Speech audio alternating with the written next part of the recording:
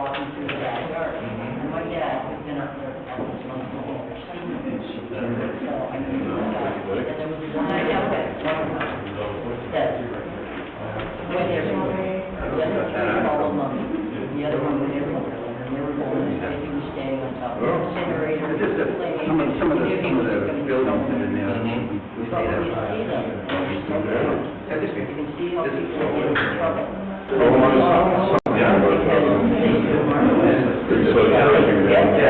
Coverage a month. Yeah, those little tubs on the farm, see? Oh, the first one.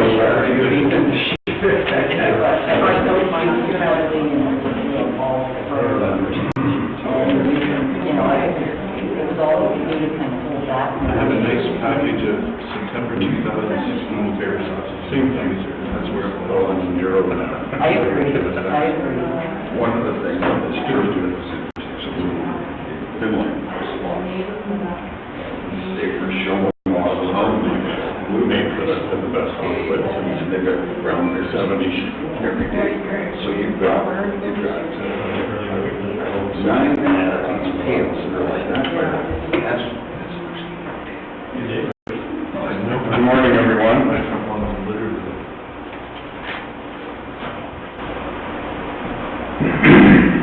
Everyone had a good Thanksgiving. Lots of turkey. I know there's still some leftovers at our place.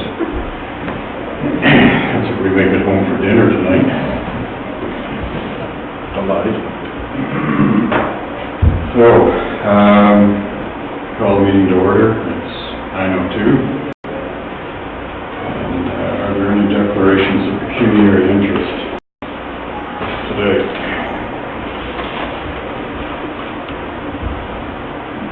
See any hands?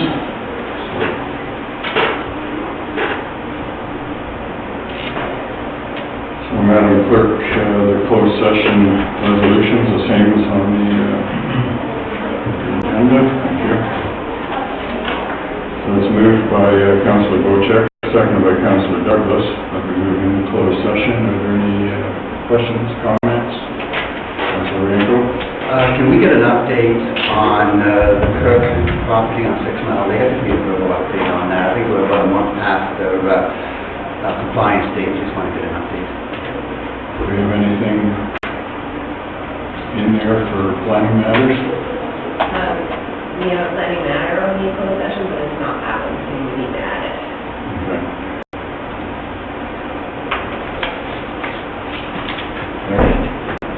Sorry. Yeah, so if you don't mind, I just, another planning matter is, just seeing if there's any further update on Island 136B.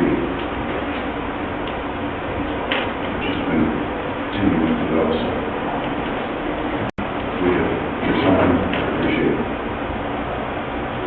Yeah, add the two. I'm assuming if there's no reports at this point, there is no updates.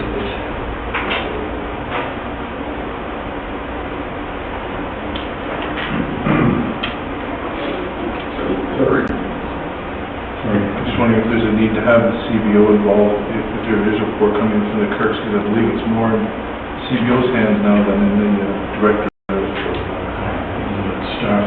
Yeah, We'll talk about that when we get in there.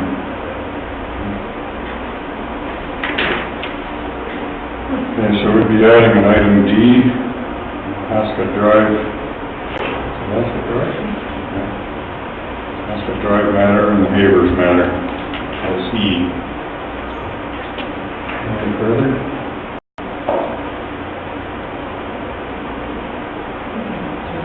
Seeing none, I call the question then. All those in favor? And that carries.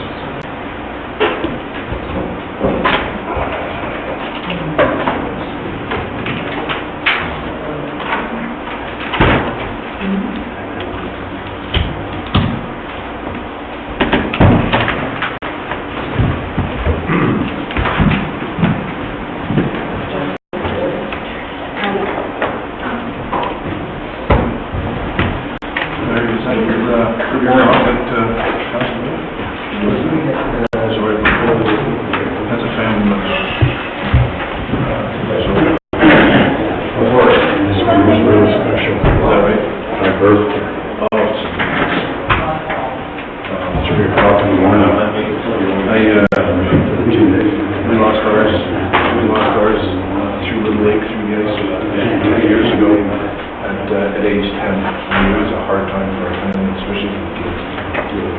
I understand where you are. We don't know what to do.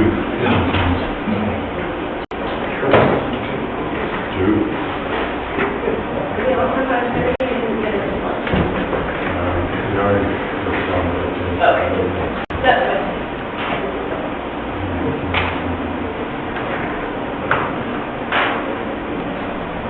Okay. That's good. Wait.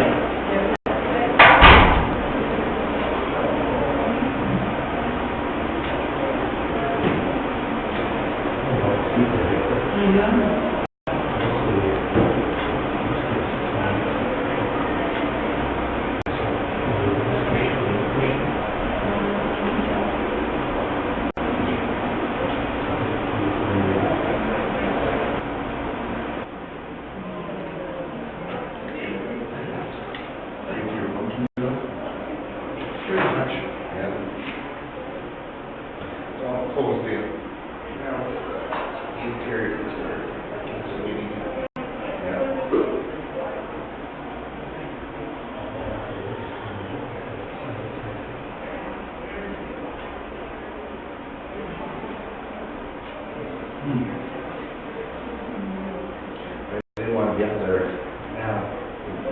All the grandhappy people were all leaving here on the weekend.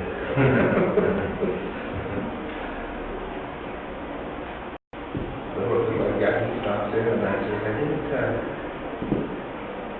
didn't know it was a gunner, I thought it was a rifle.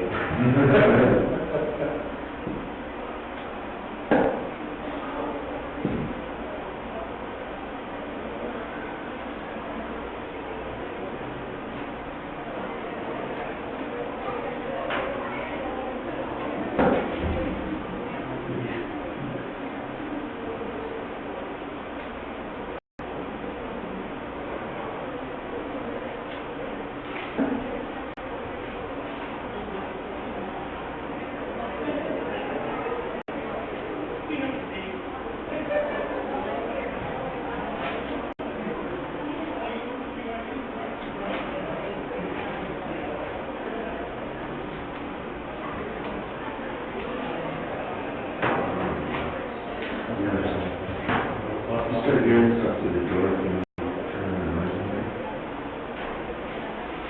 Hey, where is it now?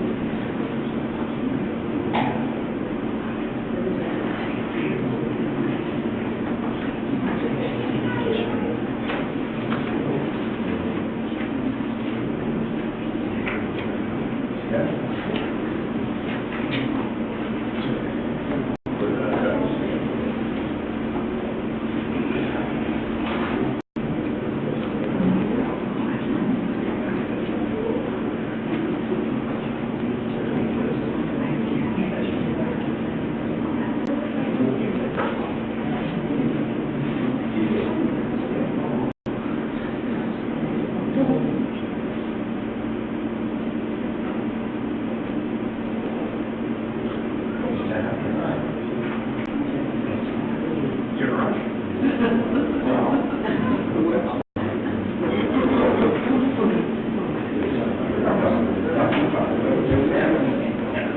the sales go reception.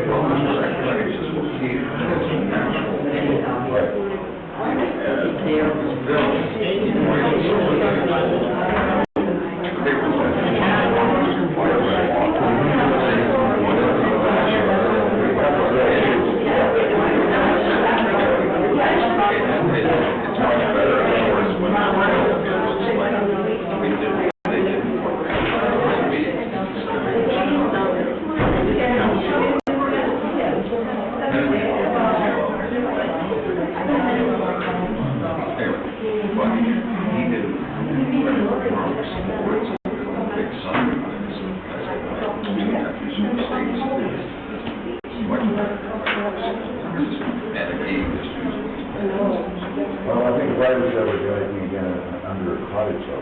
I have the Sonic, they did put pins in, and they did put rebar in, and then top of it, and they put saddles, so it's very safe. And the new system with the saddle. Oh, yeah. Unbelievable. But, and I went to a course on that, so what are you doing? Except that it's not the big reason that they're still not. Yeah, I can see that. And bugs and mice. Yeah, there's that, it's a complex. No, I went to all the horse schools, 10 years ago. Yes. That's pretty cool stuff. Well, it certainly makes sense if you're replacing your run. I'm sure I could have done that. 70s on it, there's juice on it with each one with a saddle on it, and a rock, real well, so whatever cheaper than right, yeah, whatever you think, right on. So, and sure enough, if you don't know it, this place is like,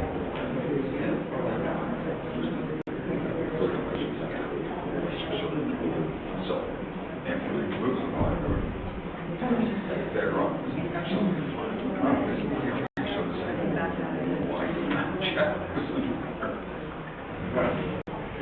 Well, it's good. Well, I got my dock finally finished, so I've been working, I don't know, it's working to replace one of my docks. Finished up, it's unbelievable. I had 3 40-foot docks, and I made one new one, 44 and 10 and a half feet wide. But what I need is, I have a U-shaped thing, right? And I can time on this side, or this side, or this end, where the wind will, and the boat will sit down. Especially in the summer. And facing the road, so when it's out, it's unbelievable. And first, very well done, Jessica, how are you? Pretty well.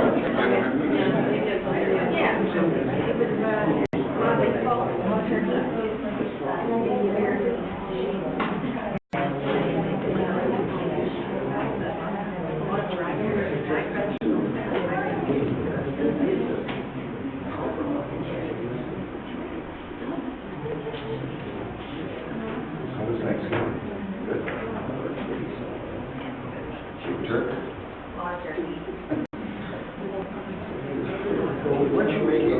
That's what I think of. So tell me, were these first years? No, it was like you make just like a stew. Yeah. And then you put it in, so just like a, not like meat pie like that one here. Okay, yeah, but a beef. Yeah, why did you want to do? I can do just eat one, just one. And then I had so much stuff. So then I made big ones. I have another plate.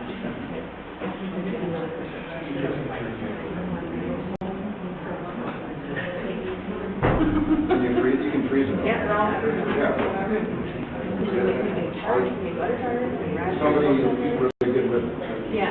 pastry My too. aunt, it was just So you learned how to do it? You're gonna teach me? I want to learn, I'm serious. Was it?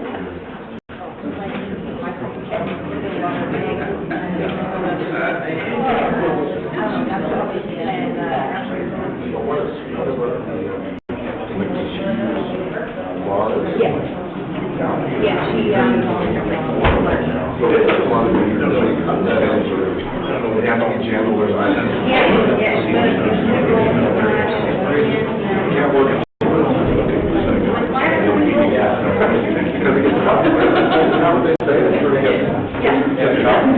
So you're gonna teach me? Yeah. Okay.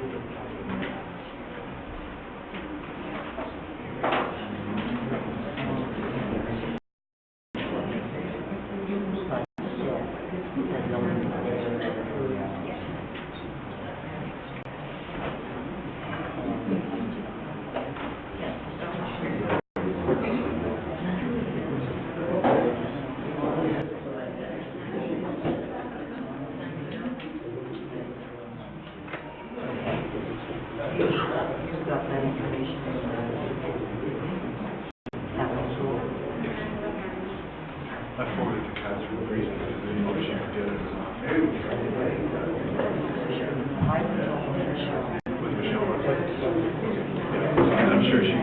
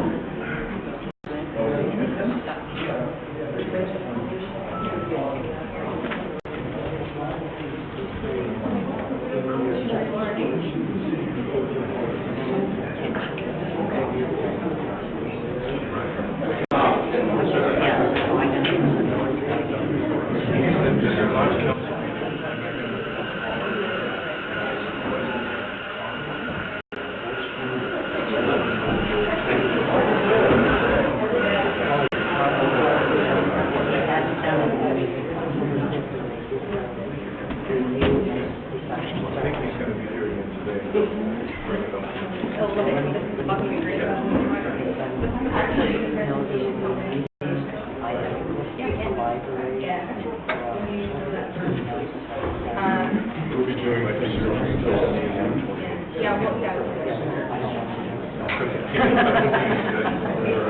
Okay, anyway. Just what it's done, I'll get back into it. No letters.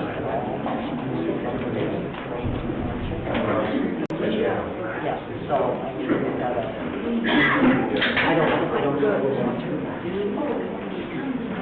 We gotta do, we can't look at it. And I talked to Michelle and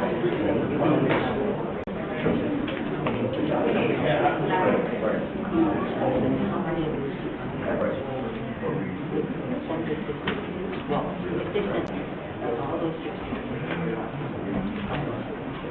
when we graduate, they still Yeah,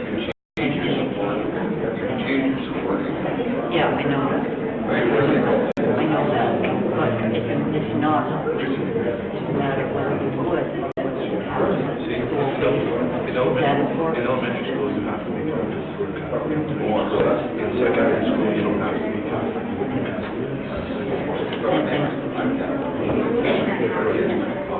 Yeah, my kids went to Catholic school when they were on Because nowadays, people are going to in a lot of cases. Because of the, we're never allowed.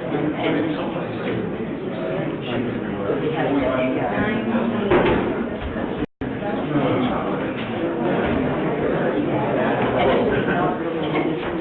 Of course. but there's things that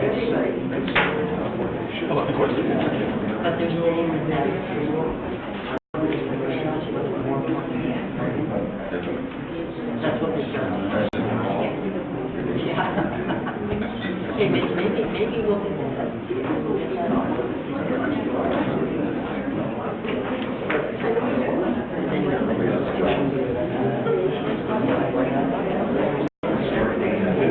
We know that marijuana grows wrong in the urban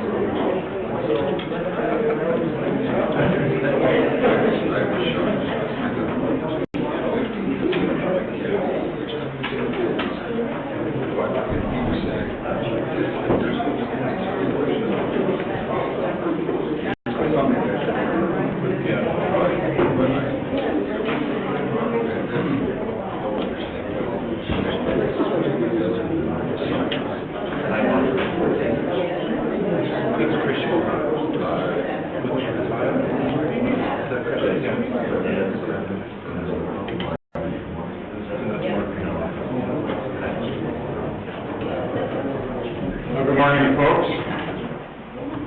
Nice to see a gallery full of people to watch us all day long. You gonna stay all day? I don't see any nods one way or the other. So we were in closed session for a little while this morning, but we finished up just before 9:30. I do have a resolution here. It's moved by Councillor Bochek, seconded by Councillor Douglas. Be it resolved that the Council of the Township of Georgian Bay rise from closed session at 9:28 a.m. without a report. Questions, comments? Seeing none, call the question. All those in favor? And that carries. Thank you.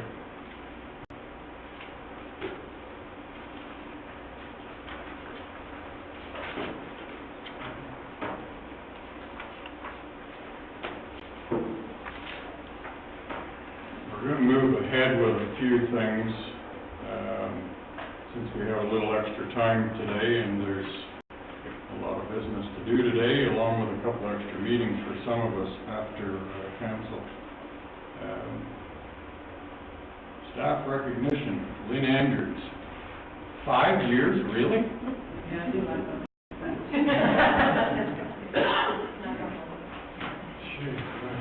Time sure flies. Anyways, congratulations, Lynn. I guess we have paparazzi here. Yes. Okay.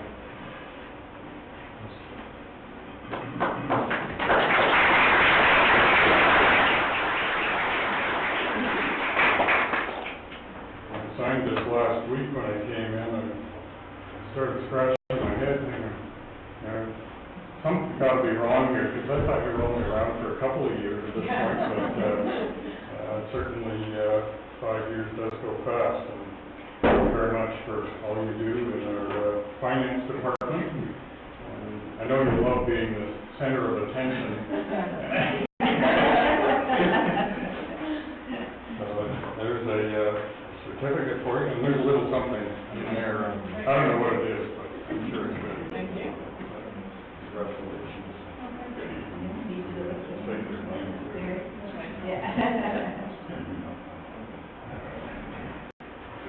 Good. And I don't have a halo over me with this circle here.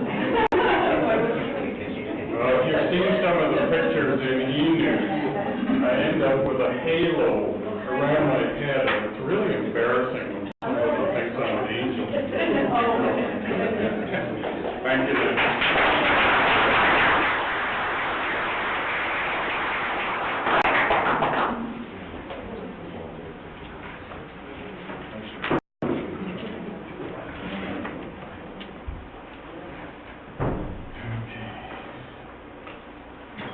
Next on the agenda is delegations, the 6 Mile Lake Ratepayers Alliance.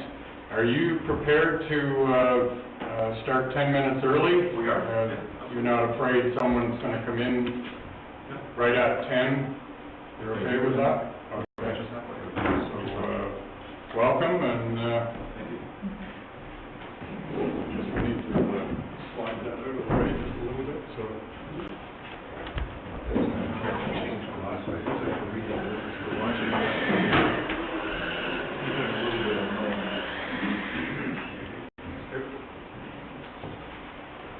Not so long, it's just a slideshow of 6 minutes, so we can file. In case anyone doesn't have, can't see it yet. You want it, I see it. That's right. That's right, you're saying. Yeah.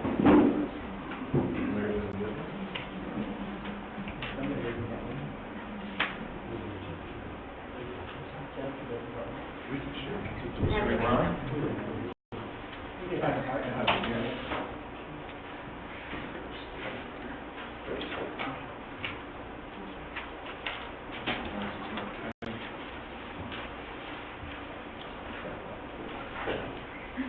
Good morning, Your Worship and councillors. Just going to take a second here to get my slideshow going, so if you can bear with me. All right. Does everyone have the copy? There's one. We missed one, unfortunately, so apologies. There's 6 out of 7. So for those that can actually see and read that, then we can ask you guys to pass on the printed version for someone who can't. We'll begin by, of course, a brief summary, proposed, of course, by Mayor Gray during the August 2016 COW meeting. The interim control bylaw was considered and is being considered today. Of course, it's intended to review ways to mitigate the development of oversized cottages for all of Georgian Bay, although it got narrowed down to specifically 6 Mile Lake. At 1 hour and 5 minutes and 30 seconds of the COW recording, Mr. Popovich, of course, identified concerns on 6 Mile Lake, after which COW's focus shifted from all of Georgian Bay to that of 6 Mile Lake only. Again, Mr. Popovich reiterated his focus on 6 Mile Lake at 1 hour, 8 minutes, and 21 seconds. Throughout the COW meeting, Popovich reiterated to various councillors that it's up to council to decide which restrictions and provisional restrictions will be applicable to the ICBL. At 1 hour, 49 minutes, and 45 seconds, the Mayor put forward the final resolution regarding the now 6 Mile Lake specific ICBL. You can go to the next slide. Thank you. If we do a little bit of a comparative analysis for all the townships within the district of Muskoka's purview, we look at the ICBLs that have been applied throughout the last 10 years. And if we look at Muskoka Lakes, 2 ICBLs in the last 10 years were applied, one to a rooming house concern and one to boathouses. Both had issues within their bylaws specifically to those applications. And so they were site-specific ICBLs. Gravenhurst had 0. Huntsville had 1, again pertaining to a fire with a downtown building, and again was specific to a site-specific ICBL. Bracebridge had 1, and that pertained to the life safety measure, pertaining to co-housing, and the concern of co-housing and what that meant and whether or not it was according to fire code and so on. And Lake of Bays had 0. So if we were to summarize, based on our comparative analysis, the majority of the townships under the District of Muskoka have applied ICBLs only to site-specific bylaw issues. Next slide. Again, we've presented this slide in the past. Just a quick reiteration of the slide. 6 Mile Lake variances between 2014 and 2016. With some music in the background, of course. According to our data, plus these numbers are not exactly accurate. There is some ambiguity within the actual data that we were reading. However, from what we were able to extract, we can see here that a total of 14 variance requests pertain to maximum width provision, a total of 17 pertain to gross floor area, and a total of 6 within the last 2 years pertain to lot coverage provision. The key here to note is that gross floor area is the largest by far of the variants that have been applied to within 6 Mile Lake. We can go to the next slide. Drilling down a little further, 46% of variance requests on 6 Mile Lake between 2014 and 2016 pertain to gross floor area, 38% pertain to maximum width, 16% pertain to lot coverage, and only 5% of the total amount of cottages on 6 Mile Lake applied for variances between 2014 and 2016. What's key to note here is that 5%, if we were to base it on the 46%, only 2.5% of cottages over the last 2 years applied for gross floor area variance, which means it's 1.25% annually. Now, if we were to go back to the slide previously, we see that 50% of the gross floor area variances actually were approved. The other 50% either deferred or declined, which means that out of the 1.25%, only 0.75% of cottages annually get a variance and apply for variances and are granted a variance within 6 Mile Lake. This is by far not an issue on our lake, as we can see based on the data. 0.75%, according to our understanding, would not be considered a massive or a large issue that needs to be addressed by an ICBL. Again, going back to the slide on the last point there, GFA is by far the most applied to, and as such, the ICBL will hinder 46% of the variance requests on the lake, impacting the microeconomy and property values. Carrying on to the next slide. Thank you. The 6 Mile Lake community. We're all aware that this year, the 6 Mile Lake Cottages Association surveyed their membership, and that survey question is what you see here now on this slide.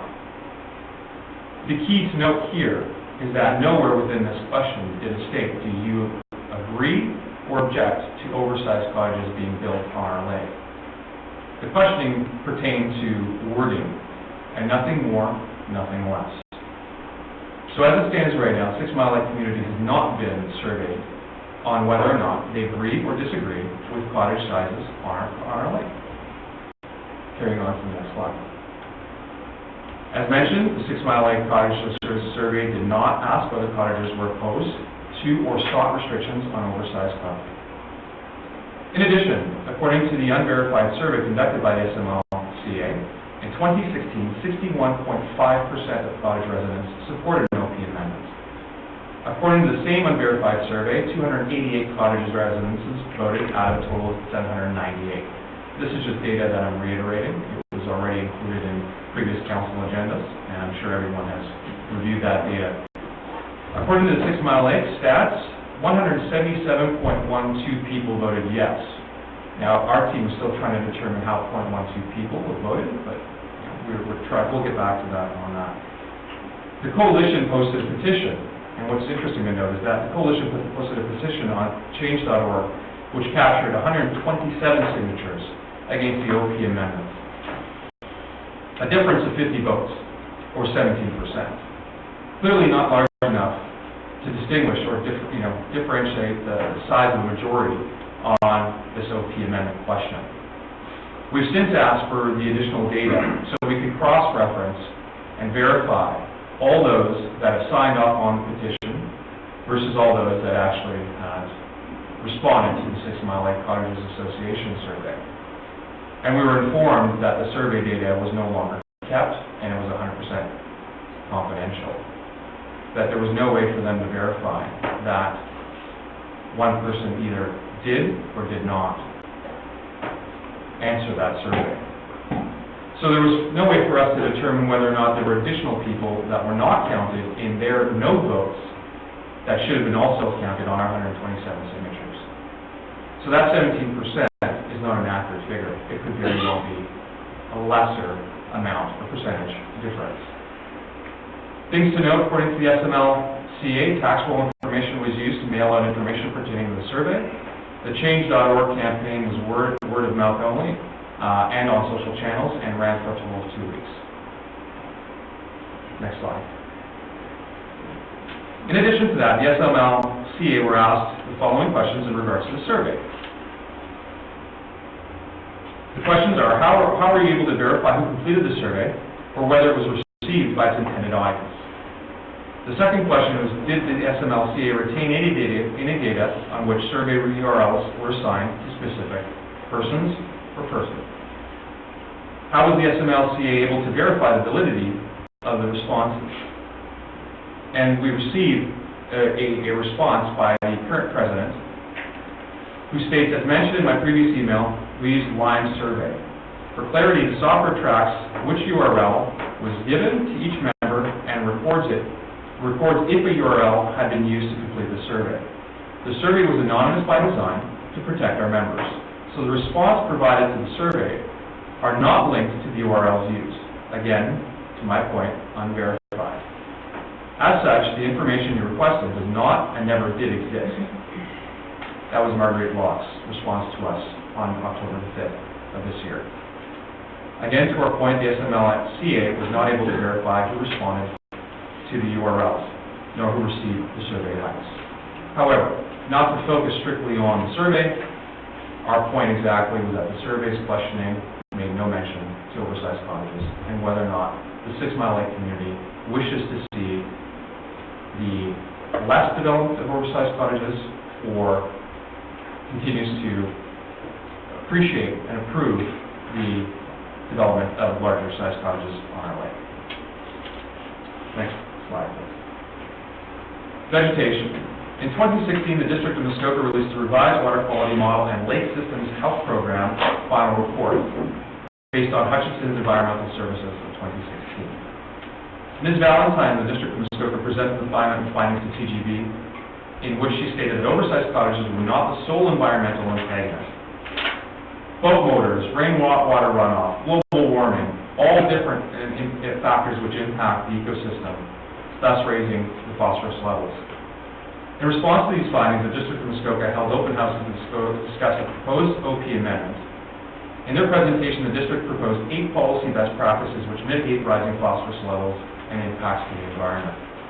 Vegetative buffers, shoreline naturalization, soil protection, stormwater control, limited hardscaping, septic setbacks, enhanced lot size, and monitoring.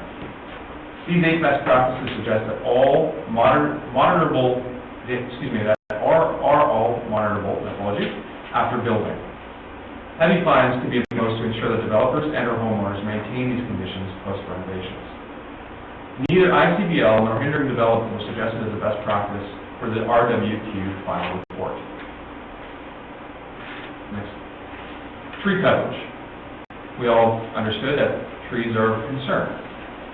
In the past, concerns with council were raised regarding the possibility of hurricanes uprooting trees, thus exposing facades of oversized cottages. Others have commented on how trees come and go.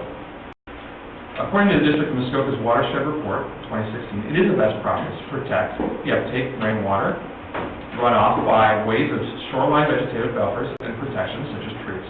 Trees are a very important component to maintaining the health of our water systems and in our environment.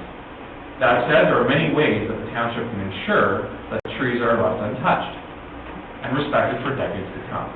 Some examples are, and these examples come from other townships, and I'm sure that we've also adopted some of these plans. Tree preservation bylaws, including very heavy fines for non-permit removals. I'm not sure how many of us have driven through the city of Toronto recently to see, anytime renovation occurs at a home, a big orange gate or fence around a tree is mandated and must be erected to protect the tree. In addition to that, fines I've heard of range from $10,000 to $50,000 for the removal of a tree without a permit. The same can be applied here. Site plan agreements, which survive beyond the current ownership. Clauses also could be added to speak to natural disasters, gathering responsibility to replant onto the property owners, if they don't already occur within our township. Each option strengthens the municipality's ability to ensure that tree coverage is respected and unaltered after a permit is closed. Next slide. The microeconomy. Many cottages on 6 Mile Lake currently require major repairs in order to bring the buildings up to current standards. Additionally, the age demographics have changed drastically with the baby boomers retiring to Muskoka. Numerous builders and bargaining companies thrive on the building renovation market, employing numerous other employees to assist with their demand. These builders buy the supplies from local vendors who in turn employ numerous employees to assist fulfillment of this demand. They in turn also purchase local goods and services, which in turn hires needed. Currently, 12% of residents in Muskoka are living below the poverty line. Youth unemployment is currently at 14%, and nearly twice this rate for the general population, according to a stat in 2014 by the District of Muskoka. Nearly 22% of the labor market is part-time labor. As in any standard economics model, a shock to the equilibrium state will cause demand to decrease, thus causing prices and profits to follow. Layoffs and unemployment rise until a new equilibrium state is established. An ICBL, without further due diligence, may have a negative impact on the microeconomy. It is strongly advised that Council analyze these possibilities prior to voting and ratifying an ICBL. In summary, as I mentioned earlier, only 1.25% of cottages on 6 Mile Lake apply for GFA's variances each year, of which 0.75 of those actually are approved. 50% of which are denied. The 6 Mile Lake Cottages Association survey cannot be considered as a means in which to gauge the community's appetite for further restrictions, as the questions within the survey did not make any mention of development restrictions. Furthermore, the data is unverified, with no controls in place to ensure that the survey links actually found their intended audience. Municipal referendum is required to accurately determine the community's preference on this matter prior to such a drastic approach by way of implementing an ICBL. Large cottages harming the environment is a myth. We all understand this myth now. Data from the District of Muskoka debunks this myth and provides municipalities with best practices to ensure that our lakes are maintained for generations to come. An ICBL based on this myth would be unfounded and without merit. Trees can and are currently being protected, thus maintaining our shoreline aesthetics and vegetative buffers. An ICBL on 6 Mile Lake restrictions will do nothing to strengthen the current protections or bylaws. An ICBL will harm or could harm the microeconomy during its tenure, rather than stimulate the economy during a soft Canadian market based on the impact of oil and gas. And an ICBL may directly impact those who are relying on building. And as we see, 40% of the variances apply to pertain to gross floor areas. Should Council insist on passing an ICBL, an impartial planning consultant should be hired with the approval from the 6 Mile Lake Ratepayers Alliance and 6 Mile Lake Cottages Association prior to retaining that consultant. Prior to opening up the Q&A to questions, we do have two people here who would like to address Council very, very briefly. So if I can call up Karen Petrie first. Christian, we limit our delegations to a time. We've gone over that at this point. Is this very short? Because we have a long agenda today. I think there'll only be a minute each, roughly, and there's only two. Council, okay with that? Okay. I'm Karen Petrie. I'm not sure if you can hear me. Okay. Really, I just want to make a comment that these types of things, and the second time I've had to take holidays come, are really dividing the lake. And I think, especially when we're looking at something like this that is only associated with 6 Mile Lake, a real good look at this ask and this question and this proposal should be considered. When I came out to the lake 7 years ago, it was a much different community than it is today. And I ask you just to take that into consideration. And I think there's some really good points raised about how things like this will affect your whole community, not just 6 Mile Lake. Thank you. And one other person,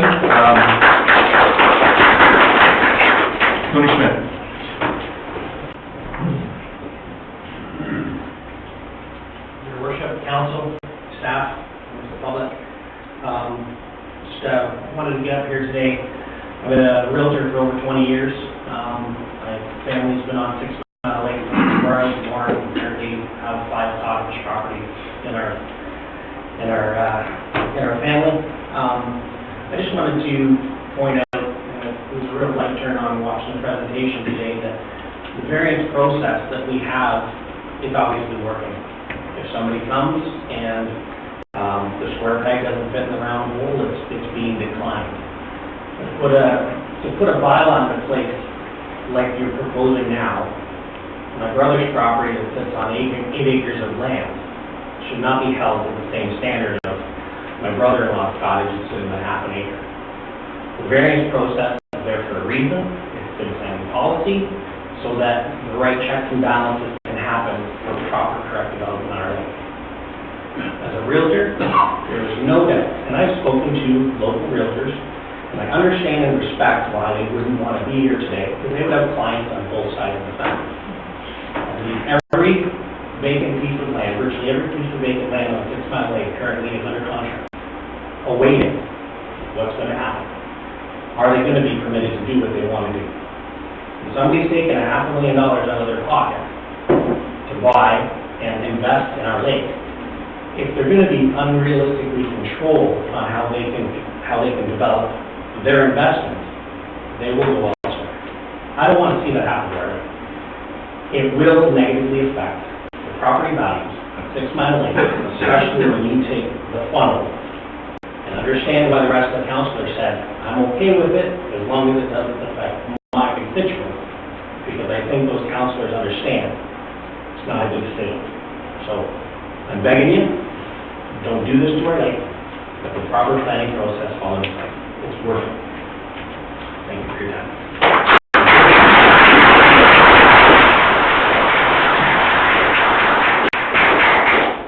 So in closing, I wish to reiterate that we do not feel that there is a drastic measure that is required when reviewing the current variances and bylaws. And so we ask that council consider that and not proceed within ICBL. However, with that being said, there is 117 signatures in this book that we'd like to present to council today. 8 others have come since the time of printing for people that understand that this pertains to the GFA and also possibly some other provisions. Please review these. These are 117 voters that have opted to say thank you, but we do not wish to see an ICBL passed today. So with that being said, thank you for your time, everyone.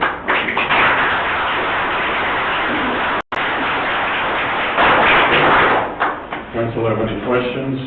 Mr. Bianco? Yeah, I have two simple questions. What is your membership? I'm sorry? What's your membership? What is our membership? Yeah. What are our membership numbers? Yeah. Unfortunately, we don't provide that. It's part of our bylaws. We asked the same question in the 6 Mile Lake Cottage Association. They wouldn't provide us with any information pertaining to their money. Well, I think you do. Anyway, Yeah. secondly, are you, well, first of all, I do want to make a comment on your 2 slides, 6 Mile Lake vegetation and tree cover. I 100% agree with you. Big cottages do not cause pollution. I agree with you on that. In fact, under the tree coverage. Let's leave it to questions. Yeah, no, there's a site alteration bylaw. The second question, are you happy with the 275 limit, or do you want to see that increased? Because this process would allow for that debate. Councilor Wango, this is not whether or not I'm happy, it's whether the community is happy. Okay. And so perhaps we conduct a referendum on the lake to determine whether or not the community is happy before we make decisions. Okay. Thank you. Any other questions? Thank you. Excellent. Thank you, Chris. Thank you.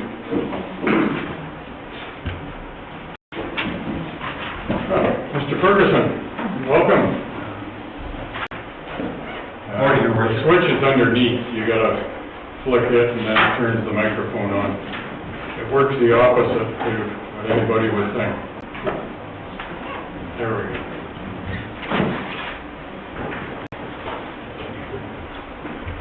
Thank you very much, Your Worship. I am led to believe that my presentation in totality should be no more than 10 minutes. Is that correct? Here.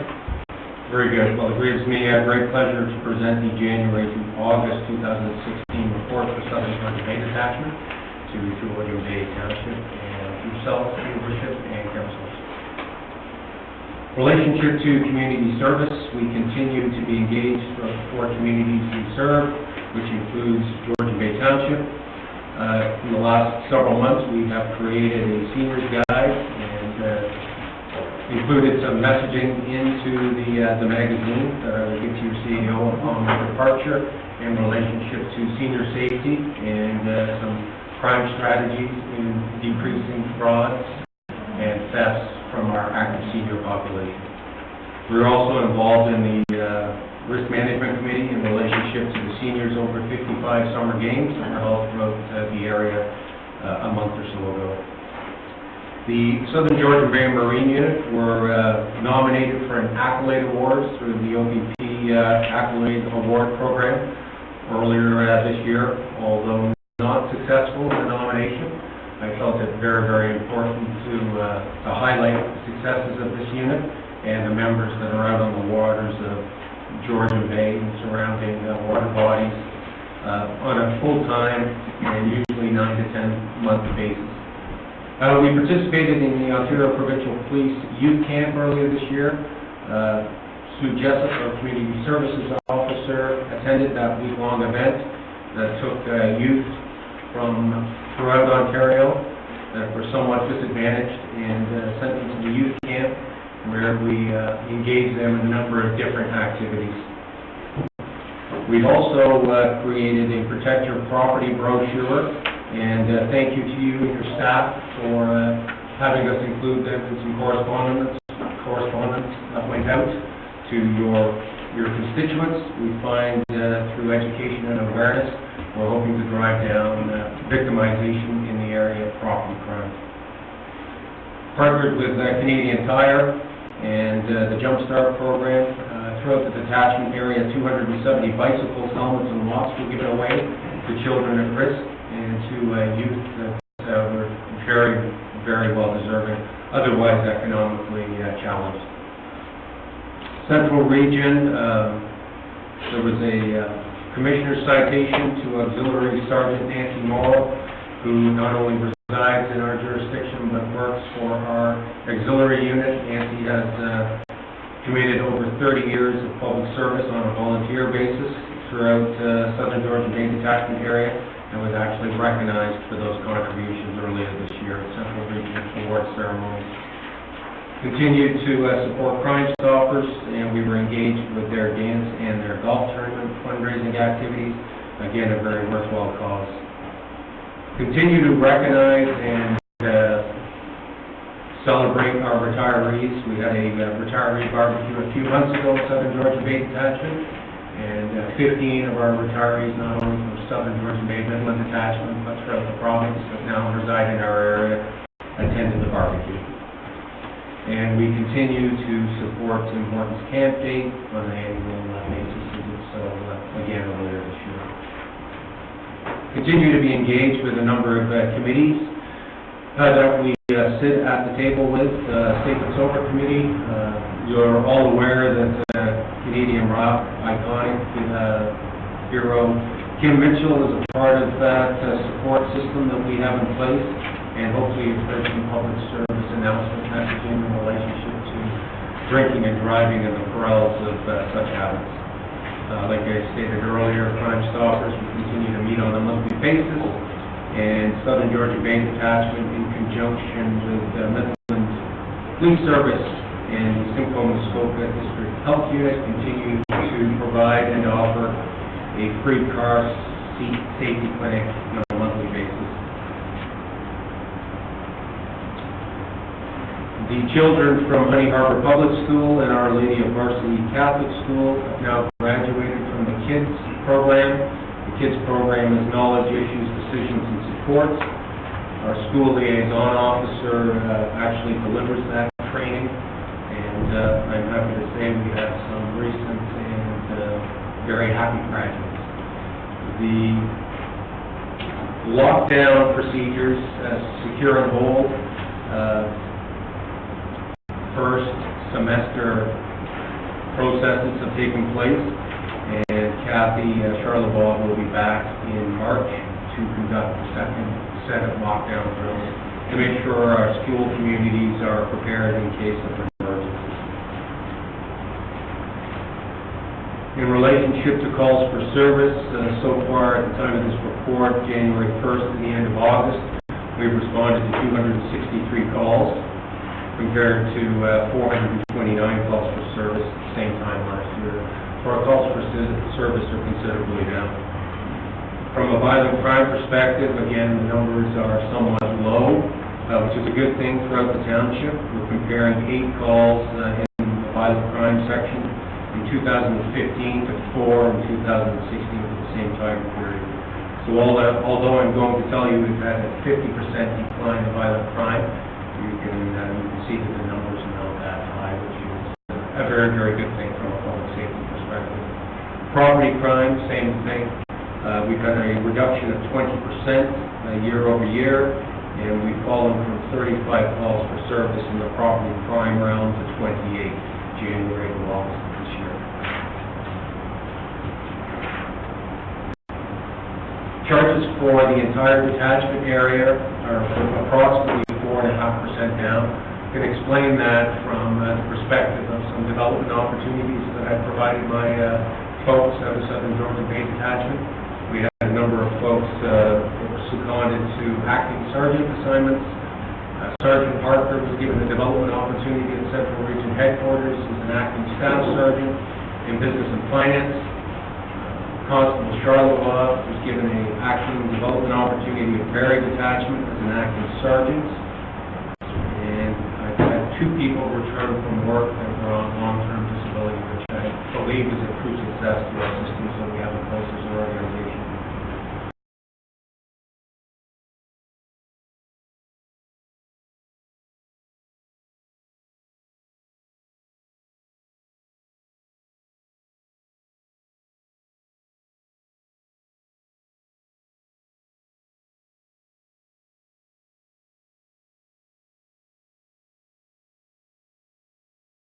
Seatbelt compared to distracted driving, where I can tell yourself, your worship and council, that in the seatbelt area our charge is up 79% year over date. Our impaired driving is up almost 17%, and our distracted driving is almost up 35%. Actually, through the media, which I assume you have all seen, distracted driving in Ontario is now the leading cause of death when it comes to motor vehicle collisions and personal injury accidents.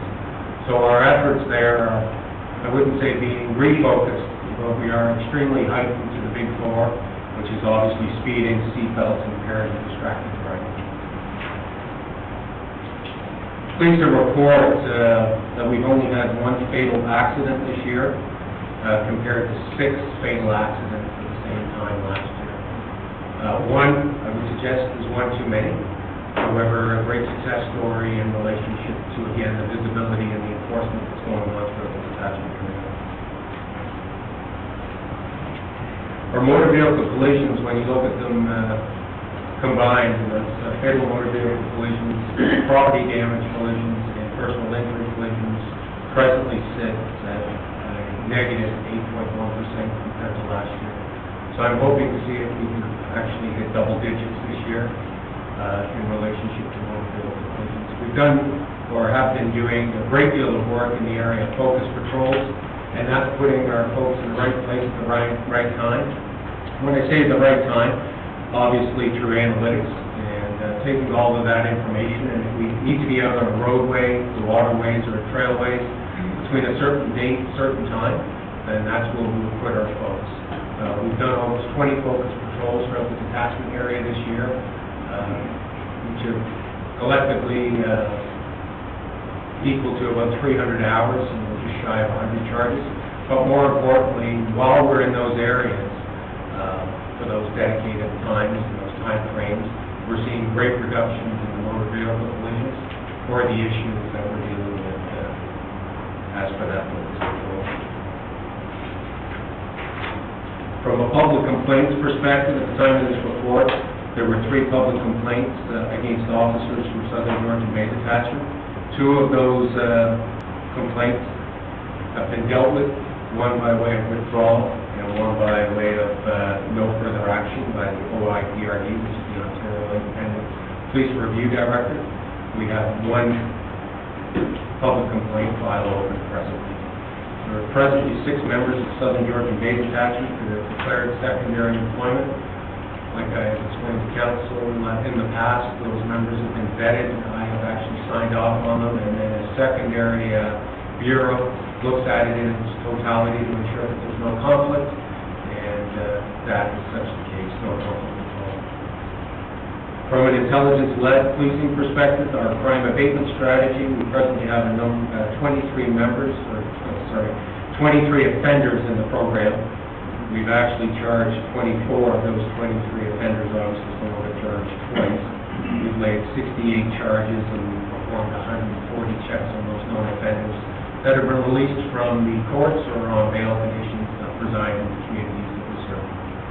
We found that regular checks, balanced with their privacy and expectation of privacy, is a great approach, and that approach is ensuring, again, public safety throughout the communities we serve.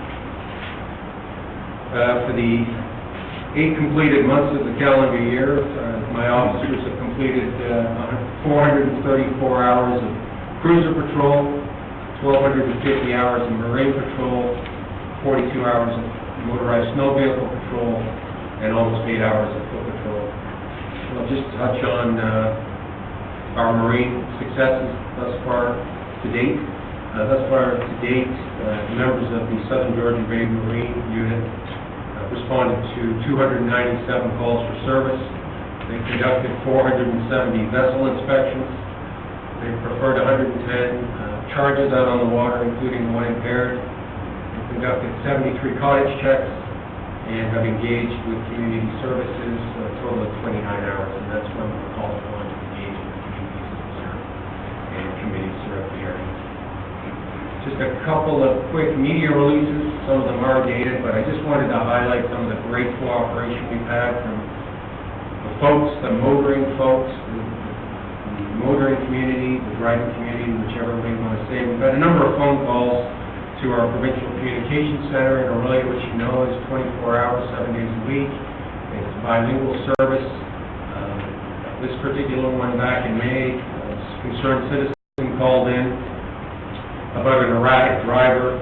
That erratic driver was obviously stopped and was arrested for over 80 milligrams of alcohol for 100 milliliters of blood to the criminal code. It's calls like this, Your Worship, that we really, really appreciate from a public safety perspective. The men and women of Southern Georgian Bay Detachment are out and about 24/7, 365. But this kind of call really demonstrates that any further assistance that we can receive is greatly appreciated. Officers who are throughout the detachment area, like I said, on a regular basis. But when we receive such calls, yes, it's still a reactive call, but we can deal with it, and there's evidence there through the complaints and the other drivers that can assist in our criminal investigation. Again, earlier this year on Honey Harbor Road, at Golf Course Road, officers from Southern Georgian Bay Detachment were conducting the ride check. Vehicle entered the ride program and immediately did a U-turn. Officers stopped that vehicle and it was found that the driver was unlicensed, had no insurance, and his license plates also did not meet the elements and the ingredients of the Highway Traffic Act. And lastly but not least, another citizen assisting, calling police about 2 vehicles racing on Honey Harbor Road. Officers started to respond to the area, and in fact, one of those motor vehicles became involved in a motor vehicle collision. Officers attended the scene and were able to accordingly charge that driver for his aberrant behavior under the Highway Traffic Act. Another great example. I'd like to bring the council's attention, and I will also leave it with the CEO, the 2015 Ontario Provincial Police Annual Report. I'm extremely proud to present that to council and Your Worship, some of our highlights in 2015 and obviously our successes, but more so the 2 officers on the front of this annual report that I can tell you has gone global, 2 members of Southern Georgian Bay Detachment. That's Senior Constable Conrad Crew to the left with 29 years service on. Conrad has made his intentions known that he will be retiring next year, and to his left, that would be Provincial Constable Whitney Campbell, Whitney is actually a 2-year member of the Ontario Provincial Police, although she spent some time as a civilian employee with our organization in the Orillia area.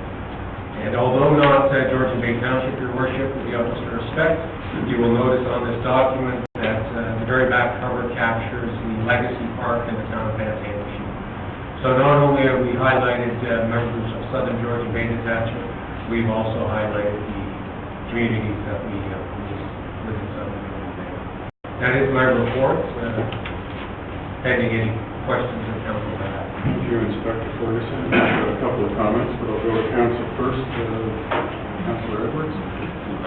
Earlier in the summer, Inspector, I sent you some information with regard to 4 or 5 very fast boats having a racing program, and subsequently one of the constituents identified and sent you the registration for that boat, and the person's attitude was, well, the police have been at my dock, they can't do anything to me. Is there anything to report on that? Because that was one that was causing a number of people a lot of angst as these guys go around and around and around for an hour, just to burn up gas.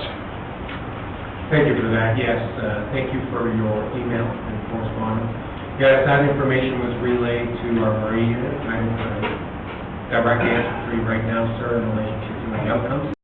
However, they are well aware of that information, and that is the kind of information we need. We need it in a timely manner. I can tell you I've just extended my Marine unit. As I was, before anyone jumps at me driving over here, we have the hands-free.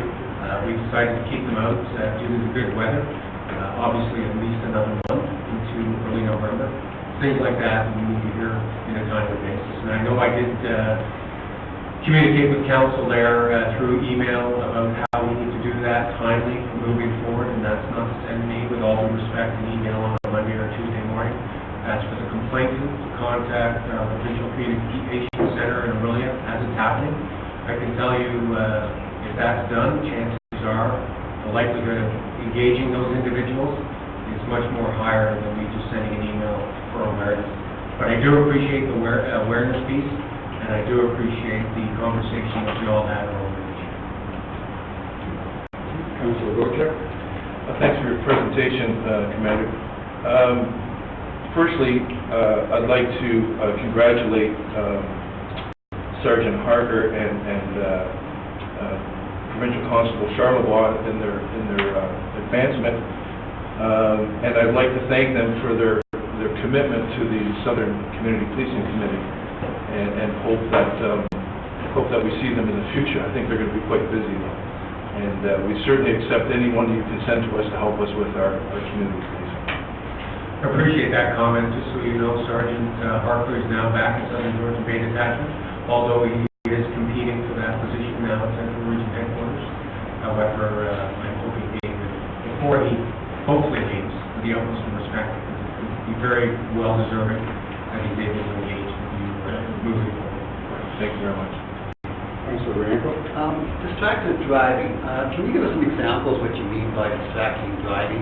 I've been told that even drinking a cup of coffee is considered distracted driving, but what are examples of distracted driving, and how does the officers determine that? Specifically under the Highway Traffic Act, distracted driving, we're looking at mobile devices. There is also a section in there, and the section still belongs because officers do run into it, I won't say on a regular basis, but do over time, and that's having small media devices in front of the motor vehicle, like a small TV or an iPhone that can stream a television show. We lay charges in relationship to talking on cellular devices or texting. There's also a catch-all in relationship to careless driving. So we don't charge people for eating presently in this province or consuming beverages. However, if we were to see someone, let's say, texting and having a cup of coffee, and maybe having their head pivoted into the back seat while having a conversation with someone else in the motor vehicle, the officer would most probably prefer a careless driving charge for that. The officers are seeing some disturbing behavior out there, be it people just not engaged in what they need to be doing from a driver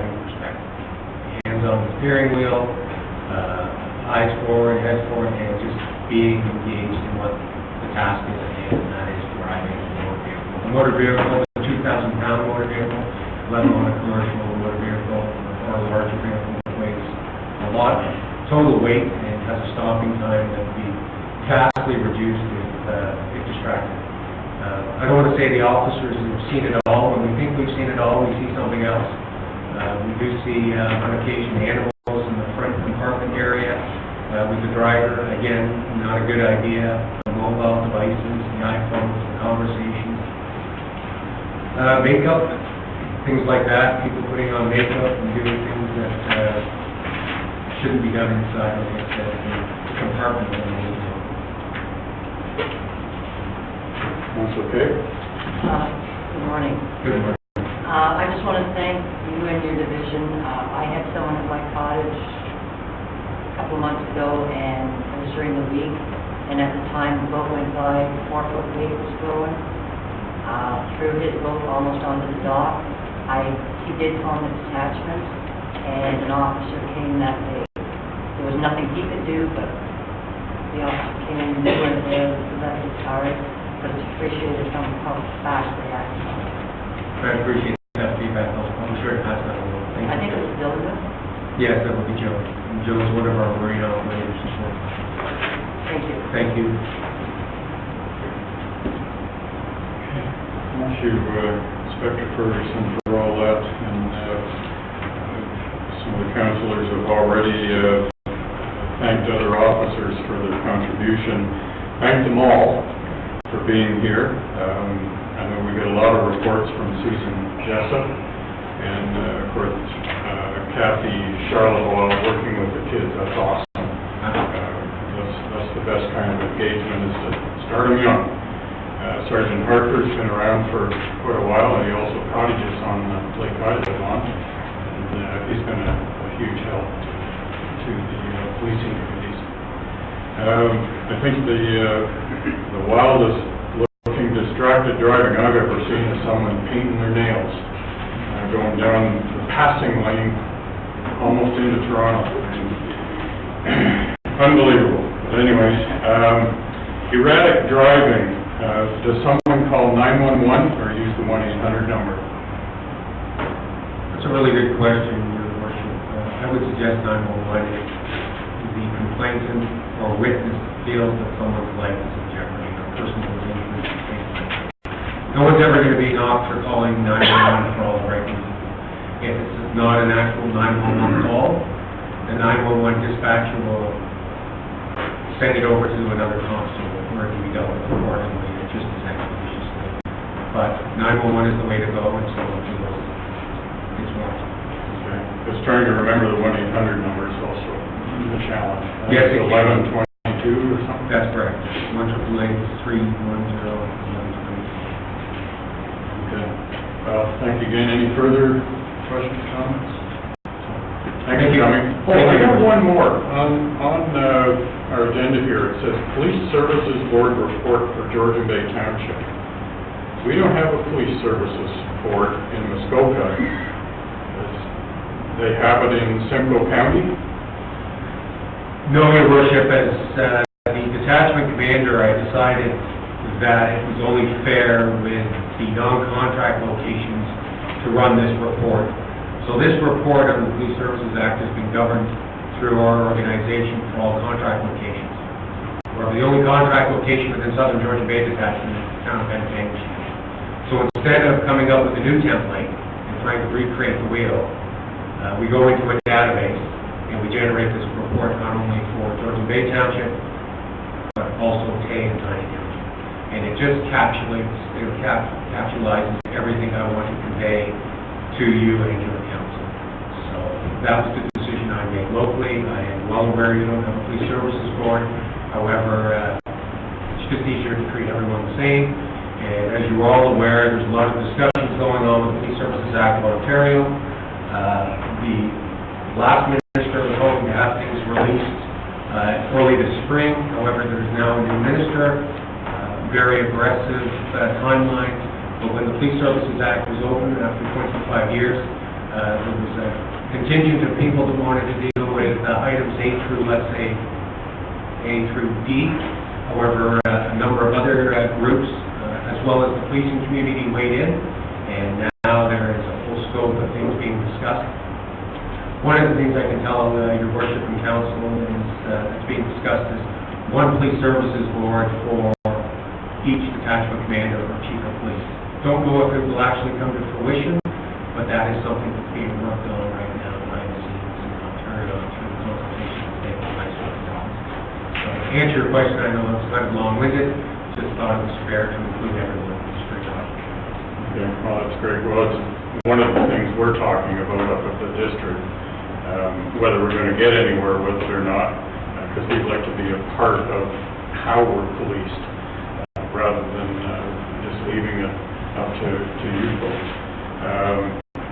Not that we change anything, but we like to be involved. And we're also well aware of all the ministry changes down there. It kind of euchred our plans that we had in place. We thought we were going to have a revised Police Services Act some time ago. Now we've got to bring all the new ministers back into play and bring them up to speed. And not only that, their staff changed. So we have to bring all the staff in that, write up all the new rules and so on. So we're really hoping that before the recess next summer, and Ms. Wynn does another cabinet shuffle or something, that we have this new act in place and our request. We'll keep you posted on that one. I'm sure you will. Thank you. Thanks for coming. Yes, you're very welcome. Thank you.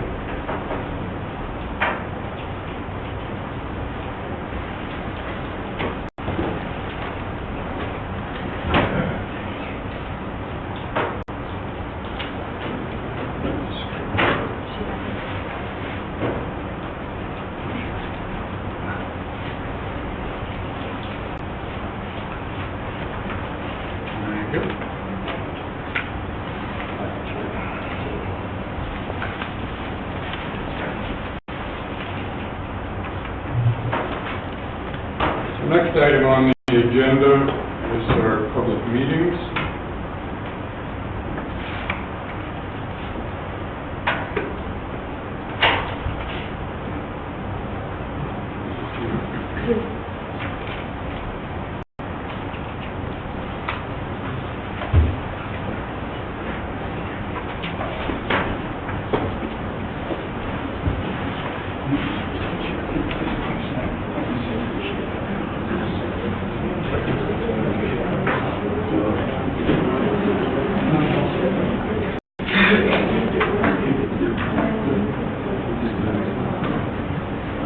So this morning, there's a public meeting scheduled for 2 shore road closing applications, and I'll briefly summarize the procedure.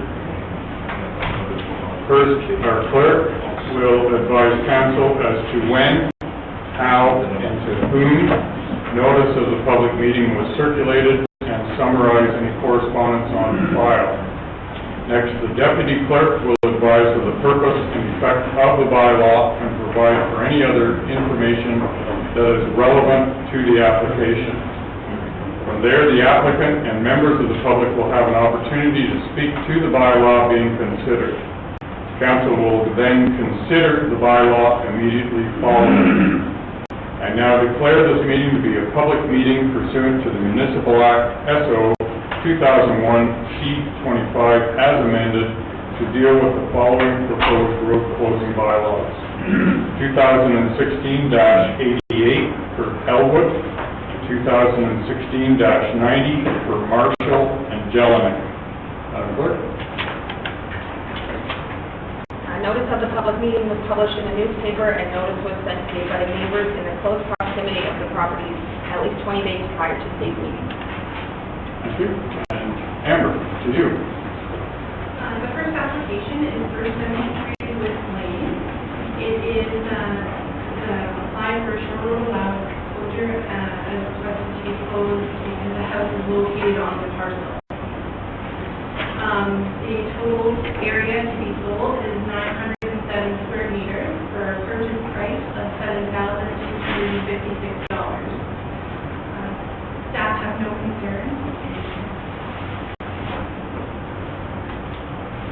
Councilors, any questions or clarification? Seeing none. Is the applicant here today? Or a representative of the applicant?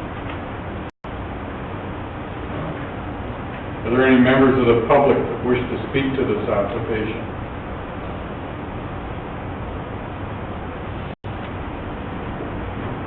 It's going to be quiet.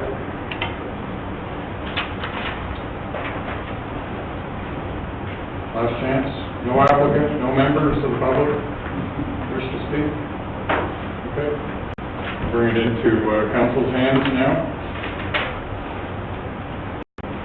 So it's moved by Councillor Bocek, seconded by Councillor Douglas, not here. Councillor Ranko, could you second that, please?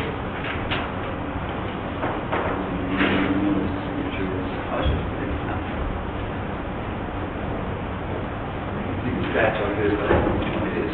No. You're at the right place. So it's moved by Councillor Bocek, seconded by Councillor Ranko. Be it resolved that Council passed bylaw 2016-88 and 2016-89, being a bylaw to stop up and close the shore road allowance adjacent to 73 Woods Lane, and a deeming bylaw to deem the property no longer on a plan of subdivision. So I'll open it up to council for debate. Councilor Rianco? I find this diagram quite confusing.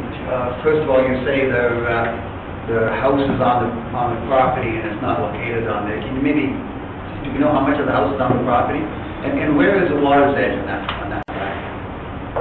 The water's edge is on the north part of Route 2. And this is an old survey from the 90s, so we are, this is the aerial view of that property. So we have to assume that the whole thing is on, well, the whole line's not probably accurate anyway, so we don't know how much of it's on it. Okay. Didn't we require more recent surveys of these things and have all the various structures put on these things before we? We did, but as Amber said, because it was an older survey and the application was a while ago, it was before that, and they didn't have one created for it. But in the future, okay. Councilor Bocek? Do you know if there's any buildings or structures on that shore road allowance that are encroaching on any setbacks currently in place? It just, like Councilor Rianco said, this is not a very good survey or aerial photo, and it looks to me like there's structures that are not on one property or the other. I think that's just a poor map. So the maps are not accurate. Those are just for reference. The map that was up there previously, those lines are for reference only, and give you an approximate location of the property and so on. I've seen them out as much as 150 feet in some instances, and for particular properties when it's that drastic, I've actually contacted the district and asked them to do a new Terranet, especially if there's a controversy with that particular property. But as far as the old survey, if you can put that one up, I'm assuming the water's at the top, and it's shore road allowance. And even if there are buildings on the shore road allowance, I can tell you that probably 80% of our township has something along those means. So they were placed there long before bylaws were in place. I mean, the zoning bylaw in 1973 was only a few pages long. Then 9119 came along, but a good deal of the structures were already up prior to 1973, before the township was even incorporated, before the district of Muskoka was incorporated. So people built where they felt was the best place and probably the less number of trees to chop down, and closer to the water, there's a lot of them were water access. There was no road to bring in the building material, so lots of things have changed since we were youngsters. So, any other questions on this application? And this is just closing up the shore rule limits to legalize their holdings. Seeing none, I'll call the question on the resolution. All those in favor? And that carries. Thank you.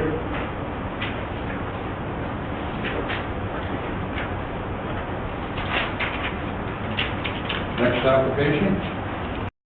The next report is for actually two applications, both for 958 and 966 Hungry Bay Road. Two applications, they were received at different times, but they use the same reference plan, and there's one bylaw to close up the shore road. Also, the property 958 Hungry Bay Road, the purpose of their application is to obtain legal access to the water, and then the application for 966 Hungry Bay Road would like to build a garage.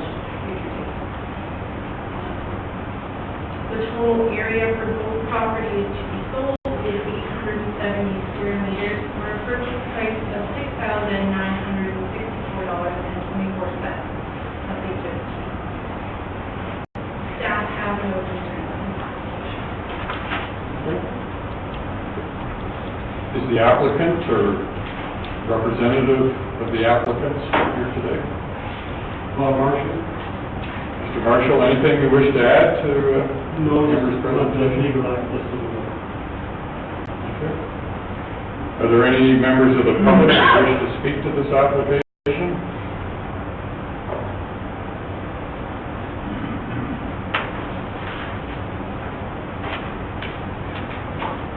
Thank you. So I'll bring it into council's hands now.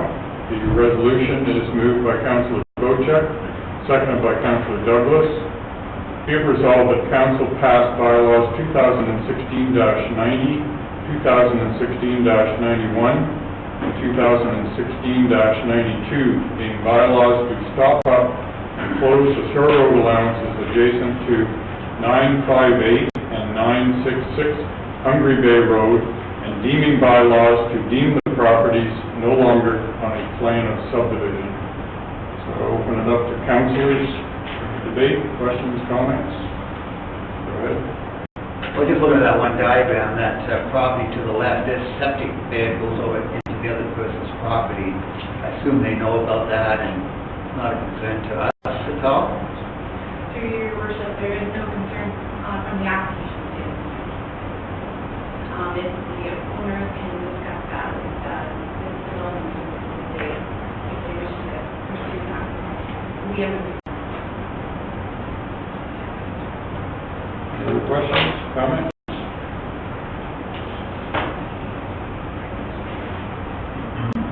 Seeing none, I will call the question on the resolution. All those in favor?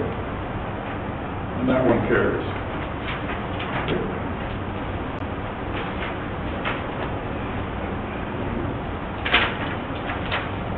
Let's sit now and look for our public meetings. Anybody need a break? Sure. Takes 5 minutes, come back at 11. So we're in recess for a few minutes.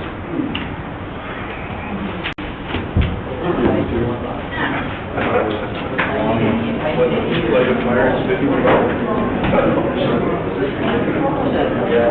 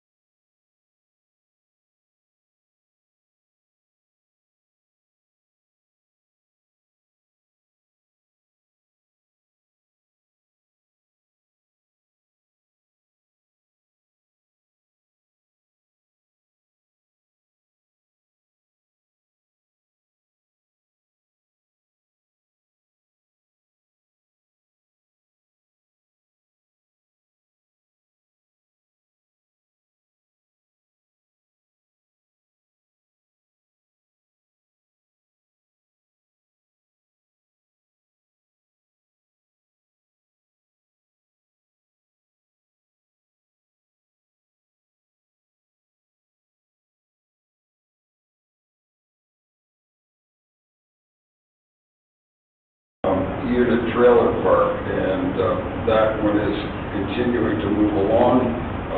I'm against it, I'm not in favor of this, just to be quite clear, and it is probably the most interesting and concerning environmental threat facing this township. So that's where I'm at this point. Thank you. Good. Councilor Kay?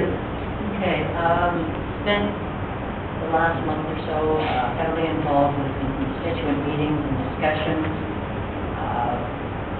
Some resolved, some not.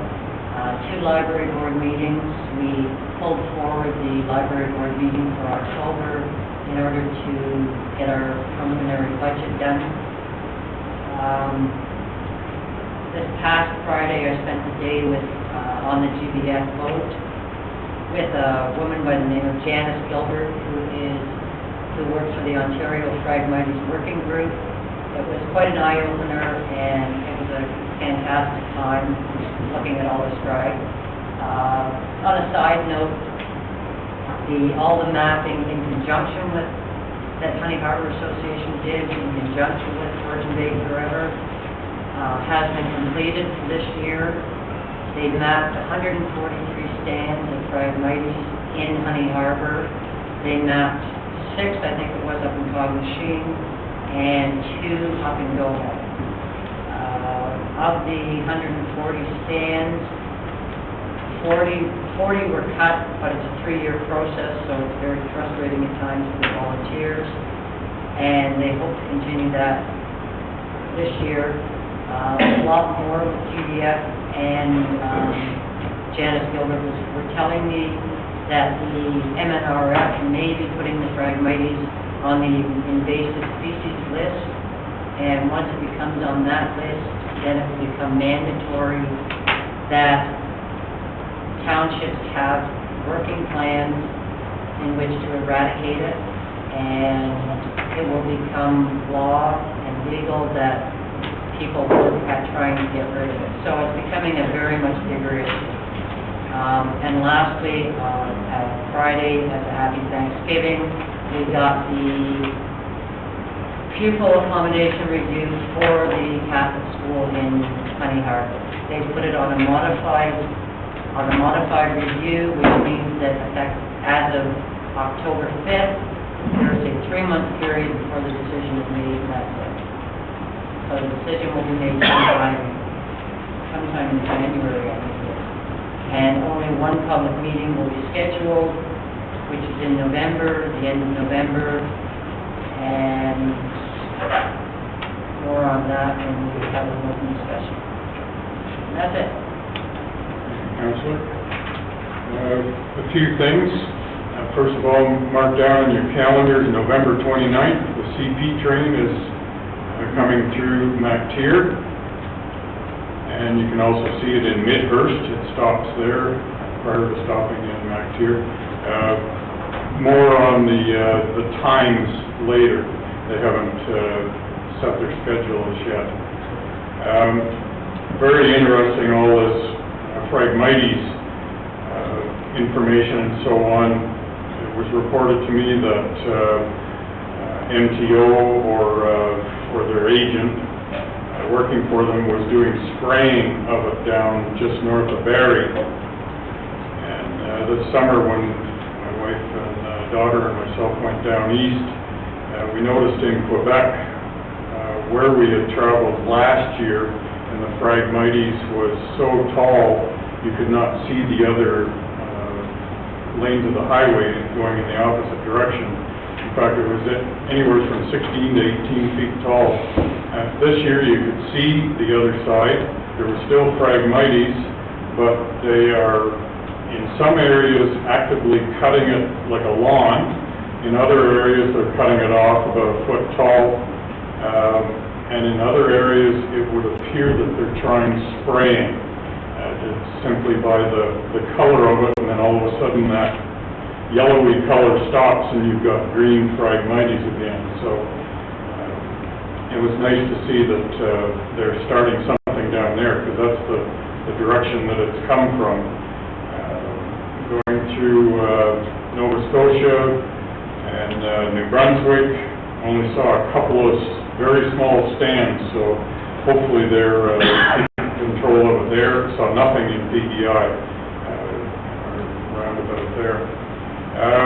If you're interested in fall colors, for traveling around, Algonquin's at 100% right now, and it drops down to like 60-70% in this area. Beautiful drive up through Algonquin this past weekend.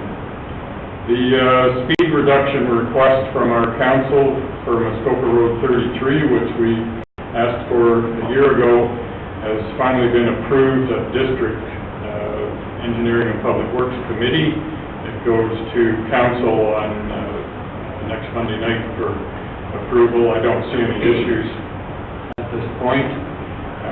Something you might want to follow on Google is the $900 million lawsuit, re the water level control on the Muskoka watershed. 2013, I believe it was, and this spring, very high water levels causing millions and millions of dollars of damage to boathouses, docks, shorelines, etc. In the three big lakes up there. I'm still working, I guess you could call it working, they're ignoring me, but anyways, with the ministries in regards to weight legislation and the emissions testing, which seems to have migrated from the south into Muskoka. What I've found out, if you have a mailing address or your address for your vehicle is a P starting, such as Honey Harbor or Mactier or any of the other Muskoka post offices, that you're exempt. But if you have an L, such as in Port Severn here, and even though you live on the north side of the river, they're asking you to do a emissions test on your older vehicles.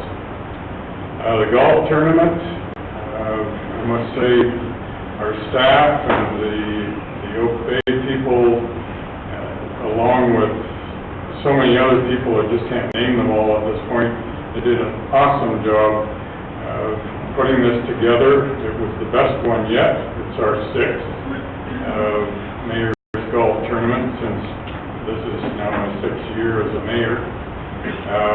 We had over 80 sponsors in a variety of different gifts to the cause. I don't know how we're going to do this next year, but hopefully every year we go up and up. The numbers haven't all settled in yet with invoices and so on, but somewhere's in the neighborhood of double what we raised last year. And this money will go towards the Cancer Care Center in RVH Hospital and the proposed cardiac ward in the same place, which benefits so many people.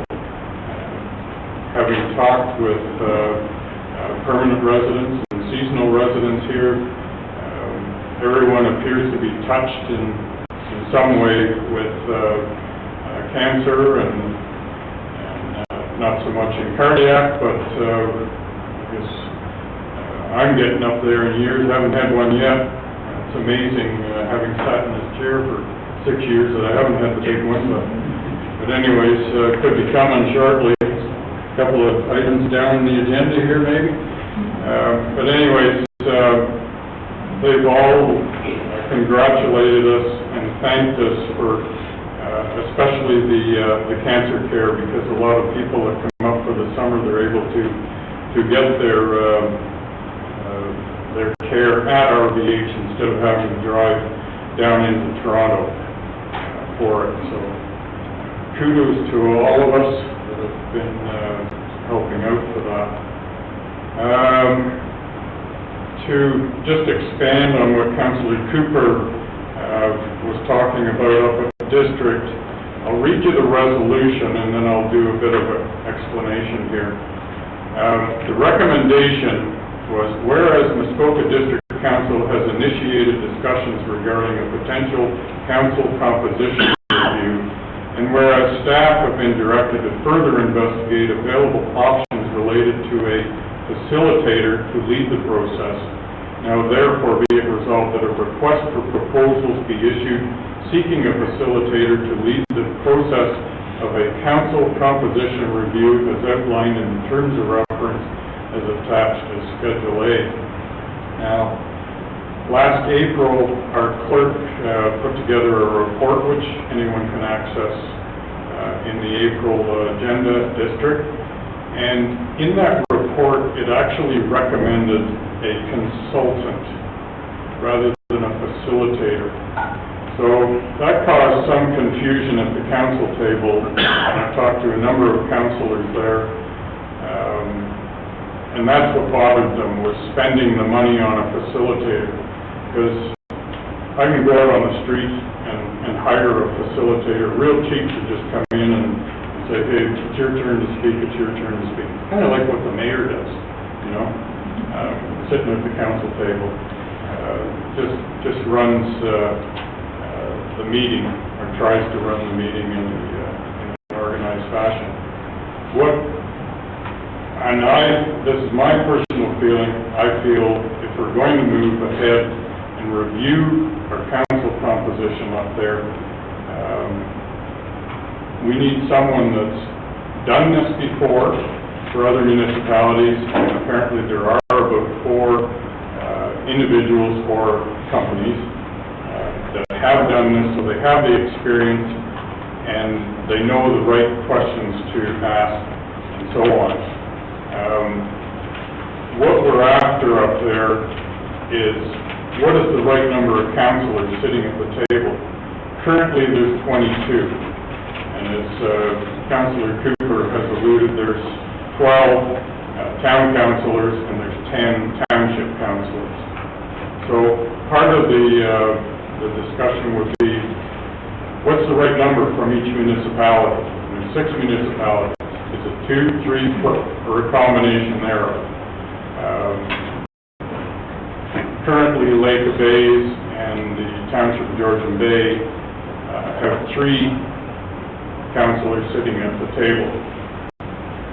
It causes one individual in each of those municipalities to do double duty on the big committees. And there's no extra compensation for that either, short of getting a mileage to go there. But it's interesting, we've passed resolutions here asking for equal representation. In other words, should we have 4 like everyone else, or should everyone have 3, or should everyone have 2, sort of thing. So, in our procedure bylaw up there, you're allowed 48 hours to bring forth a motion for reconsideration of a defeated motion. So I've done that several weeks ago now, and what I did, one of the town councillors that voted in favor of moving ahead with this particular exercise, I contacted that councillor, Councillor Alcott from Huntsville, and she was quite agreeable to second the motion. She wants to see us move ahead. And there is if we get through the 2/3, we'll put this resolution back on the table, and then I'll immediately be back asking for an amendment to it to change facilitator to a consultant. So I'm hopeful that council up there will calm down a little bit from some of the comments that were made by some of the councillors, which were really not related to council composition. They were related to some other items regarding money. But that's a whole different exercise up there. We need to figure out, and we need to let our public know that Yeah, we're looking at the council composition, because it hasn't been looked at in roughly 30 some odd years. And it's time. So that's where we're at with that one. Follow the bouncing ball, and we'll let you know what happens after Monday night. I think that's all I have on my list. Yep. Okay. So we'll move to our CAO for your additions. Thank you, Your Worship. I just have one thing for council. I wanted to bring you up to speed on where we are with our harbor waterfront development funding. So you may remember we had till September 30th to secure funding from federal. We had some private sector funding, and we had some public sector funding that we couldn't announce publicly until we get all of the funding, and the funder didn't want that. So I'm a little cryptic, that's why. So FedNor agreed with the other party that they could give us some news by September 30th. Unfortunately, the news that they gave us was no news. It wasn't no, it was just no news. So our application is still in the queue. They haven't said no to it, nor have they said yes to it. So I worked with our original funder, and they've given us an extension until September 30th. FedNor has committed that they're going to make that deadline, although I remind them every month that it's going to come really, really quickly. And that's really where we're at. So we're nowhere further than we were before, except that there was a deadline that came and went, and I thought people might be wondering what happened to that. So that's what happened to it. I do remind FedNor quite regularly, and at the staff level, they have recommended it, and they're not to hold up. It's gone up, and they've changed ministers and changed directions, and had a whole bunch of changes. It just hasn't gone through that process. I will continue to remind them every 2 weeks. I was doing it every week, but I think I was starting to get annoying, so I moved it to every 2 weeks. I have a little reminder, and I remind them that we're still meeting, and our other interested funders align some on occasion as well, and they're waiting for our decision. So still on the table, not a no, but decision hasn't come yet, unfortunately. It's interesting, all the confusion that occurs when you start changing ministers and all this on the upper levels. I can imagine what it would be like around here if we change councillors every year or 2 years sort of thing.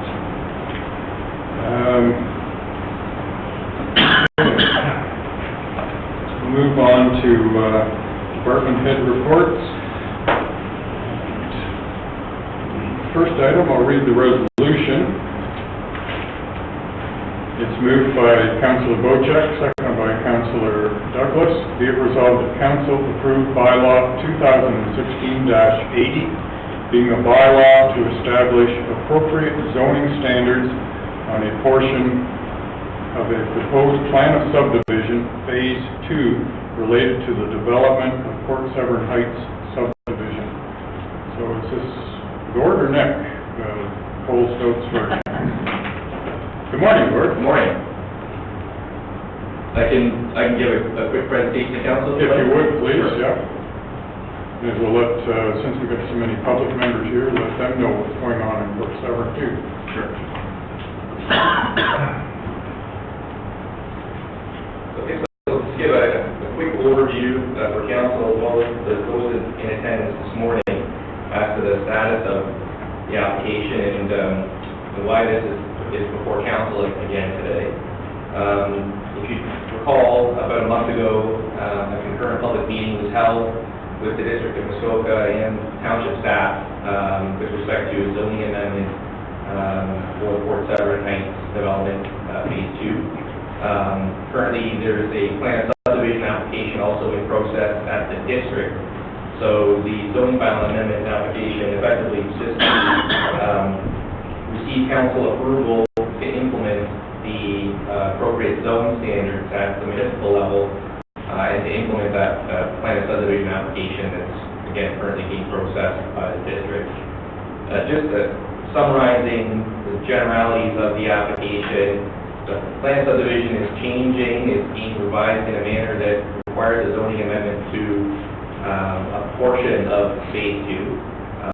Council recalls it's a small portion of lots that have been relotted on the east side of Phase 2. Those lands are currently zoned for residential land use purposes, and the proposed zoning amendment effectively brings into place, or would bring into place, a site-specific zoning to implement a flex zoning category. So whereas the current zoning would permit a limited number or limited type of housing or housing height and densities and lot sizes and lot frontages, the proposed zoning would implement a flex zoning, which would allow for a total array, a fuller array of housing types, anything from single, detached dwellings, semis, townhouses, all the way to an apartment dwelling type of housing.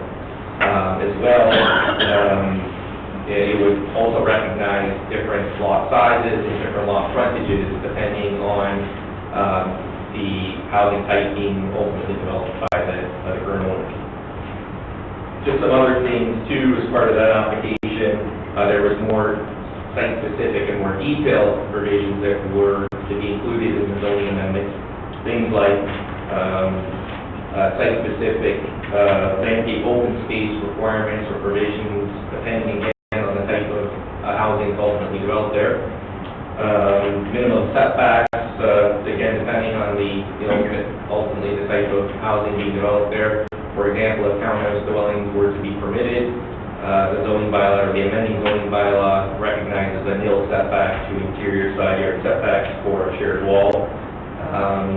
Maximum height of dwellings, again, depending on the type of dwellings being ultimately proposed. The theme here is really the amending zoning bylaw would allow for a greater flexibility, thus a flex zoning term, depending on market conditions and ultimately where the developer wishes to go in the long term in developing Phase 2.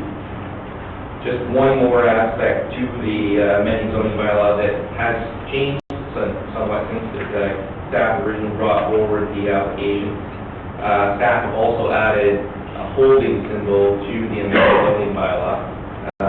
This is really congruent with what has happened in Phase 1. Effectively, the hold symbol would restrict development until such time as the hold is removed. The criteria to remove the hold would be entering into a servicing agreement with the district. So again, that's a fairly standard and prudent approach, quite frankly, and one that the council has previously approved for Phase 1. Just in closing, the other aspect of the amending zoning bylaw, other than placing a site-specific residential zoning category on land, is placing a portion of the land also in an environmental protection category to recognize ongoing work and previous work done by the Ministry of Natural Resources with respect to identifying and protecting species at risk.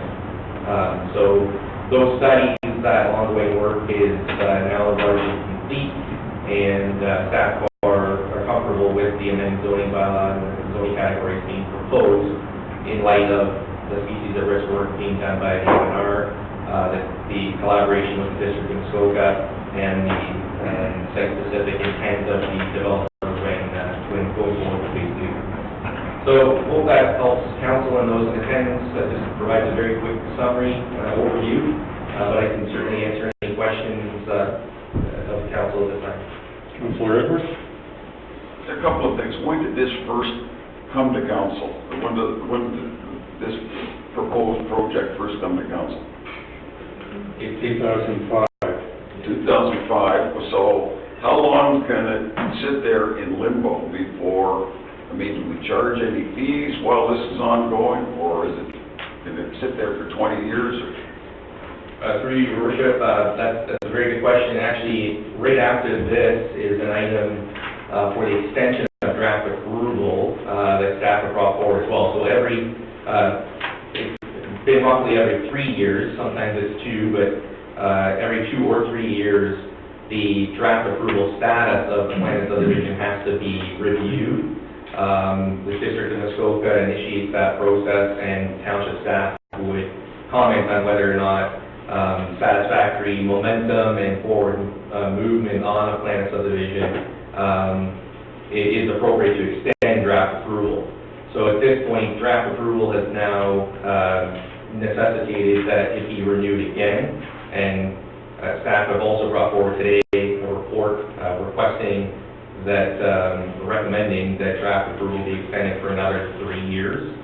The criteria for whether draft approval should be extended or not is largely due to the amount of work that's being done currently on the project, how much work historically has been done, what work is left to be done, and the momentum and the forward motion and movement on a file. So I won't touch too much on that, but that's generally, so in short, the plan of subdivision cannot be held dormant for longer than the period that draft approval is given by council.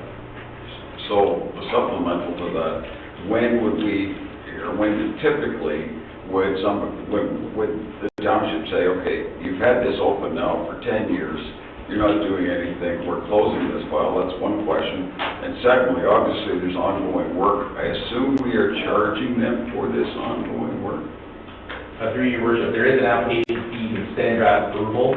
How much? To your second question, I'm not sure, I have an idea, but I don't want to misquote the fee. There is a fee, administrative fee.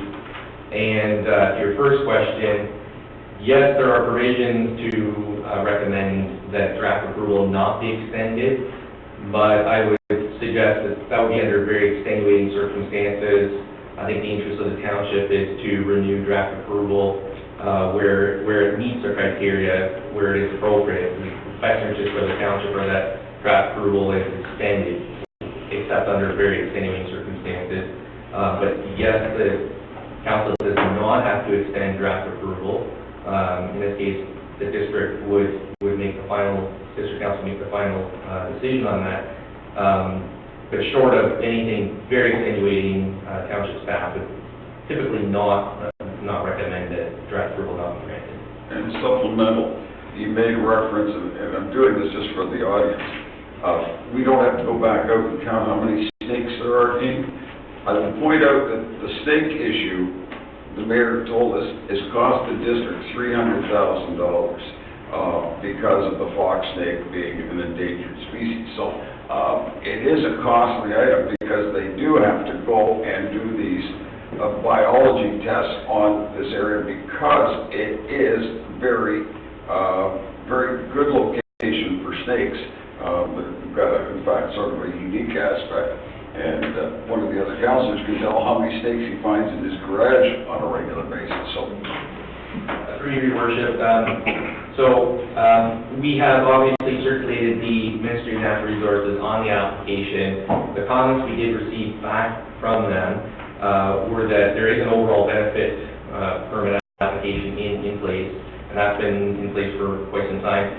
It is currently being reviewed, but a decision by the MNR won't be taken until, ironically, a decision by this council is made. So they've very specifically indicated that they don't anticipate concerns, I believe is their wording, but they are going to reserve final approval of the overall benefit permit application until the local approvals are in place. Other questions?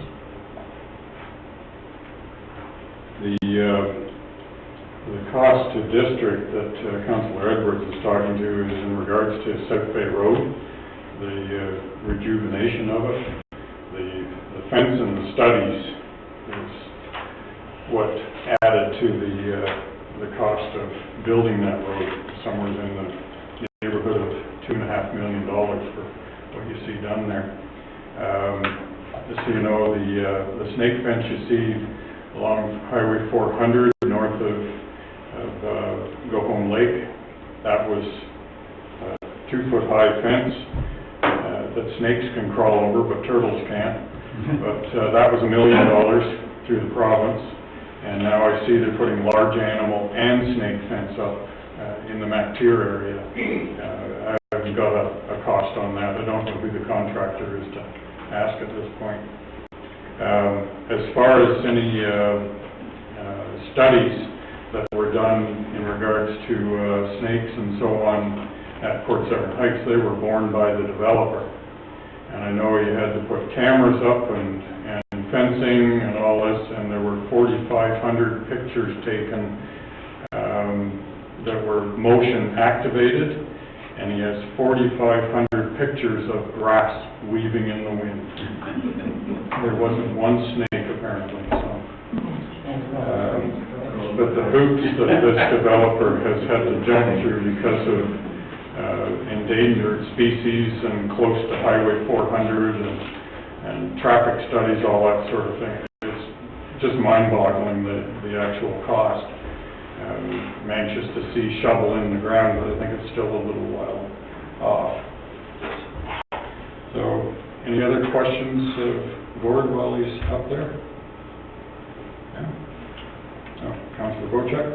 Gord, can you refresh us on how many dwellings would be in Phase 1 and Phase 2 at the time of completion? The reason my concern is because we are looking at a study to close the Catholic school in Honey Harbor, in which these hundreds of homes would have people with needs to educate their children.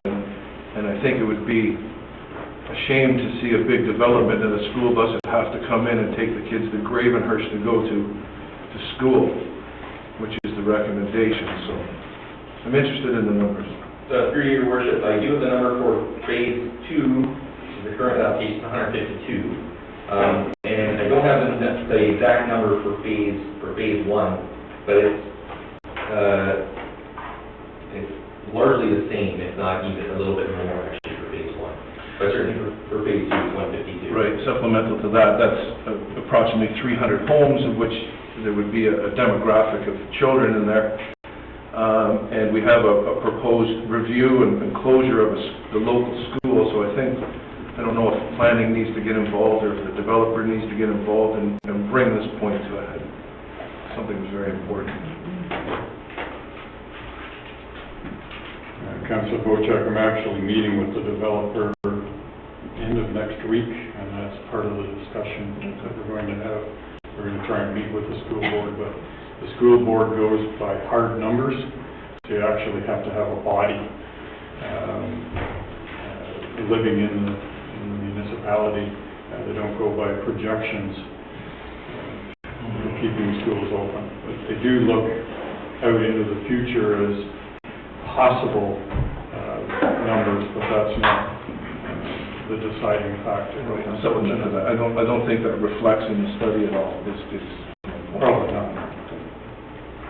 So, thank you. Any other questions, comments? You've all heard the resolution. Anybody need a reread? Okay. Call a question. All those in favor? That carries. Thank you very much.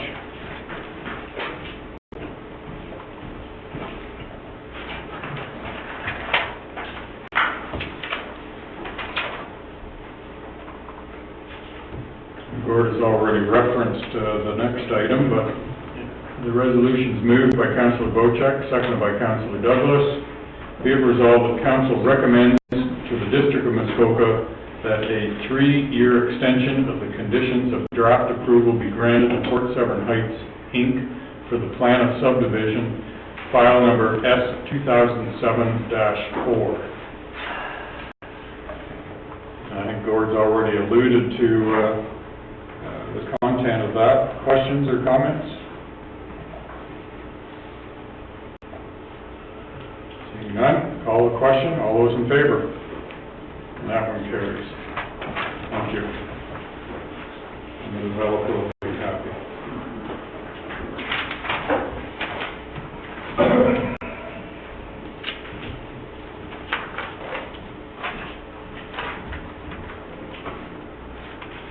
So the next item is 6 Mile. Resolution is moved by Councillor Edwards and seconded by Councillor Douglas. Be it resolved that Council approve bylaw 2016-93, being an interim control bylaw for 6 Mile Lake, and that notice of passage be given in accordance with the Planning Act. And Nick, is this yours? You want to give us a brief summary where we're at? Councillor Edwards wasn't here for the Committee of the Whole discussion last month. Okay, thank you, Your Worship. So this recommendation in this report was generated from a committee of the whole report that you heard last month. And in that report, was a response to some of the concerns that have been expressed by council and members of the public about the size of dwellings on 6 Mile Lake. So Council Edwards, since you were here last month, there were 4 options given, and council decided, committee decided and directed me to prepare an interim control bylaw. And so that's where we are right now. In terms of interim control bylaw, what it allows us to do as a municipality is identify the issue that needs to be studied. And under the Planning Act, we can have a 1-year time frame for that study to take place. If that's not enough time, the Planning Act allows a maximum of 1 extension of an additional year. So the end result, if it is extended, is going to be a 2-year period, but I'm quite confident we can do it in 1 year. And the situation or the matter that would be studied would be the historical development on 6 Mile Lake. And what I'd like to do is, to what the Alliance presented, is look and see what's happened over the last 10 years and where the trends are, the lot sizes on 6 Mile, the number of vacant properties, and that sort of thing. So that will all be in this report that has to come back to council. And at that time, there may be recommendations to perhaps change the regulations that apply to 6 Mile Lake, or leave them as is, or reduce requirements. It could be any one of those factors that, or those recommendations that follow the study. I don't want to guess as to what we may be recommending, but I think the most important thing is that we look at the situation and see what the trends are and what the potentials are on 6 Mile Lake. In terms of the process under the Planning Act, there is no notice required to pass an interim control bylaw, but we do have to publish a notice that we have adopted an interim control bylaw, if that's the way it goes. And then there's a 60-day appeal period, which matters can be appealed to the board, the Ontario Municipal Board. And as you're familiar with, that is a decision that's taken out of the hands of council and given to a quasi-judicial body. So that is an option that could happen. So I think, Your Worship, I'll leave it at that. It's just sort of a general snapshot of how the interim control bylaw works and the purpose of it, and happy to answer any questions you might have. Okay. Council? Councilor Borchak?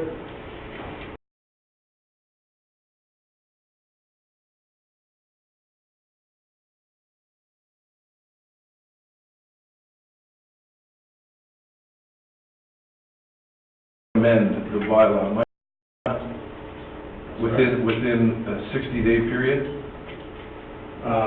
So the first part of your statement, yes, the board can approve the bylaw or refuse the bylaw or amend the bylaw, so that's the first part. But it doesn't happen within 60 days. So the 60-day period I referenced is the period that anybody can appeal this bylaw to the Ontario Municipal Board. So let's say on day 59 we get an appeal, then we forward all the information to the Ontario Municipal Board and then they set a date. That's usually about 6 months in the future. So that's kind of how the OMB process will work. And then you have a hearing de novo, which is basically a hearing from the beginning where all the information is again presented. Instead of presenting to council, we present it to the OMB.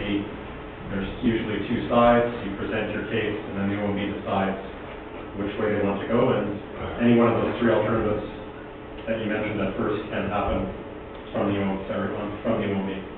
Okay, and supplemental to that, on the summary report that was given by the 6 Mile Lake Ratepayers Association, the last bullet point of the summary, it said, should council insist on passing ICBL, an impartial planning consultant would be hired with the approvals of the Ratepayers Association and the Cottages Association.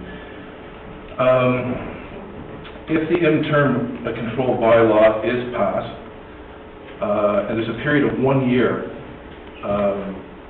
that would be in place, if hypothetically 3 people from the Alliance and 3 people from the Cottage Association, a councillor and an independent planning consultant got together and came back to us in 45 days and said, we have a resolution to this problem, we would like to see this, this, and that. At that point, can council repeal the interim control bylaw? Through your worship, the way the process would work is if amendments to the existing regulations are proposed, then they would have to go through approval by council, and you would repeal the interim control bylaw. So the interim control bylaw is almost like a timeout. You freeze things, you examine things, and then you come forward with a recommendation either to keep things the same or change them in a number of different directions. So again, supplement to that, coming out of a committee meeting or a consulting meeting, they may come back and say, well, we think that 325 square meters is what's proper for 6 Mile Lake. And at that point, the interim control bylaw could be repealed? Correct. Okay, and that's at any time during that 1 year period? Well, it should be after the study has been done. Correct. Yeah, so we freeze things, we do the study, and then you repeal the bylaw when you're ready to present new regulations or keep the status quo. Okay. And I don't know if I can go again if I'm allowed. Let's give some others a shot at I'll come it, back. because I see everyone's hand up except Councillor Douglas. So Councillor Wanko, then Councillor Hooper, then Councillor Edwards, Councillor Day, and then Councillor Bocek. Okay, thanks a lot. Yeah, I'm in tender agreement with what Councillor Bocek has said. We were presented with some statistics today indicating that 40-some% of the variance requested is for oversized cottages. So I think there's an issue there that has to be addressed. And it may not be the right size. What we have right now is 275. It may not be the right size. Maybe it should be higher. And I think that needs to be reviewed. I also agree that the 6 Mile Lake residents should be involved in this review. It shouldn't be a council review. It should be a residents' review. And so what I would be suggesting is that the first thing we do is send a letter to everybody on 6 Mile Lake indicating what we're planning on doing, what this means to them, and asking if they want to be part of a committee, task force, whatever you want to call it. And we form a task force. And there's got to be a member or two from the Alliance, a member or two from the association, and some independent members from the lake. And with an open mind. And take a look at this whole thing. And to have some public meetings, maybe even do a survey, maybe even hire a consultant. But have this group work with staff and determine how to proceed with this. And I'm open to any ideas of how to proceed on this. And I think there should be one member of council should be chair that particular meeting, but the rest of the members, I think, should be residents of 6 Mile Lake. And I'd like to give them a 6-month period. Once it's formed, give them 6 months.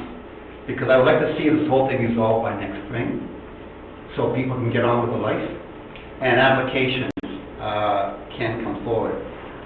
And if there is public meetings, I think we have to have one in Toronto, maybe one up here.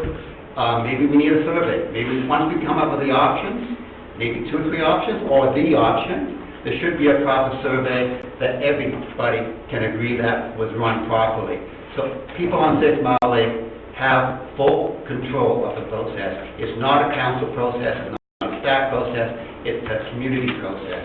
So that's where I stand. I'm open to raising the limit if that's what people want, but it has to be the majority of people. And it may be 275, maybe what people want, it may be 300, as you say, 325. I don't care. I just want the majority of people on 6 Mile Lake to agree on what the limit is and how it's being applied. So that's where I stand on this thing. And I just want to repeat that we shouldn't be using the argument that large cottages pollute. I'm an aquatic biologist. I know a proper septic system, no matter how large, as long as it's operating properly, it does not pollute.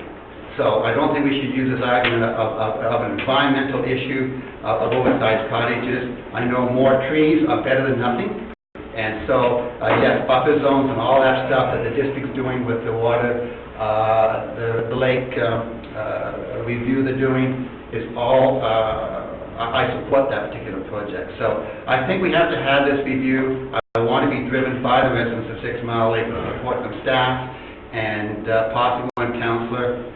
I've talked to Councillor Cooper, he's willing, hopefully, to be that member, if that's what the way the council decides. But I think during this process, we have to have a period of calm. We just can't have applications coming left and right to get under the deadline for a change. So I think we do need an interim bylaw, and I hope it won't last more than, say, 8 months, maybe 6 months for the committee to work and a couple of months to get everything going. So by next spring, we can get rid of this interim bylaw and applications can come in and hopefully reduce the amount of variances for oversized cottages. Councillor Cooper? A lot of good comments from council, and I must say that I certainly favor an examination and a timeout to do that. I do have a question for you, Nick, and that is, just you were making reference to if this were to be taken to the OMB, that would be sort of, I think, unfortunate, but let's just say it did happen. That doesn't preclude us, does it, from continuing on with our examination in the background, in other words, surveying and having this total examination? Through your worship, no, we can still proceed with it. It's just, it may be all for naught if the board says it's not a legitimate reason to have an ICD in place. So you have to keep that in mind. But I think we have the ability to do an examination of what's been happening in the last, let's say, 10 years, and to examine the lot fabric around 6 Mile quite easily internally. So I think that's something that could happen. If it is appealed to the board, you never know what's going to happen with the outcome. Thank you. Councillor Edwards? Yes, I think we do need to have a cooling out period. I've received a number of emails, and some in favor of having it, some not in favor of having it. It does indicate that people love 6 Mile Lake, and that it's one thing that is clear throughout this township. Everybody loves their piece of paradise. I also think that there probably is a need to get information. It's so easy for some to misunderstand what is totally involved. So I think even before, informing the committee, we need to find out from the residents what their issues are.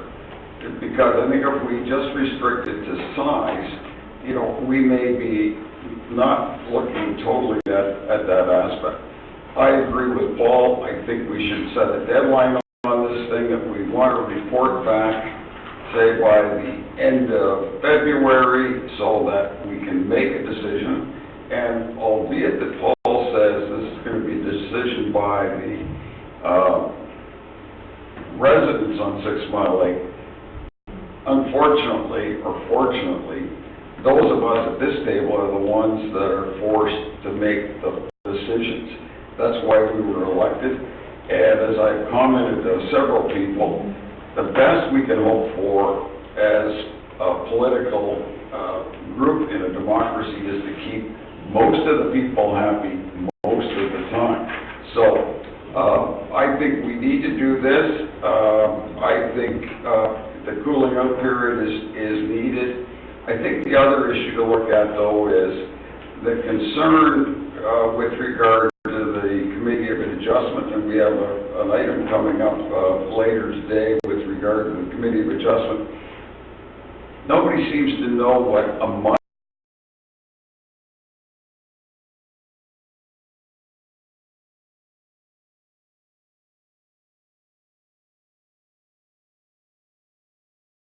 probably why the Committee of Adjustment is being looked at, and the OMB at the current time by the province.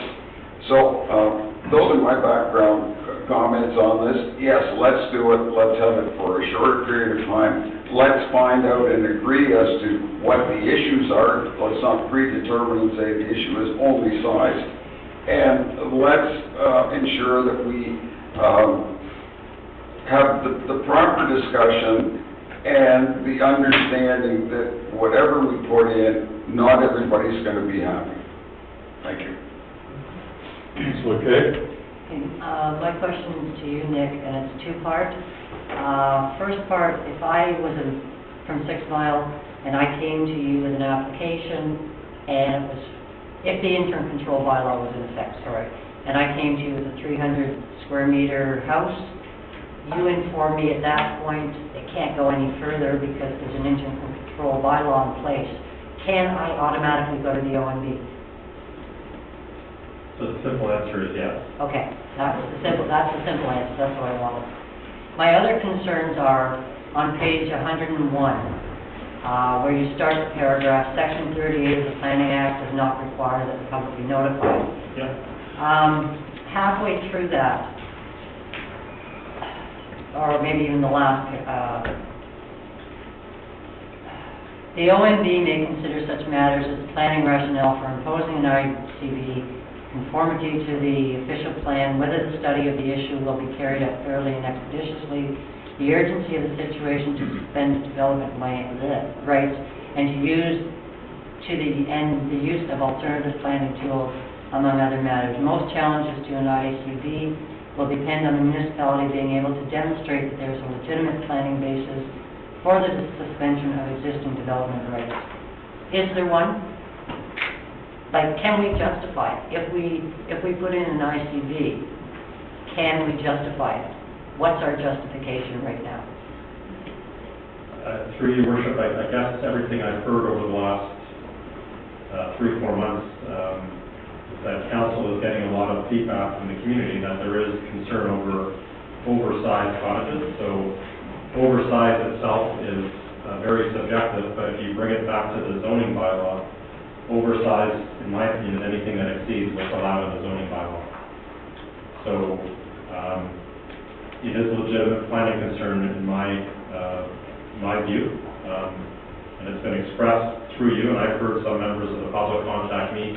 So if it's a legitimate planning concern, I believe there is on 6 Mile Lake. Okay, and then the second part, any decision to use an ICB and temporarily suspend development rights has to be carefully weighed against many factors. Okay, we know the potential risks to townships, we always have it. The urgency of the situation, planning justification, commitment, and those comments can all be met if we follow what Paul and Peter and Pat, God, it sounds like a singing group. If we were to say put a time limit on it, whether it be 6 months or 8 months. Okay. So in my opinion, if you pass this bylaw today, as it's drafted, yes, you do satisfy that criteria, in my opinion. There are planners that may think otherwise, but as your planning advisor, that is my opinion. All right, thank you. Councillor Douglas? Thank you, Member Ray.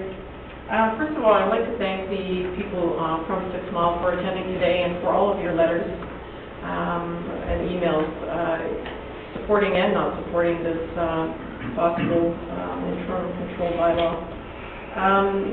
In particular, I'd like to just point out that there's one woman that spoke today about the division in the community because of this.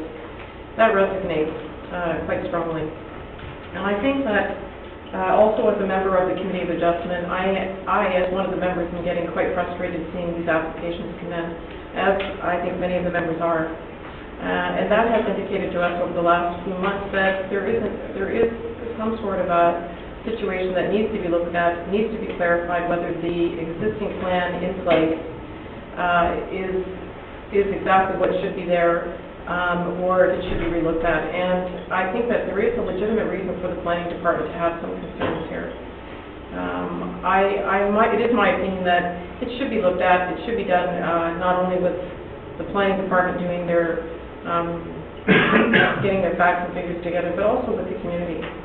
I would agree with Councillor Wayanko on that. And for that reason, I think that the interim control bylaw would be a good idea to motivate the community to try to put something together, make some decisions, and not have this linger on and be an ongoing fight which will divide the community even further. Thank you. Councillor Dorchak? I don't want to go back to clarification here, because there's a lot of talk about, in the emails that I received, about why is this only for 6 Mile, and why isn't it for the whole Township of Georgian Bay?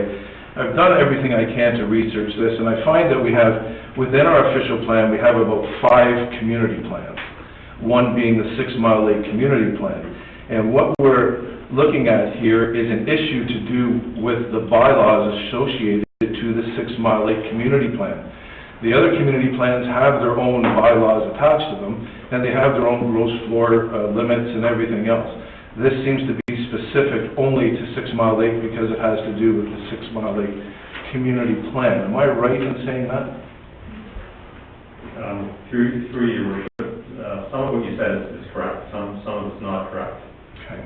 So there are 6 specific communities in our plan.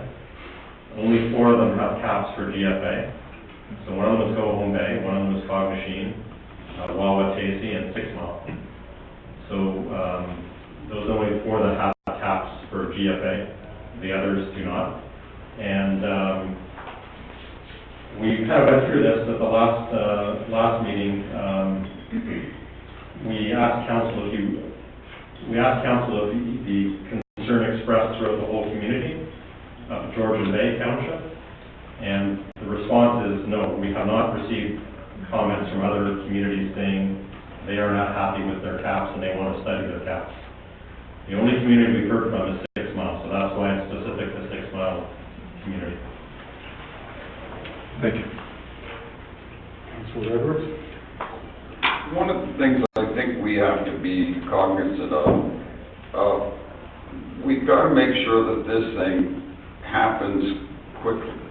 So one of the thoughts I would have is we need to have monthly reporting coming back to council as to where we're at, because at this point, I'm not even sure whether we fixed the terms of reference. I mean, people think it's only X, but I suspect you're going to find out that it isn't just caps. There may well be other issues. It's the way a property appears, it's the height, it may be a number of different issues.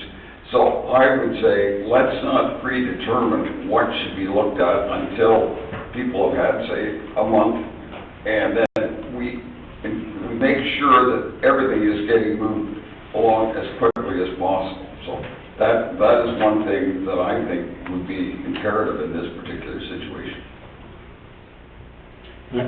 Thank you, Worship. My only response is the only concern we've heard is about GFA. So the way the bylaw has been drafted is GFA specific. If that's the case, I would really like to hear from the community on that, but we can go ahead with that. I mean, if there are other issues, that, let's make sure we consider those. Well, that's what I've heard from the community, and I've heard that from council as well. So, and in terms of reporting back to council, I can, if you want to do that, but I can say it's not going to take us more than 2 or 3 months to report back with our study of the facts surrounding this issue. I believe we asked that question a month ago and asked councillors to look into their specific areas, and nothing else has come forward, just the square footage issue of 6 Mile. So, Councillor Ranko? Yeah, I think that's correct. So I think it sounds like we're in some kind of agreement that we want to do this quickly.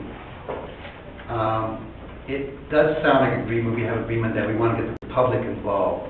So I'm just wondering if we have to modify the resolution or just give direction to staff about the formation of some kind of a committee made up of residents of 6 Mile so they can be involved.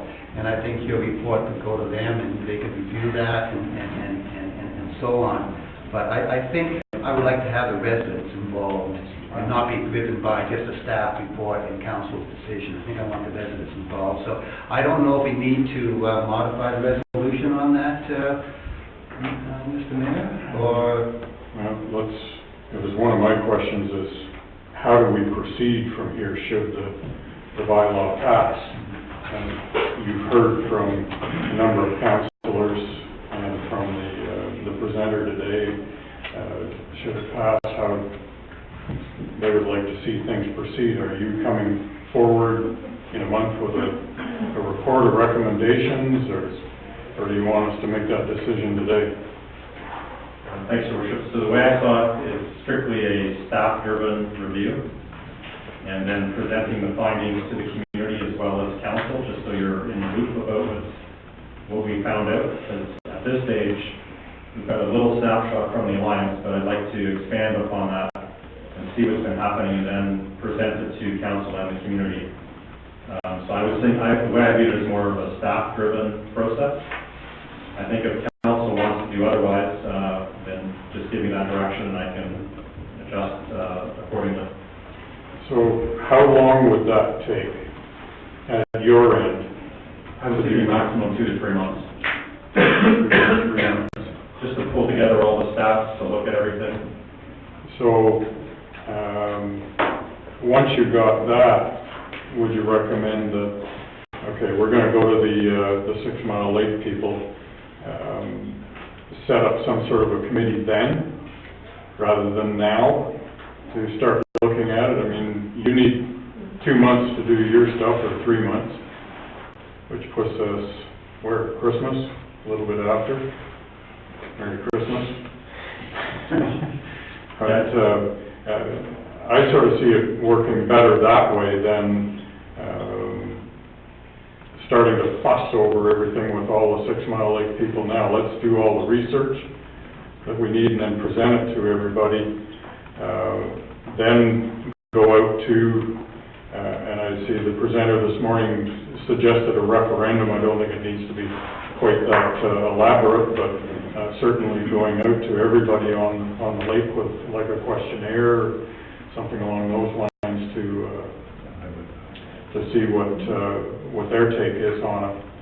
And it would have to be done, you know, one per resident sort of thing, rather than somebody bringing in, I think there was something a year ago where somebody hired a whole bunch of people to sign documents and all that, and they weren't even from the area, so. It'd have to be very well organized so that we're not getting a mishmash of comments and reports. But you could figure that out, how to do it, right? And recommend to us?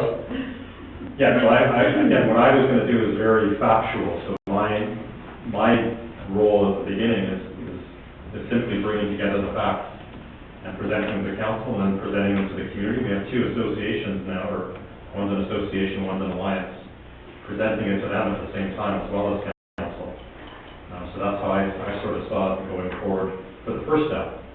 The second step is if we're going to make changes, we have to go through a public process anyway. Under the Planning Act, we have no option. We have to open it to the public. So that's how I sort of saw things unfolding. If council directs otherwise, then we can adjust accordingly. Okay, and some of the comments that I've received through phone calls, I tried to indicate that the interim control bylaw is only dealing with square footage. That if people want to come for a side yard setback or a front yard or backyard setback, you know, or anything else other than a square footage increase, that they can come to committee of adjustment and see those variances. It's only the one item that would be put on hold for whatever period of time. That's right. Now, the bylaw itself, and you may have this in the report, it was just a few days ago since I read it, but if the bylaw, should council pass it today, is appealed, is the bylaw still in effect until the OMB hears it and makes a final decision, or is it stuck on hold? Unlike a standard zoning bylaw amendment, because this ICB is a little different than a standard bylaw, the answer is it will take effect immediately and be in effect until such time as the OMB hears it. Okay. And that's the only questions I've got, and I saw Councillor Edwards had another one. just a point, I think it's absolutely imperative that we have the facts out there. Because one of the things that happens in our society is getting all of the information understood by all of the people is the first and most important thing, because misinformation can abound everywhere, and it certainly appears in some degree of misinformation. So I agree totally, get the facts out there, fire the facts out, then we can start to move down the road, because it may be that what some people have understood is not in fact the fact. The one comment I would make with regard to the OMB, well, somebody could file a motion with the OMB once this thing is passed. My suspicion that given the political grief that's going on with the OMB process right now, I would think that the OMB would say, we're not going to do anything on this until we hear the results of what you guys are doing. Because otherwise you're totally taking away the democratic process and having it go back to one person who's really, they're accountable and it is appealable to a court. But I would have thought that they would just pass on and say, we're going to wait till, our agenda is fairly full already for the OMB.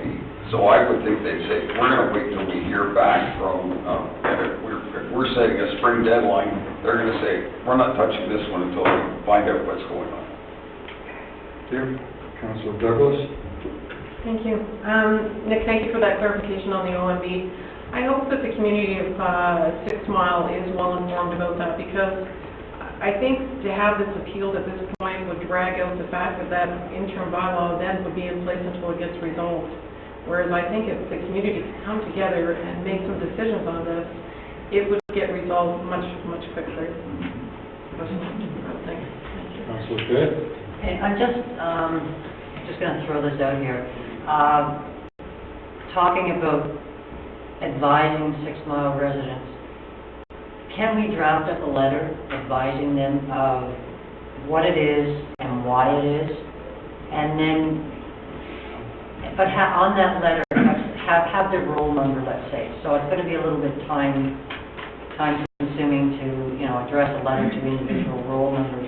And at the bottom of it, ask them, because the ISCB is specific to GFA, ask them what they would want to see in their official plan for GFA, and ask them to send it back. That way, there's not, maybe you'll get everybody responding. That way, you'll have a record of what people want, and that way, you will not have one group saying that we don't know if this is accurate, inaccurate, we don't know if you got everybody, whether you didn't get everybody. If it's something that's managed by the township and controlled by the township, then at least we know, and we know who's responded and who hasn't. That would be part of your recommendation after you've done all your legwork for presenting this? I think, bringing the facts back to council and the community, and then getting a little more direction on how you want to proceed. And I think that can follow, but I think what Councilor Kay is suggesting is doable. Councilor Bianco? I would like to see a letter go sooner than later. I think I agree with you. There's a lot of misinformation out there of what's happening, what could happen. I think we need to correct the record as soon as possible before we even start in the process of reviewing it. I think we need to get the facts out there that the interim bylaw is passed. This is what it means. This is what's going to happen with staff, and maybe at another point we'll have a committee forum. But I think we need to get a letter out ASAP, because we need to get the facts out and get the record corrected right now. We can't wait 3 months and then put out a letter saying, what we're going to do. So I'm really supporting the letter right now. Again, I do want the public involved. I'm flexible, I guess, now as to how the public is going to be involved. I do like the idea of a committee where we can have some learned people on our get together on this, but I'm a bit more flexible on it than I was earlier. But I think we have to get a letter out ASAP with the right facts, And if anybody has any questions, they should come to township staff or to the local councilors for the correct information. So, Madam CAO, can we not do that just through the two organizations, since they've managed to get out all this information to their people, whether it be correct or not? You can do it any way you wish, Your Worship. I'm hearing yes and no's all through the audience, so we take your direction on that. Okay, we gotta wrap this up shortly. It's lunchtime, otherwise we'll take a recess for an hour. Are we close? Okay, Councillor Douglas? I was just going to suggest that perhaps we not just go through the two associations, because not everyone on the lake belongs to either one of those alliances or the associations. The other thing I just wanted to make a comment on is, again, as a member of the Community Adjustment, we might be very surprised to see that no one is really going to be in any hardship here, not being able to put a minor variance in for gross floor area, because that may very well, from what we've been seeing, there's been a lot of requests for larger. So they may not need to go for a minor variance at the end of this. Thank you.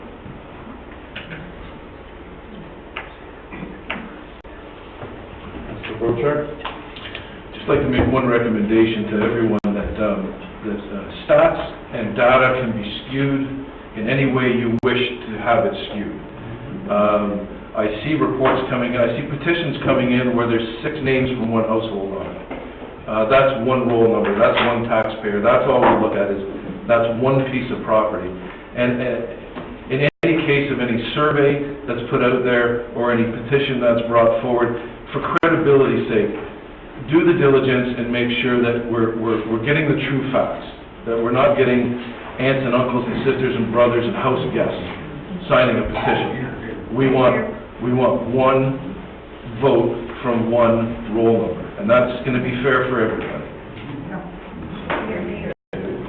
So, I'm hearing a letter to each resident, maybe one to each property at this point. So is that doable the next month or so? Yes. And, I mean, you got a report, we got the bylaw, so we're halfway there at this point. Should we pass this, of course. I'm getting that fine feeling. I don't think I've got anything else. Any other questions, comments? Anybody need a reread? Yes, please. Okay. So it's moved by Councillor Edwards, seconded by Councillor Douglas. Be it resolved that Council approve bylaw 2016-93, being an interim control bylaw for 6 Mile Lake, and that notice of passage be given in accordance with the Planning Act. Councillor Edwards? We just need to make some reference to it's only going to be with regard to GFA. I mean, That's in there. It's in the bylaw. oh, in the bylaw itself, okay. Councillor Fay? Okay, I just have one question. Number 3, this bylaw applies to new dwelling units and or additions to existing dwelling units. So if someone has an existing cottage that's 275 square feet and they...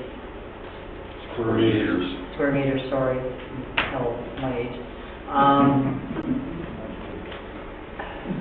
Where you're allowed to build on that same footprint and increase it by 10% or whatever you're allowed, you can still do that? No. Okay. So that's because that's a new dwelling, but it's on an existing footprint. Well, we're capping everything Everything. as per the bylaw, Okay. it goes now at 275 and 190. Okay, thank you. Councillor Ranko? But if you presently have, say, 300 square meters right now, and you want to rebuild on the same footprint, you will be allowed 300 square meters. Right? Correct. So, you're not, this is really brand new construction above the limit, not at. Councillor Edwards? Back to my issue, can we not inject in the approval, the resolution we're approving, that this is the interim control bylaw with respect to GFA, so that even people reading just that will understand it's not with respect to anything else. That was my point. And that's part of your letter. Yes.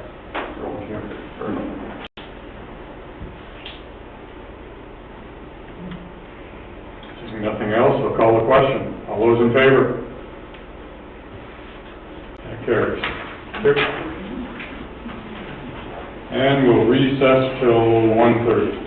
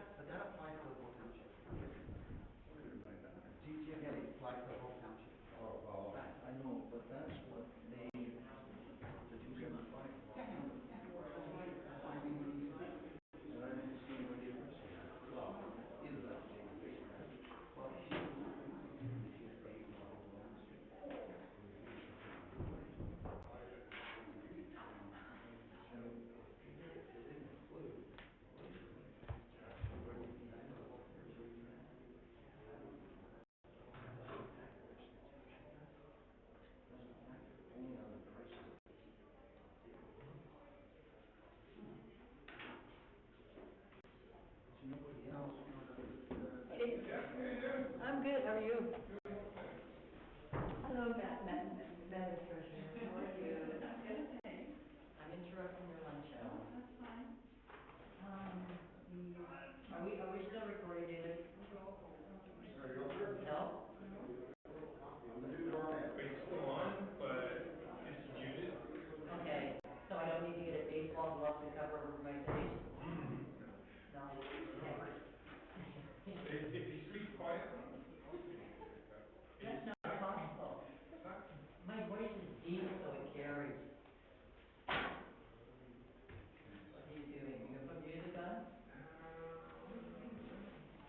could do that too, you could leave the room.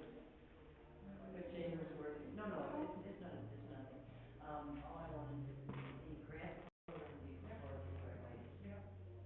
Okay, are you intending for it to go through exactly similar to the program, the other money, and then distributed the one?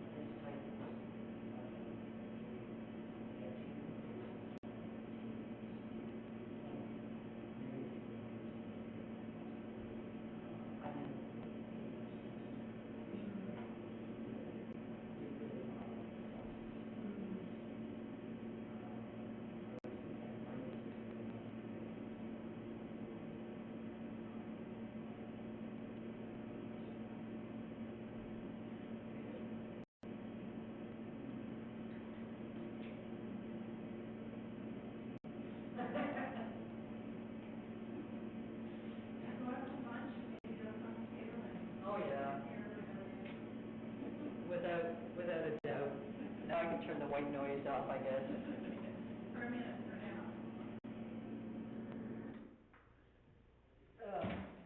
Thank you, Dave. Okay.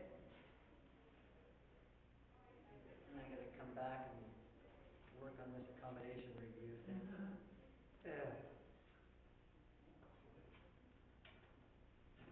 Or work on it outside.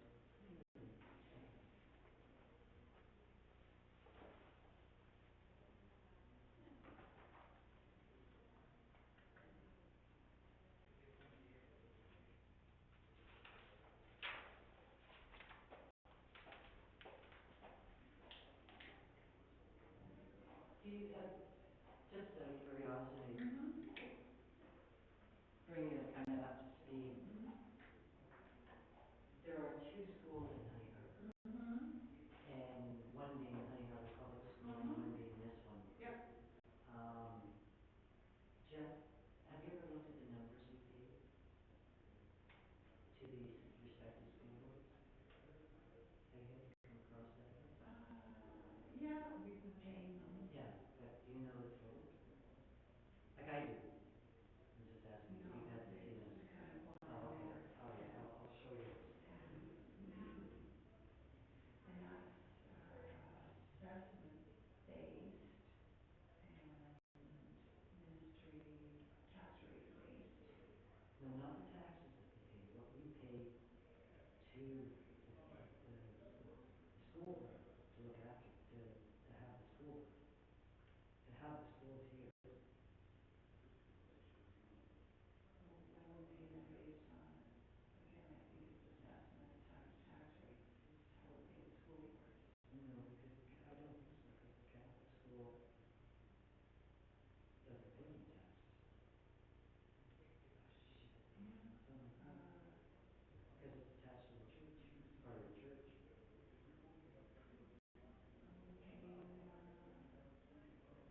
Sideboards have. Yeah, we're paying well, we're paying, okay, we're paying I think it's assessment based. we're paying 500,000 to this school, which is the Catholic school in Honey Harbor. We're paying 4.2 million to Trillium Lakeland and they want to close their school. Assessment based times tax rate. Well, We're collecting from all residents. yeah, but it's still, I mean, they all really are, because they're facing what things are in town. They don't know. Just French Quarter too. Yeah, and then Matt Care's a different school, two different schools, all different schools. And then there's a French school in Mason.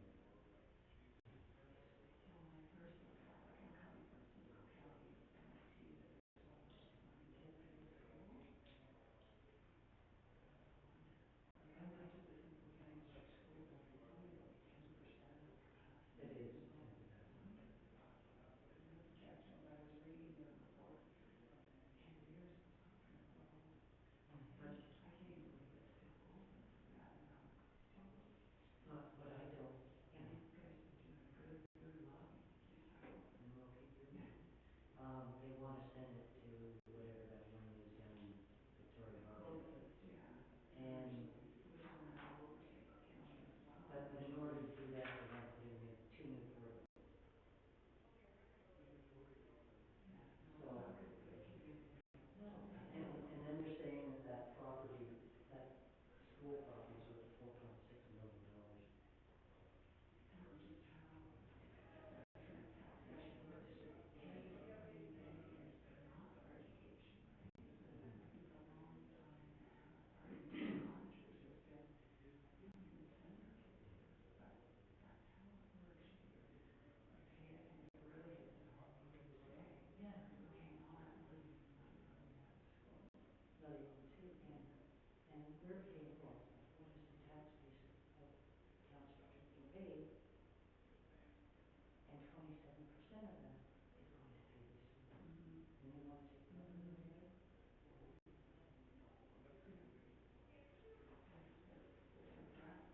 No, we're paying for French Quarter, Well, kids in that, some of the kids in that tier, I think, are up there, it's very sad. Yeah.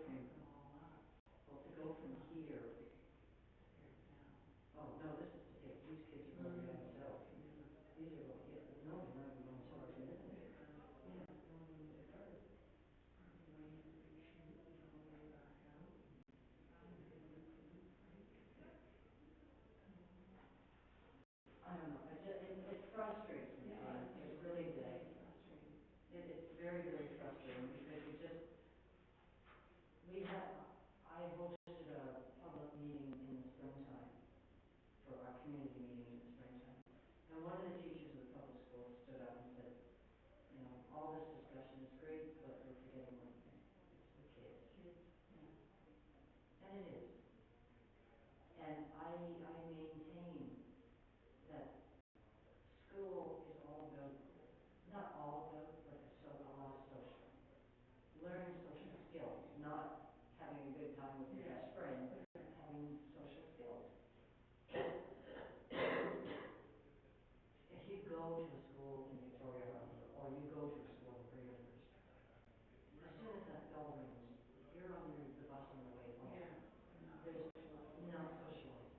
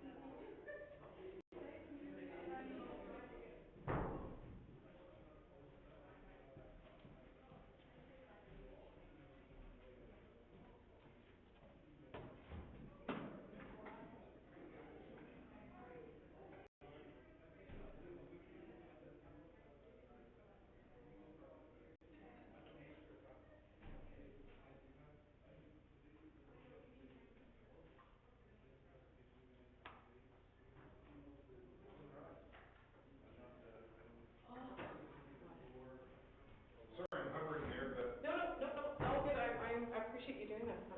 So does that, is it still on or does it turn off when the brakes are on? so I mute it Oh, okay. and kind of half and half the logo, so kind of.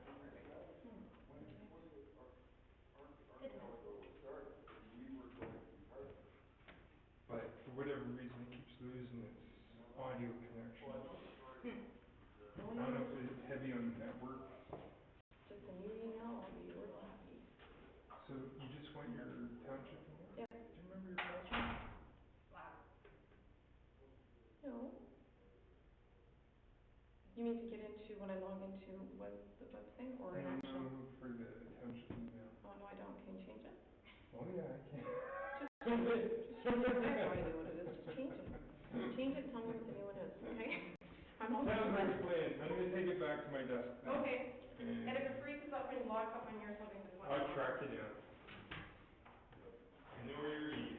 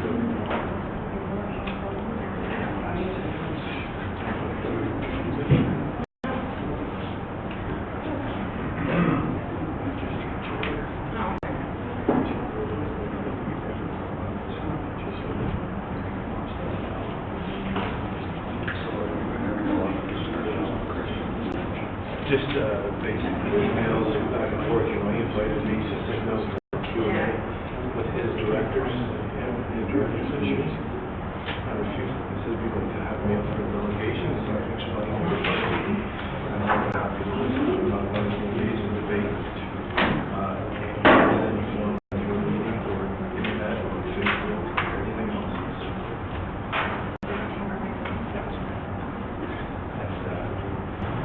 I think I'll know what that's good. I think they understand what's why.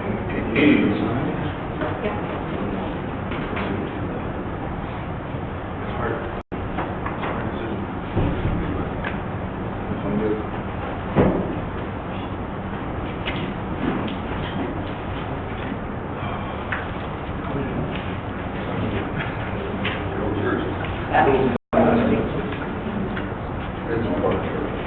I didn't, you know what, there's two types of birds right here, and I like the ones with gray. The other one.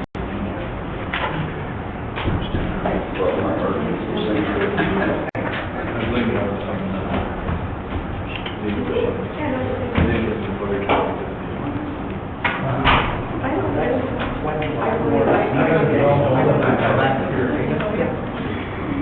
Good afternoon, folks. We'll call the meeting back to order.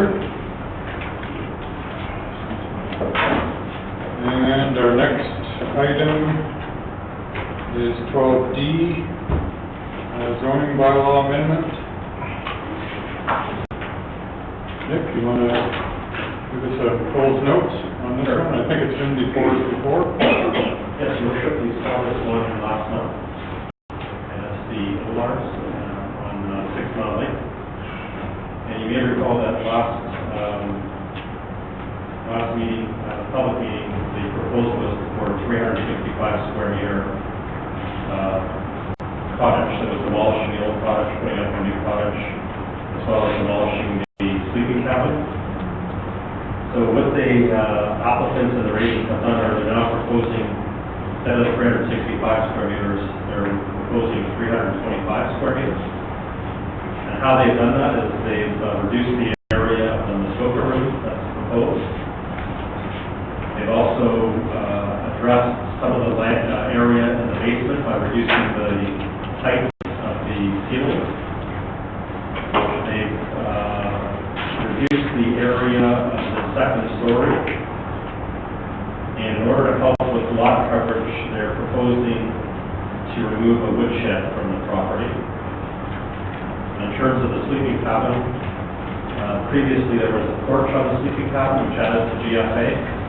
They've now removed this porch from the sleeping cabin, and that way there's no more exemption for the sleeping cabin.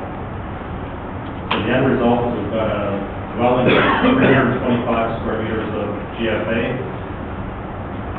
We've got a lot coverage now of 9%, where previously the lot coverage was 9.5%.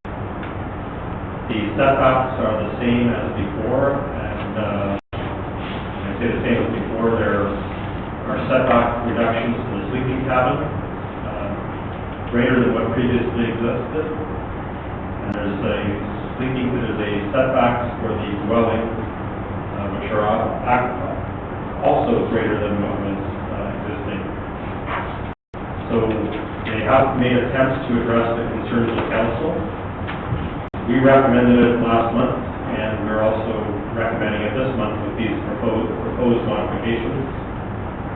And I will leave it at that, Your Worship. Okay. Put the resolution on the table. Council, it's moved by Councilor Douglas, seconded by Councilor Edwards. Be it resolved that council adopts bylaw 2016-77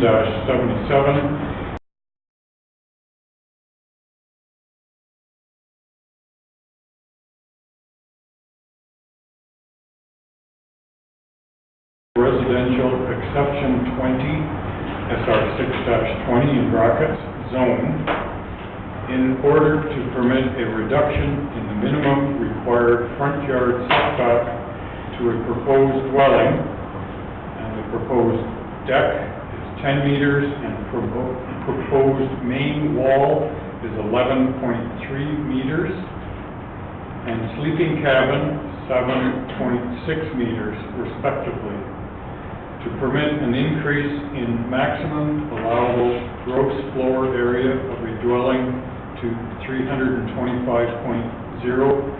square meters, and to increase the maximum permitted lot coverage to 9%.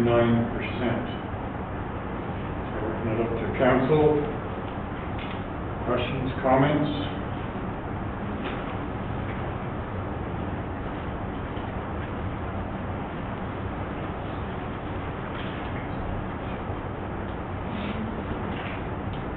Cooper? This may sound like a naive question, but is this impacted by your interim control bylaw? Through your worship, the way we drafted the interim control bylaw is to exempt previous planning approvals or planning approvals from October 11th going forward. So this one would not be subject to the interim control bylaw. We haven't given it approval. If there is an approval given, it will not be subject to the interim control bylaw. I mean, previous applications. Right. This one came in March of 2016.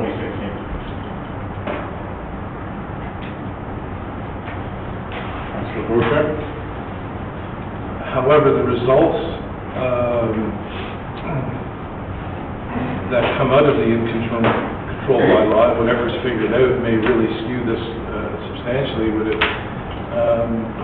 if it comes back and the consensus on the lake is that they like 325 square meters, there's really no need for any of this, is there? Because it would comply, you wouldn't be over by those percentages. So I'm trying to see how it works one way and not the other way. I don't follow the process. There's other reliefs that you're asked for, setbacks and lot coverage. Right, I'm just addressing the gross floor area portion of this. So right now, this application as submitted, if they were walking with the building permit a month ago, previous, we would have said you need to go through a planning process because you're exceeding the bylaw requirements. So that is why this application came forward. We don't know what's going to happen in the future. Right. The caps may get lower, they may get higher, they may stay the same. So I'm not sure what's going to happen. So this one has been processed since March of this year, and we're just carrying forward to its conclusion. Councilor Cooper? Yeah, also, it's another sort of planning, maybe a dumb question again, but why isn't this going to the Committee of Adjustment? Is it because it's so extreme? Yeah, so through your worship, at the last meeting we discussed why we're going for the zoning amendment, and it's because there's been more than, there were five variances or exemptions being requested. So one was the reason because of the number of exemptions being requested, and the second one was the magnitude of some of the requests. Supplemental to that, this is still the case then, is what you're saying. It's still to such a level that it couldn't go to the Committee of Adjustment. Yeah, so it's our opinion that when we received the application, we directed the applicant to go towards the zoning amendment process because of those reasons.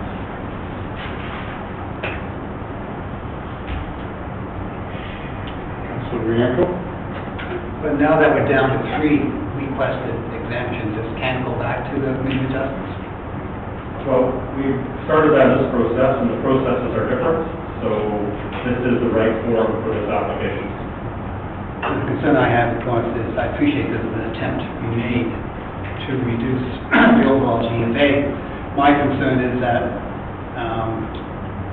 we have a limit of 275, and now we give a permission to 225 square square meters, we are already setting a new limit for 6 Mile Lake. And that's what's under review right now, is how far do we want to go with this limit. I still have problems with this higher limit. If I live on a 6 Mile Lake of 300, this is 25, 325, I would be a different mindset. I may suggest a proponent might want to wait the next 6 to 8 months to find out if the limit's going to go up. Because I have trouble with supporting this today at this limit of 325, but maybe in 6 months, 8 months, when I see new limits on 6 Mile Lake, I may be more inclined to accept it. So I have some real trouble supporting this today. And the coverage on 6 Mile is 8%? Correct. Okay, so I don't have a problem with the coverage, I don't have a problem with setback, I do have a problem with the DFA.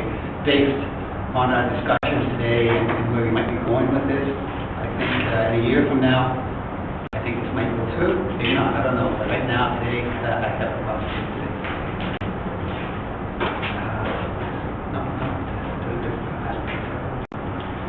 So, Nick, is the 325 number because of enclosing the basement to the lower part? Or if the main level and the loft or whatever it is, we're sitting on piers, would they not need that relief? Yes, Your Worship, part of the reason is there is a basement, and part of that basement is greater than 1.8 meters or 5 feet 10 inches in length. So we have to include it because of our definition of GFA. We have to include it. So part of the 325 is within the basement of the structure. Do we know how much of that is in square meters? Defer to the agent who is here.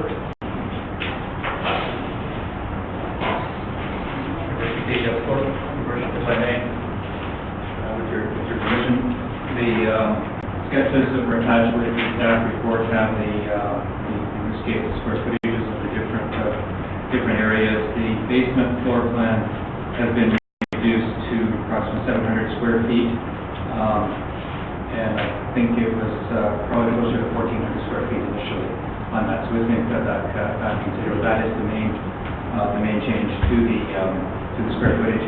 The screen porch was reduced in size as well, and part of the loft area on the upper floor was also reduced in GFA as well. Thank you, but we were talking in square meters here, now we're throwing in square feet. I know. And I know I can relate to square feet, square meters is a bit of Greek to me, but... The basement, if I get that in square meters. I think I provided some of that information. Unfortunately, the building plans all come in square feet, and then we have to convert that back as well.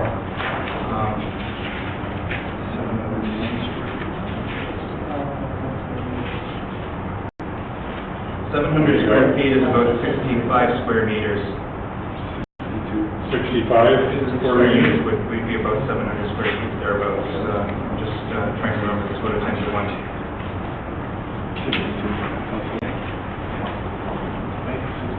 Yeah, so the basement would be 65 square meters is the current proposal on that. Okay, so the basement's what's putting it over? The basement definitely was what was putting it over. The original dwelling itself, the maximum again, it did not have a basement at all on it. I think your staff report at the last meeting showed that the actual footprint of the building is only increasing by a few square meters on that. Most of the increases came from the basement, the height of the basement and the finished basement. Thank you. Councillor Douglas? So it's safe to say then, if they were to reduce the height of the basement, that would put it into compliance with the GFA? That's probably, it'd be fairly close to that. I have to start running through those numbers again, but yes, there was no basement being proposed. Now, mind you, the basement is also being used for storage, for electrical, mechanical, some motion, and will be used as a recreation area as well. With the topography of the site, you might remember the discussion at the last meeting The way the bridges work on the property, I think Mr. Dixon has provided that information to you. There is basically a walkout at the shore side of the proposal from the basement. Thank you. Councilor Cooper?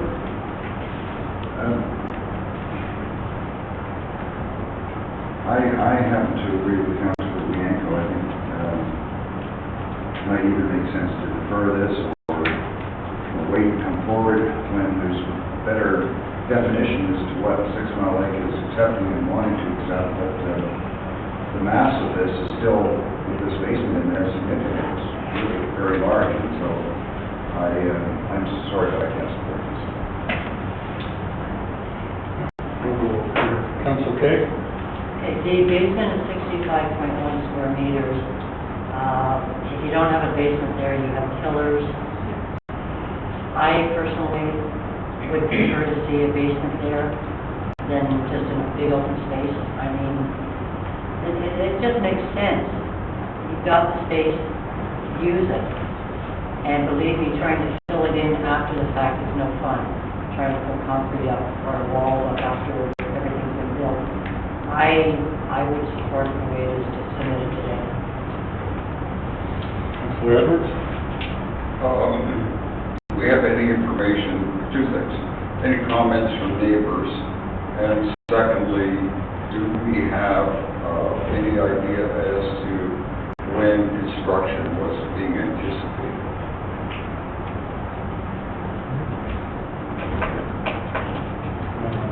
Clerk or planner, any letters on correspondence?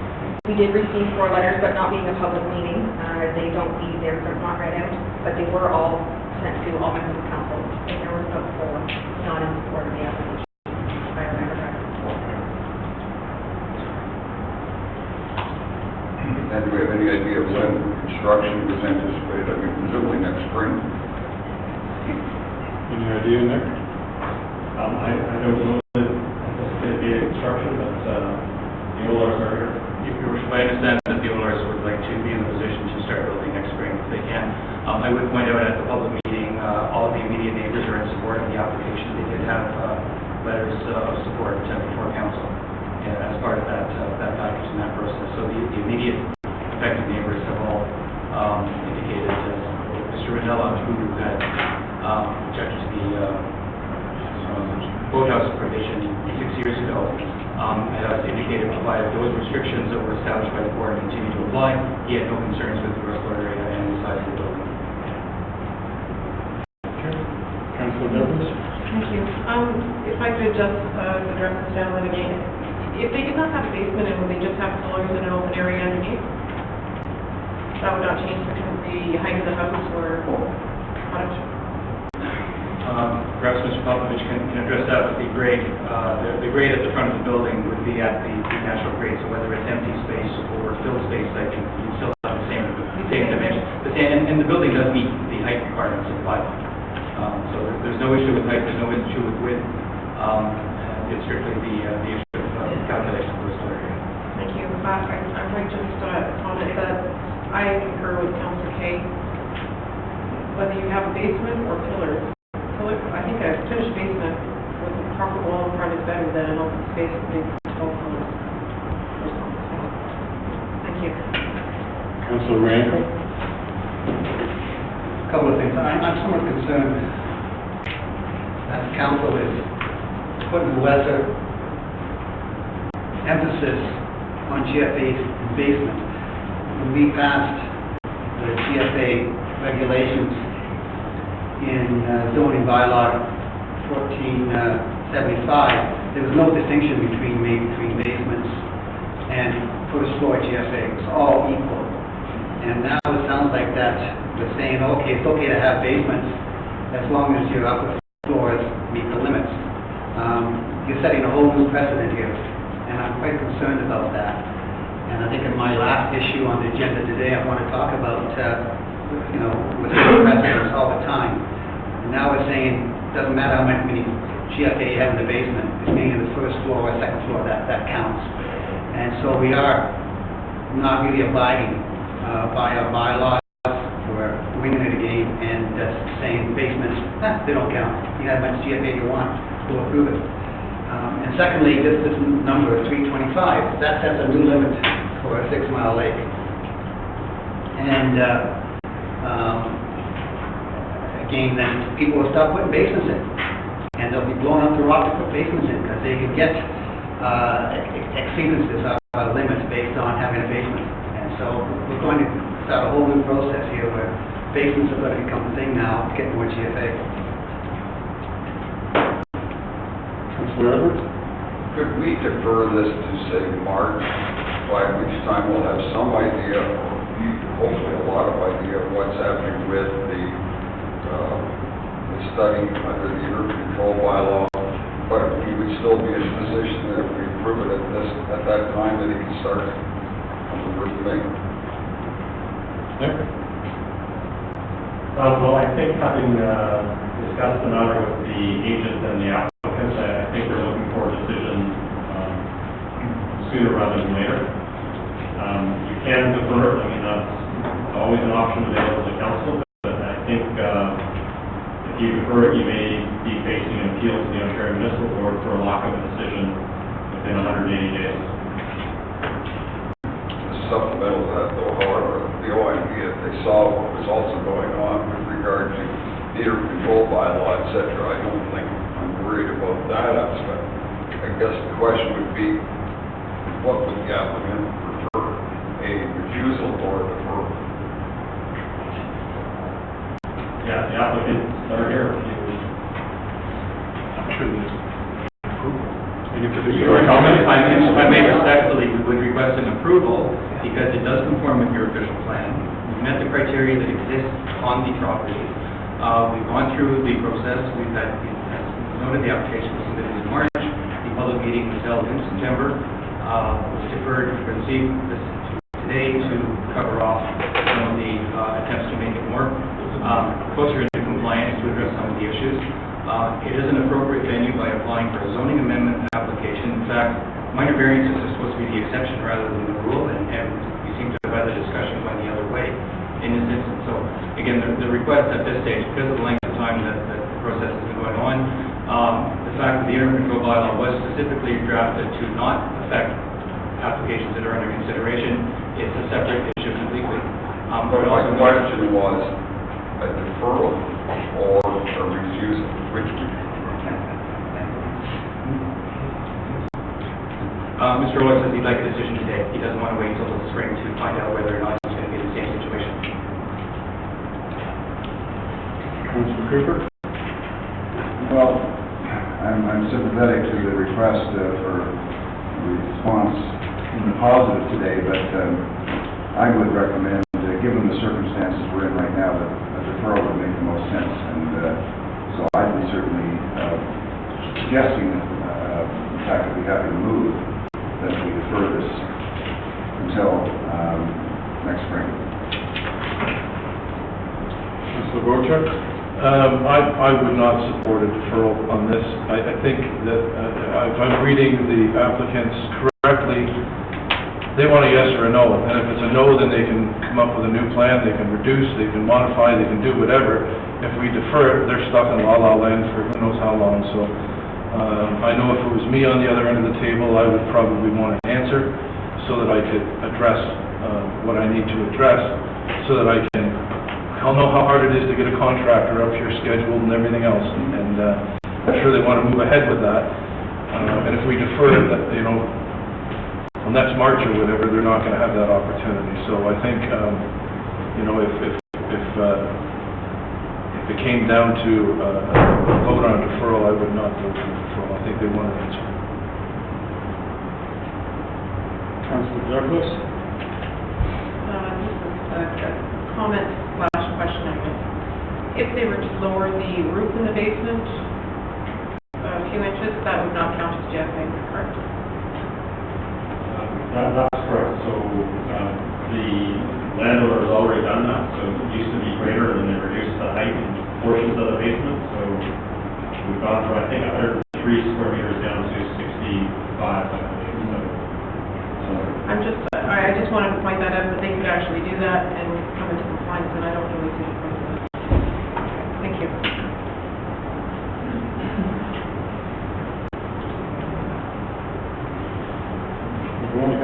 request for a deferral, or do I have more? I asked for deferral, everyone else. We got 2 for deferral. I don't see any more.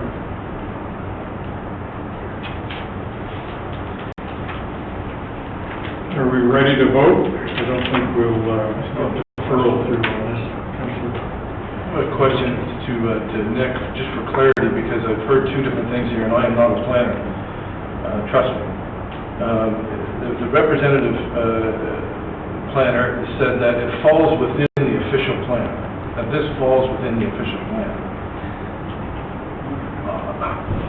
I don't understand that, because you have a community plan in place in the official plan for 6 Mile Lake that limits the gross floor area to 275 meters. So how does 325 square meters meet the official plan? That's where I'm confused. Through your worship, you may recall that there is a clause that's unique to 6 Mile that says that there is a substantial vegetative buffer, that increases can be made or variances can be granted to those caps. So that is within the 6 Mile Lake official or community plan area. So board went out, did a site visit, determined that in this case there was a substantial vegetative buffer, and that is why we're comfortable making the recommendation because of the presence of that buffer. We also utilize the fact that this structure itself is not that much greater in size than what exists today. And subsequent to that, 25 square meters that's proposed here, when in the official plan it says 275 square meters, would you class this as a major variance as opposed to a minor variance, even with these reductions in place? Is this still a major variance that we're looking at, and that's why we're going the zoning route instead of the minor variance route? Through your worship, the magnitude of the exemptions required, as well as the number of exemptions required, it is appropriate for this to go through a zoning amendment process rather than a minor variance process. Thank you. I still have difficulty supporting this, and I really just wanted to also comment that one of my fellow councillors has pointed out in the past that vegetative buffer is all well and fine until you have a big windstorm or hurricane or something and your buffer's gone. So this is still a mass of a building that's a certain size. It appears to be a want, not necessarily a need. It doesn't, it's great enough that it has to go to council as opposed to the committee of adjustment. And for all those reasons, I have difficulty with this and cannot support it.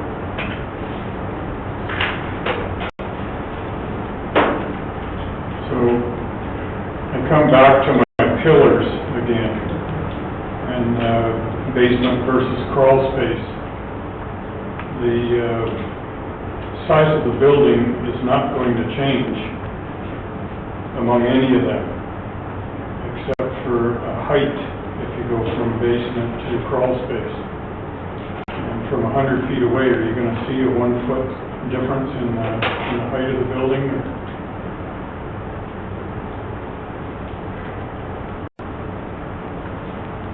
Looking at you now. If the upstairs and the loft are sitting on pillars, it complies. Correct. Okay? And it's still sitting in the same exact place, same exact size, same trees in front. Then they enclose the pillars. Instead of pillars, they have a basement. Okay, so now you've got a wall. The upstairs and the loft area and the roof, everything's exactly in the same place with the same magnitude, and the trees are still there. Or if you lower the whole thing, like I don't know what the height of the basement is, but if you lower it roughly a foot to the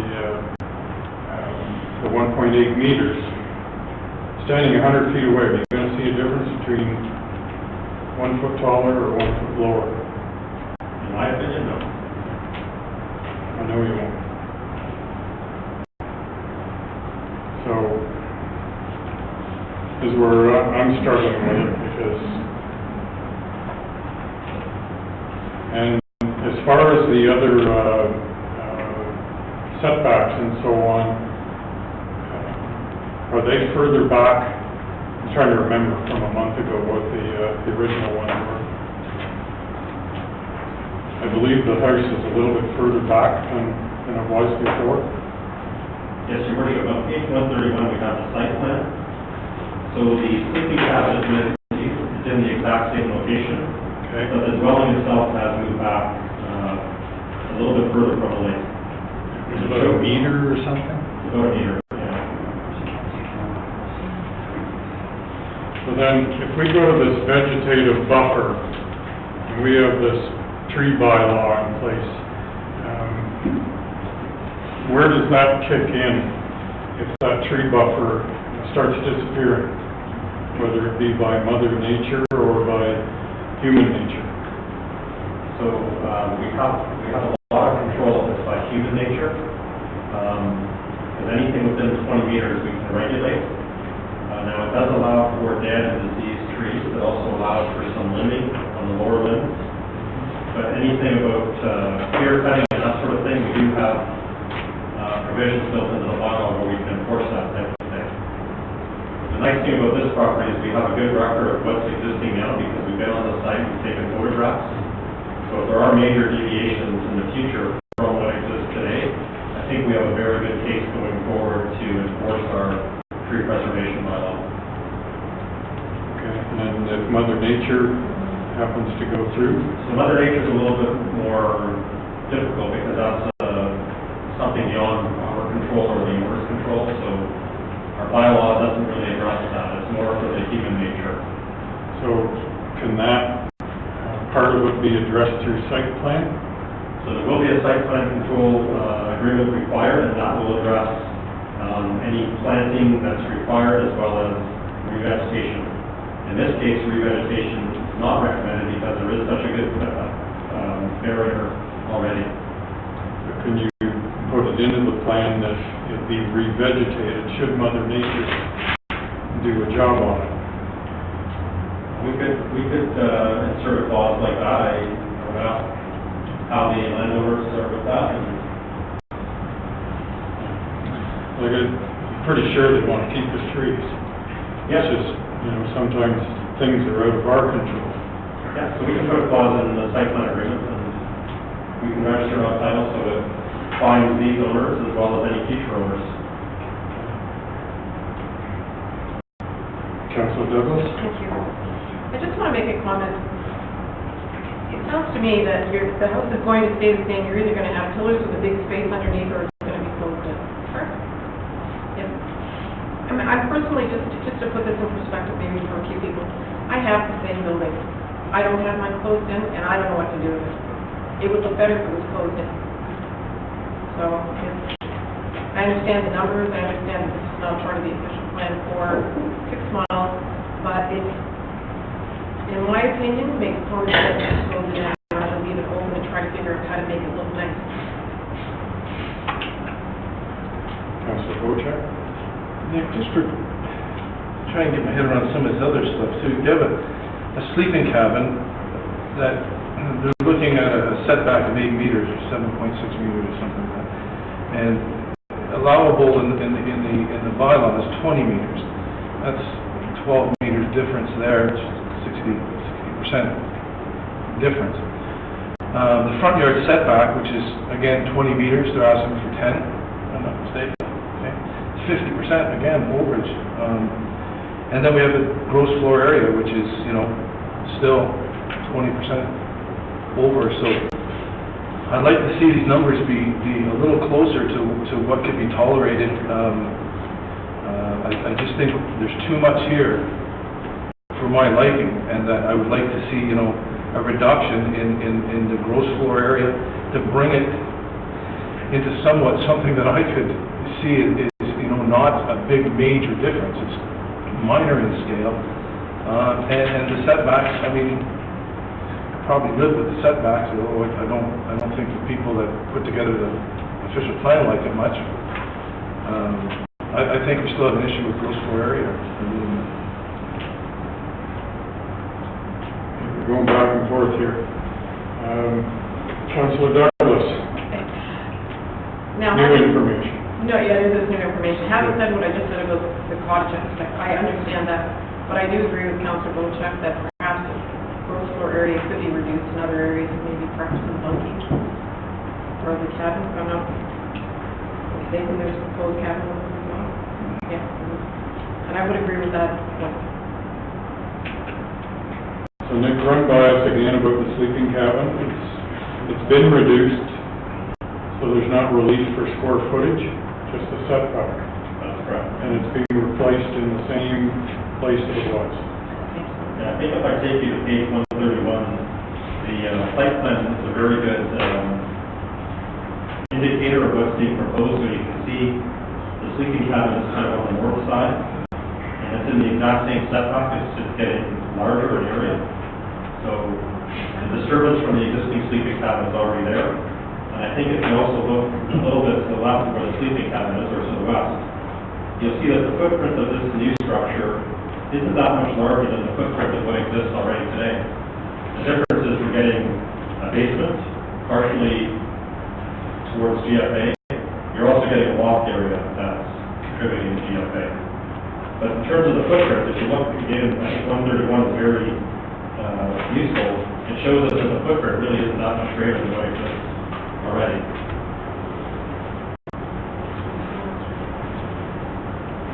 Councillor Cooper? I would like to remind those of us at this council that we also, if we were to pass this, we're telegraphing, in a sense, our thoughts in terms of where we may come down with respect to GFA on 6 Mile Lake 6 months from now or 5 months from now by approving this. So I really suggest that we think about that very carefully.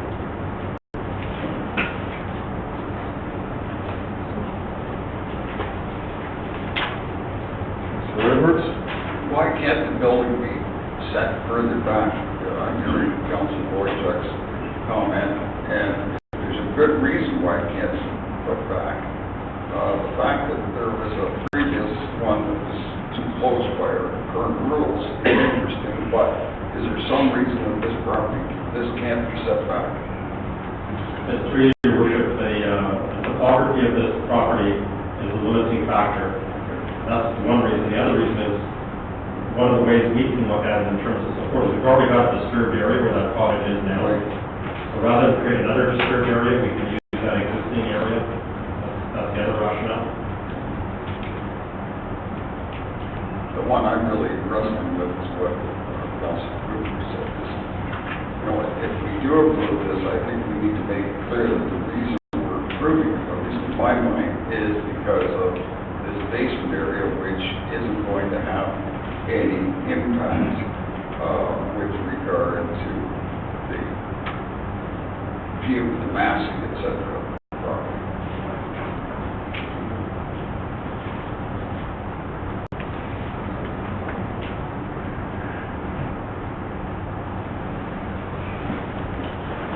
Looks like we're ready to vote. So I will call the question. Do you want me to read it again? I had a hard time reading it the first time. It's moved by Councillor Douglas, seconded by Councillor Edwards. Be it resolved that Council adopts bylaw 2016-77, being a bylaw to rezone 57 Beverly Street to a site-specific 6 Mile Lake residential exception 20 zone in order to permit a reduction in the minimum required front yard setback to a proposed dwelling, and in brackets, proposed deck 10 meters and proposed main wall 11.3 meters, and sleeping cabin 7.6 meters respectively, to permit an increase in maximum allowable gross floor area of a dwelling to 325.0 square meters, and to increase the maximum permitted lot coverage to 9%. Anything further? Call the question. All those in favor? Those opposed? Motion's defeated.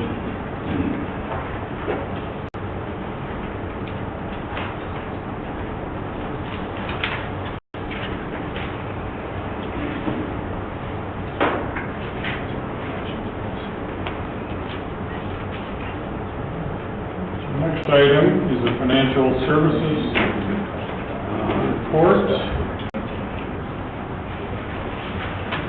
The resolution is moved by Councillor Bochek, seconded by Councillor Douglas. Be it resolved that council adopt bylaw 2016-94, being a bylaw to authorize the mayor and clerk to execute the contribution agreement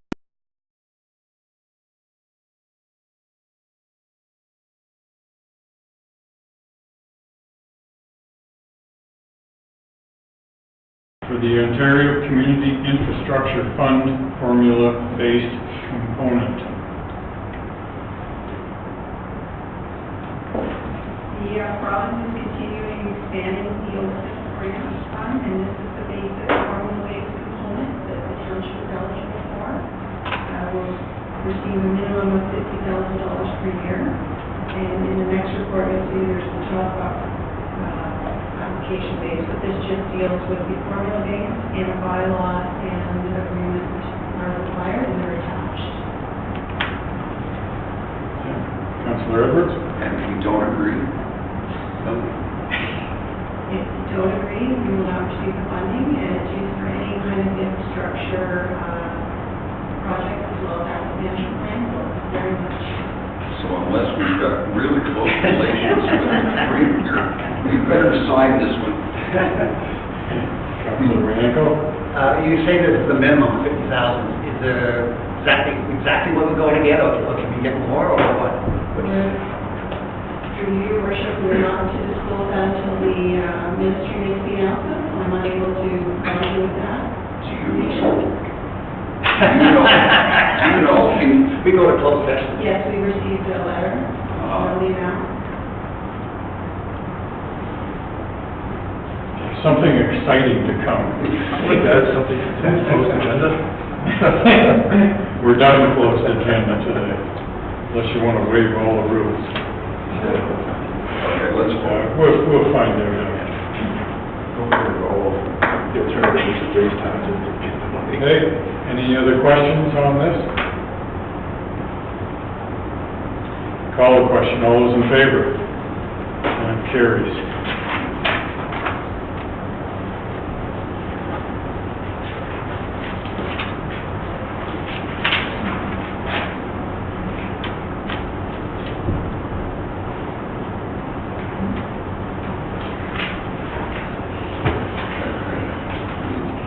Okay, Brad, I think you're up next. I'll read the resolution. Moved by Councillor Douglas, seconded by Councillor Bochek. Be it resolved that council directs staff to apply for and accept an Ontario Community Infrastructure Fund grant top-up component for the project known as the MAC Tier Center Street Storm Sewer Replacement, and that council directs staff to include the project in the 2017 capital budget. So I guess you're going to give us a rundown on this storm sewer. Thank you, Worship. Most of council doesn't know a whole lot about it. I preface this by saying I'm just a messenger.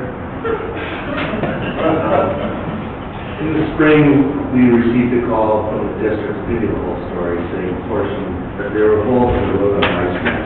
So we went out and investigated, and it turned out there was a storm sewer that unfortunately collapsed right in front of somebody's house. So as we looked into it further, we found that, Tom and I are new, so we're not familiar with everything that's underground. The storm sewer goes all the way through Mac here. It starts up at Joseph Street and snakes its way down to the Broad. And it appears that, for the most part, the storm sewer is the township's responsibility. It was installed in 1980. And it appears to be in poor condition. The areas where you can see it, there are good parts of the bottom missing, appear to be some parts of the top missing. It's a steel multi-plate culvert, about 5 feet in diameter. Some of it's in the road allowance, some of it's in people's backyards. It's some of this on district roads. The preliminary estimate to replace this pipe is about $2.2 million, give or take. And it is in very poor condition. I don't see this being a project that can push out for 5 years. This could be a project that we might have to do under emergency measures next year or the year after. So unfortunately, it's a high priority. It's not a very sexy job in that we'll do the job, and nobody will notice we've done it. It's not a new flat road, it's not a new ball field, it's a piece of pipe underground. The problem is it's going to people's backyards, and we had a report in the summer that a hole formed in the lady's backyard, and there's a good chance it's because of this pipe. It's like that. I haven't found any good news on this yet, other than a portion of it is the districts, and that's only maybe 20%. Councilor Edwards? Is this is this a design failure, manufacturing failure, or an age-related issue?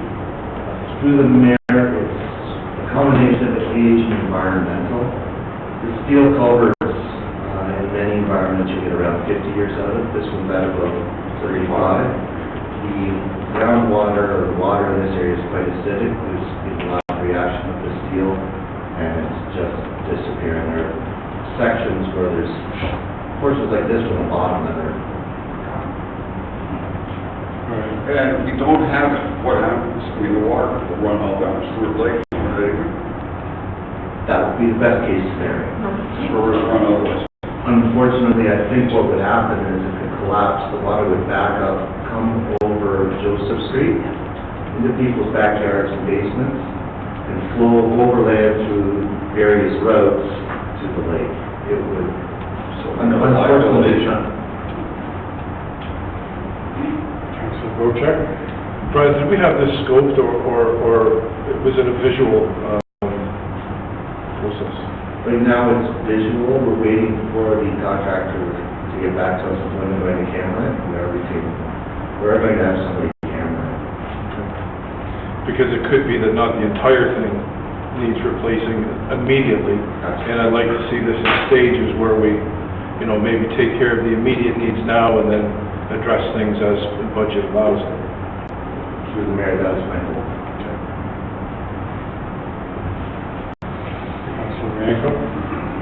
You're going to be applying for funds to the Ontario Community Infrastructure Grant Program. How much do you think of this $2 million, $2.2 million, which you think you might get out of that grant program? I'll let that to you. Through your worship, if we can receive up to $2 million, so hopefully we get a full 9%. But this is not based on a percentage, where we have to pay 50%, they pay 50%, or is it? 90-10. 90-10, okay. Okay, so we can look at $2 million. So, through that, where does the district sit with this grant application? Through the mayor, they're treating their section of pipe on High Street as being totally separate from ours. So they're not part of this application process. They, as I've spoken to Michelle about this, they're budgeting to replace or repair the pipe next year. So they're not involved. And the 2.2 million is our part of it, or does that include the district part of it? Through the mayor, once you throw in engineering, we're, again, ballpark numbers, but we had our own people. Councilor Edwards? Would it not make sense to somehow be, for whatever we're doing, to have the same contractor doing the district and the township piece? Through the mayor, probably, but at this stage where we're applying for money, because it's capped at $2 million, we want to stay separate. Councilor Bianco? So this resolution is only to apply for the grant? Through the mayor, to apply and accept it if I remember it. Okay. Yeah, that's not what being asked to do today. We'll definitely accept it. Councilor Wojcik? If we don't fix this in an expedient manner, it could leave us in a very exposed position here. And it certainly, if somebody goes for a walk in their backyard and falls in a 5-foot pit, we're going to be held responsible. So I think we should look to get this funding as soon as possible and address the immediate needs as soon as possible. And then by having our video done, hopefully it'll show us what needs to be done first and get that taken care of where it poses a threat.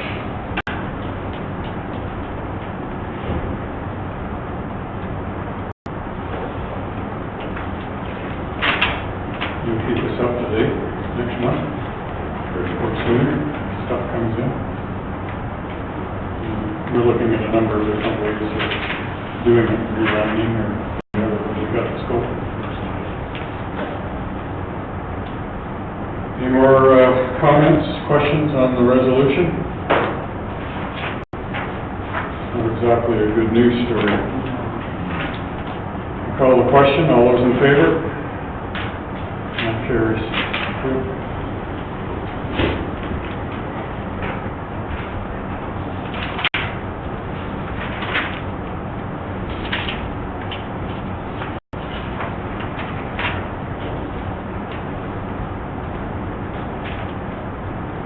This is from our fire chief. It's moved by Councillor Bocek, seconded by Councillor Douglas. Be it resolved that council adopt bylaw 2016-95, being a bylaw to renew the emergency response agreement with the Township of Severn. So this was an agreement that was, I guess, agreed to many moons ago, and now has come to the time where the acquisition of the fireboat, there was some extra properties that we could deal with, and there was some dialogue back and forth with both municipalities. They contacted us to find out where the agreement lied, and it's fallen through the cracks. So it was something we've got that agreement here to council today to approve. From what I understand, it was agreed upon Cal to move forward and so forth. So this is just the rubber stamp, and I need this by law so I can invoice them as we've done a call. So.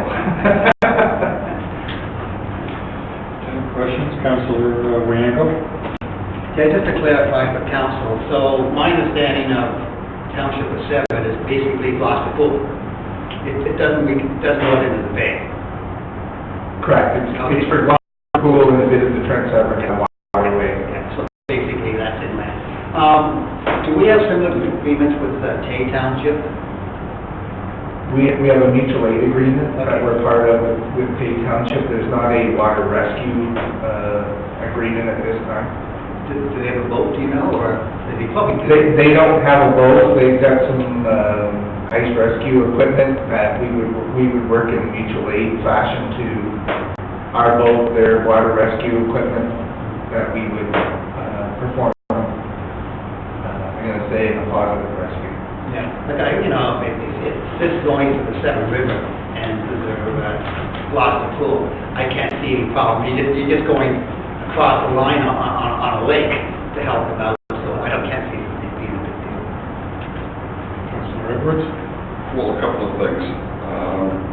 The $450, is this an appropriate dollar charge? I look to our treasurer and yourself. Does it make sense? Think about that one. And the other question is, do we have to notify our insurer with regard to this type of arrangement? And lastly, I still recall the late Mike Candy commenting how dumb it was, the fact that we have the canal going down the middle, separating, the two parts of Port Severn. And is any action being taken on that? I know Mike mentioned at the time, whatever, 4 years ago, 3 years ago, that there was some consideration to supplying fresh water, grass, etc. Is there anything happening with that? And I think there should be something happening with that. So I don't know who's responsible for that. I mean, is this ever something talked about, Lori, with our neighbors as to the fact that we've got service land over here, and yet many of the businesses are on the other side, and could we ever go to the province with regard to getting some sort of jogging of the boundaries, et cetera, et cetera?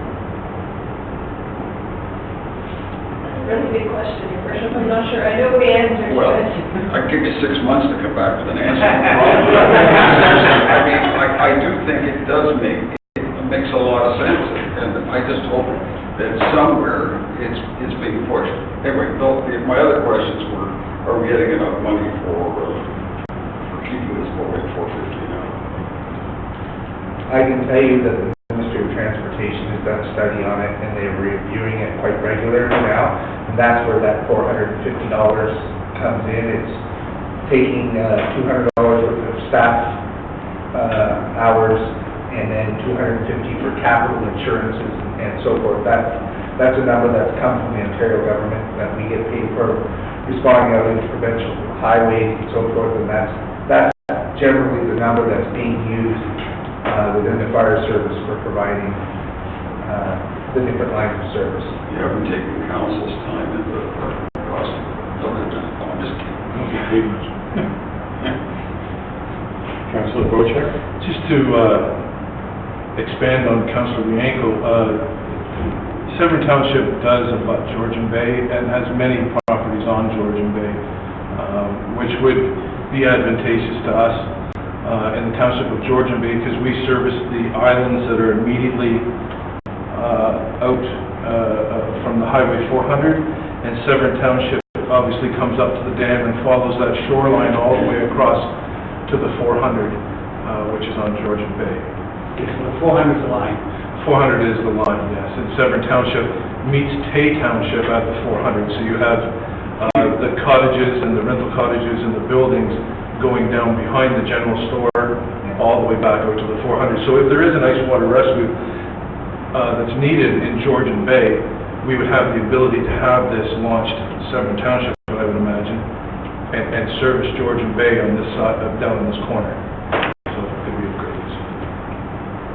Just for council's information, we take the Trent Severn waterway up almost to just past Severn Falls because of Muskoka Lakes.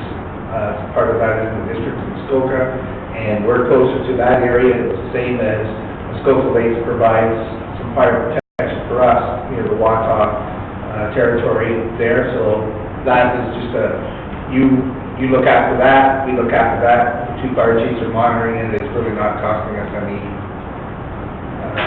funds. They're coming to support if we have to go and calls fall under a mutual aid agreement. So we provide quite a bit of water protection with the marine boat going up that Trent Severn waterway. Mr. Cooper? Just curious on the calculation you were talking about, in terms of $450, I think you said? Yes. Is that a marine figure or a fire protection figure? It's a number that has been done for fire protection with the use of a fire truck and so forth. With the marine units, you're not getting everything that you get with a fire truck, so they kind of looked at it and went, for easy finances, $450 is the going rate. So just to understand, that you sort of from an apples per apples perspective, you're saying big fire truck with a lot of equipment might cost X amount, and this is probably fairly comparable to it. Is that correct? In a roundabout sense, you can't compare both to a fire truck, but yes. Good, thank you. Councillor Bochek? And that $450 per hour, I'm sorry, I didn't read through all the background information on this. That $450 per hour also includes the captain and personnel? That includes the staff that goes on that boat, yes. Okay, thank you.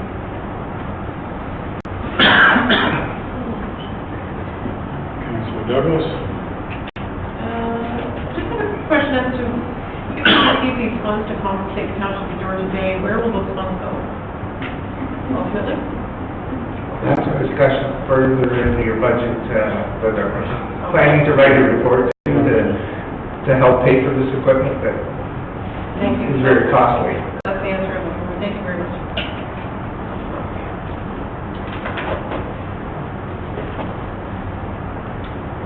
Councilor Wojcik, let's call the question. So if need be, if we had to perform an ice water rescue on Gibson Lake, would this craft and the personnel go to Gibson Lake? For Go Home Lake? Severn doesn't have that equipment. It's Hay that we would be calling on our partners. Hay, we have a fair amount of ice water equipment that we would be using ourselves. Now, if we need, because we are in the ice rescue business,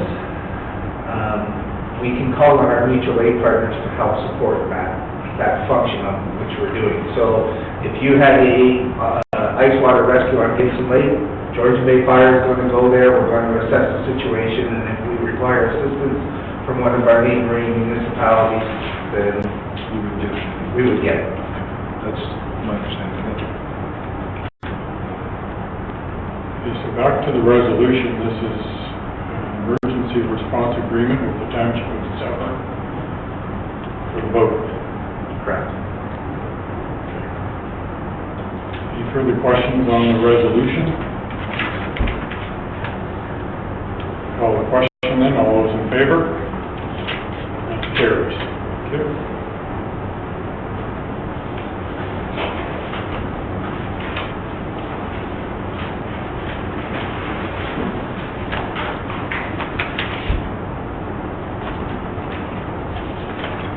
Now into new business. The first item is from the 6 Mile Lake Ratepayers Alliance. The resolution is moved by Councilor Douglas, seconded by Councilor Wojcik. Be it resolved that council grant permission to the 6 Mile Lake Ratepayers Alliance to record council, committee of the whole, and committee of adjustment meetings.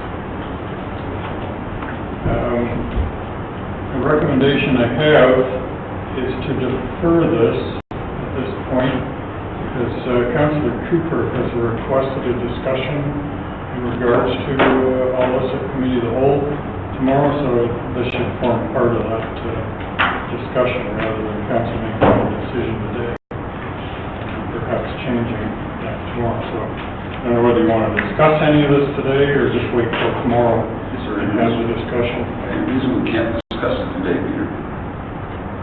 I guess not. Why don't we? We can only discuss this item. Oh, I see. We can't discuss, what I would suggest is we add this to the agenda tomorrow. Sure. As part of that overall discussion. Councilor Ramco? And we don't need to break out the council and county? Well, we can do that tomorrow. Okay. Yeah. We do it all. The whole thing, and make a recommendation to council as to what you want to do about reporting and so on. Councilor Wojcik. So that I understand you correctly, we would adjourn from the Cal meeting? No, so No, we we'll just add it to Cal. Okay, it would be added to Cal, but we wouldn't have a resolution then? There could be a recommendation to council. Right. On the whole discussion. Yeah, which would come next month. Right. Thank you. So I'll call for a deferral. All those in favor of deferral to tomorrow? Deferral carries.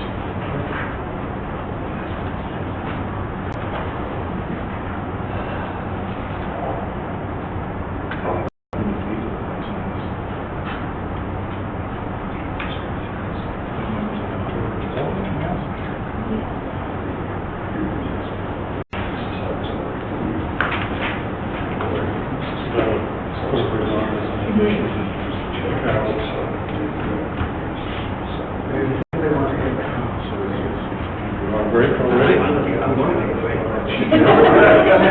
only been at it an hour. Anyway, okay, you want a break? We'll take a break. I'll give you 5 minutes. Is that enough? Yeah, 5 minutes.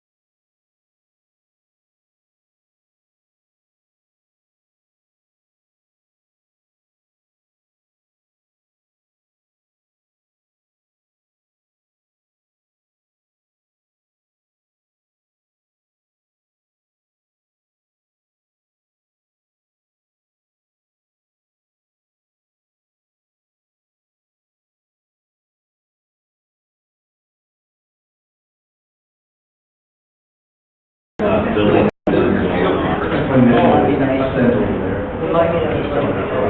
Yes. He was applying for a job. No, it's just,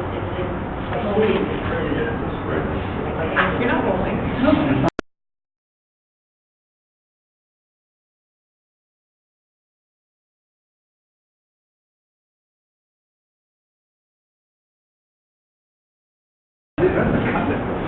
It was there on the weekend. About a year.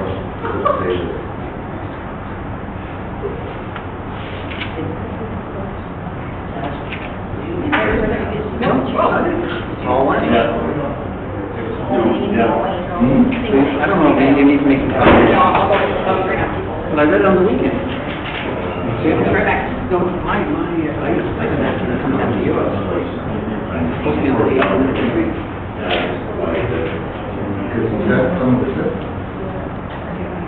93. That's not mine either. Nothing to do with me. This is by all along.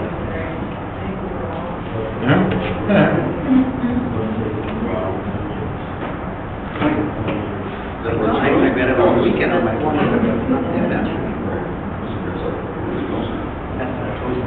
That's where you want to go. Well, they're so hungry, as I said, they're having to go to this place. That makes me We had fish days, so on our place on the weekend. My dog now, he's just going crazy. Dogs, just to, but you don't get the turkey vultures flying over. Oh, yeah. He runs up to the highest point in the island, right close to the turkey bush. But now that he's a caged bear, it's very, we go up there, so I'm going to whack. Do you want to cancel building permits? Sure.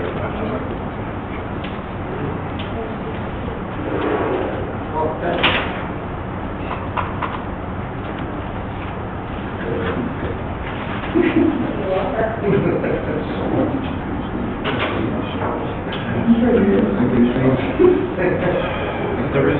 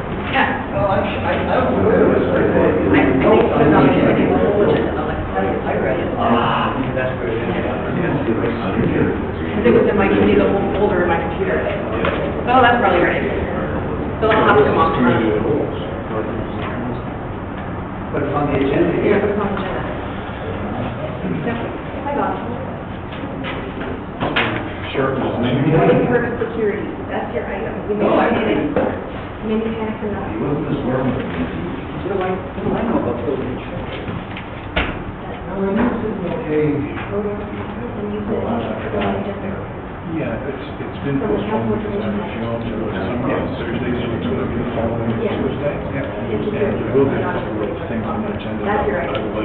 This is on the calendar tomorrow. So if you could feel okay. Our meeting is very short. That all in? Yes. At 7 o'clock, we usually done. Okay, they wrote an email. Okay, I appreciate that. That's Catherine. Don't worry, everyone, everything's under control. Okay, I'll just be nice. I'm not sure where Council Cooper is. Oh, okay, I got you right now. It's not really nice to get my age. Being good friends every day. Why don't you do? Okay, so we'll call the meeting back to order. I'm sure Councilor Cooper will show up and on. Next item is from me, and we have Dave here, and Nick, that's good. I'm sure everybody received a letter from Mr. Good, I think it is. And he's been working away at getting his building permits and so on for 3 years. We have resolutions in place to cancel building permits. And it appears he spent a lot of time and money at this point. So I thought I'd bring this forward to see if we can relax what has been invoked on staff to follow in the past and give them a little bit of leeway in some of these building permits. As I understand it, there's a number of them at this point that are progressing towards the 3-year mark, and I'm assuming that some of the applicants are working towards getting started, and perhaps others not. But on page, I'll find it here, 189, it's a brief description in the report. And there were 2 previous resolutions that look to rescind and propose a new resolution.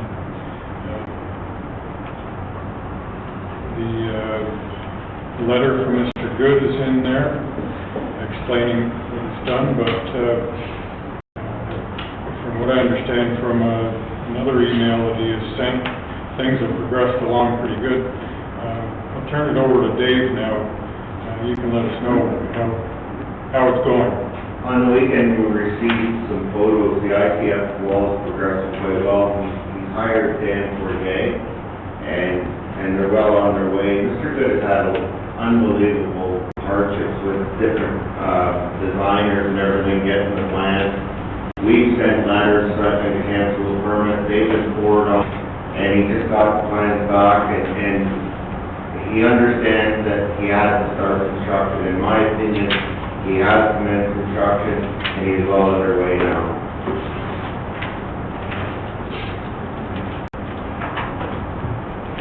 So I have a resolution here. I'll read it, and then perhaps Dave can give us a little bit of help as to what he's run up against.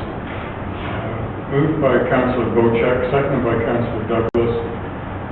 Be it resolved that Council directs staff that all building permits for cottages, bunkies, and single-family dwellings that are 3 years old and have not started construction be revoked, except where an owner can demonstrate significant financial hardship to the chief building official, and that the chief building official report back to Council annually where this discretion has been exercised, and that CAL Resolutions 41-2016 and 143-2013 are be rescinded.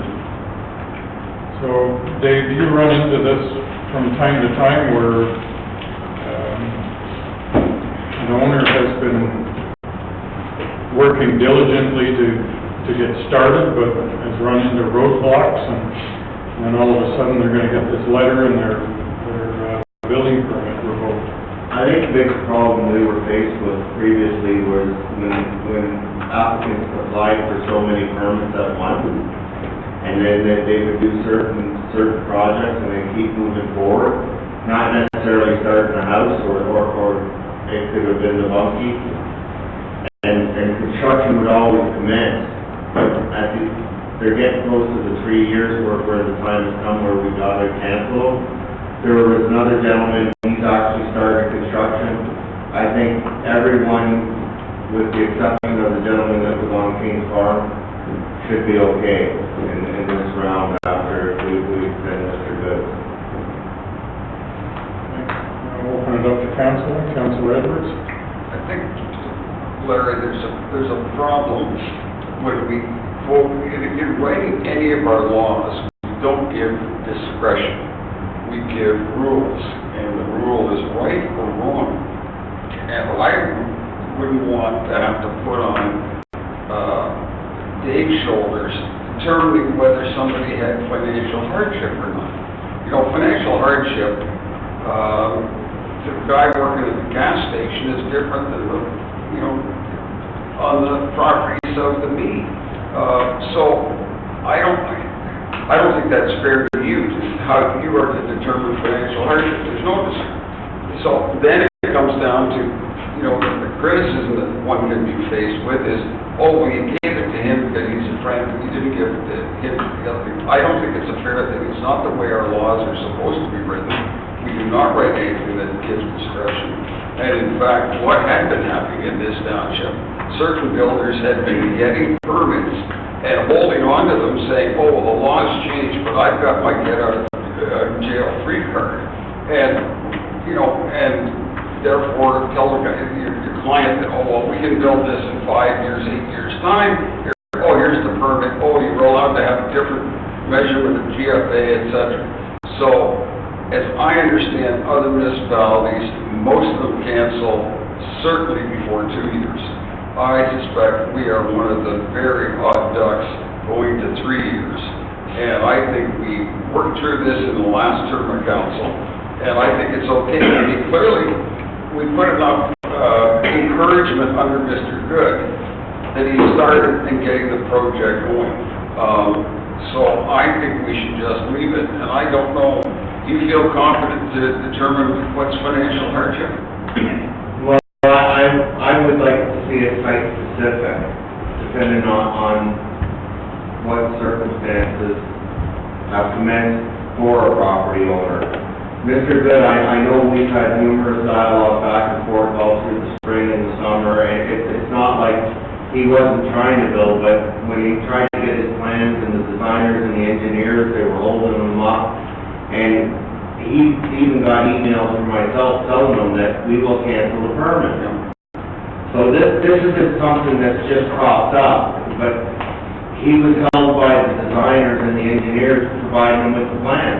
It's hard to build when you don't have a plan, and you're doing the revisions to the original permit. But, what Dave, further, I mean, if one guy comes in and he says, well, I've spent $200,000 on this financial hardship. Somebody else comes in and says, I spent $5,000. How do you determine what the financial hardship is? It's a relative term. There's nothing that I'm aware of in my accounting or tax license that tells me what financial hardship is. There's either bankruptcy or you pay the bill. So I don't think it's fair to you, or we should not be writing laws that give discretion. I don't think there's any discretion in any of our planning laws, if I'm not mistaken. I would look to Nick on that. But this is exactly why we don't have discretion, because then it comes down to say, oh, well, why did you, oh, well, he had financial hardship. Well, prove to me. Because some other guy comes in and he says, well, I have financial hardship too. How do you differentiate one versus the other? How about we take the word financial out of the, and just make it significant Well, hardship? but the problem is the discretion. We do not give discretion in our rules. You either meet the rules or you don't meet the rules. The discretion comes through the court process, whether it be committee of adjustment or the OMB or go to court. We don't give discretion. Okay. One opinion, Councillor Bochek? Dave, my question is to you as the CBO, and obviously you would have the ability to assess the situation. In our bylaw, to me, if I'm working with my planners, and I'm working with my architects, and I'm working with my kitchen designer, I'm working on the building permit. I'm not putting bricks and mortar and shingles on, which is part of the building process. Part of the building process is acquiring all your contractors, arranging for the time of year barges can come out, and getting your kitchen person to design this and design that. So where is the line drawn between an active building permit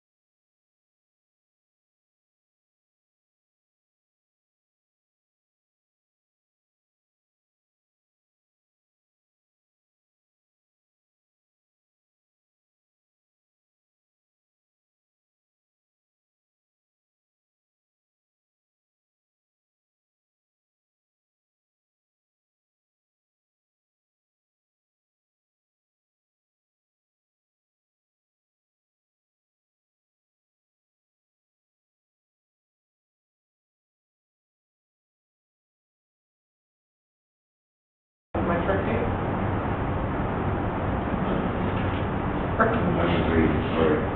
Okay, it seems to be that the question right now, if I'm not mistaken, from Councillor Edwards, is whether we put a date in there of 6 months or so on. But if we put the wording in to the CBO's direction, that would give you an opportunity to say 6 months because we're already in good weather, or 8 months because we're into winter. Correct.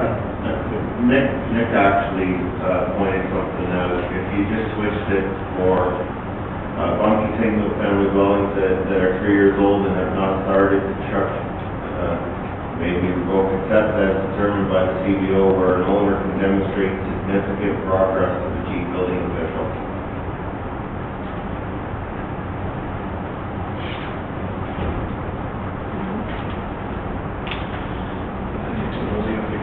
Okay, here you go.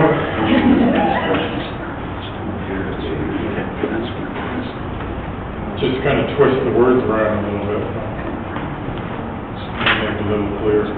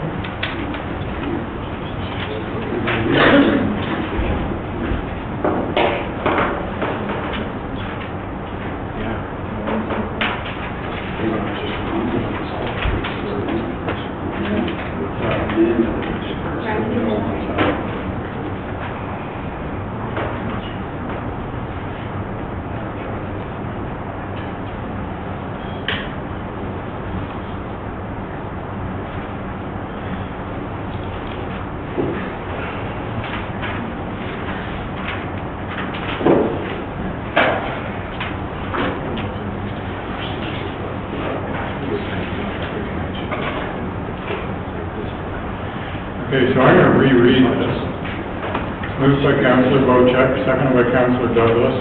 Be it resolved that Council directs staff that all building permits for cottages, bunkies, and single-family dwellings that are 3 years old and have not started construction be revoked, except where an owner can demonstrate significant progress to the chief building official as determined by the CBO, and that the chief building official report back to council annually where this discretion has been exercised, and that CAL Resolutions 41-2016 and 143-2013 are be rescinded.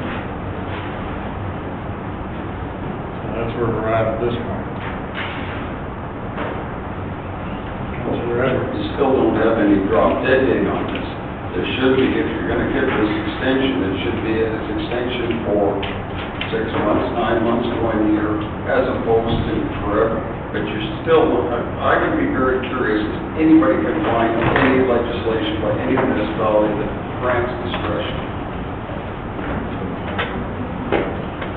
So Dave, Nick, you want a drop dead date in the resolution, because that just opens it up to the public saying, oh, I got another 9 months.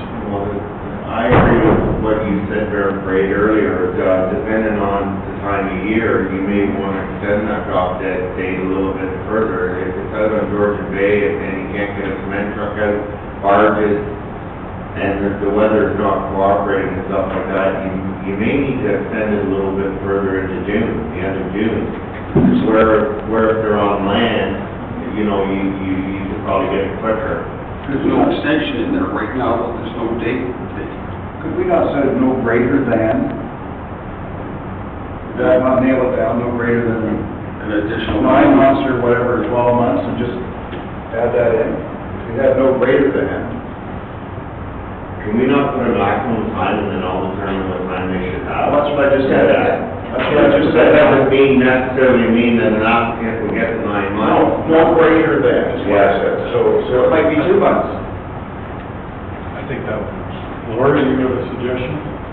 Well, I was just going to say, remember, part of the resolution that we report back annually. So you will find out if you have an issue, we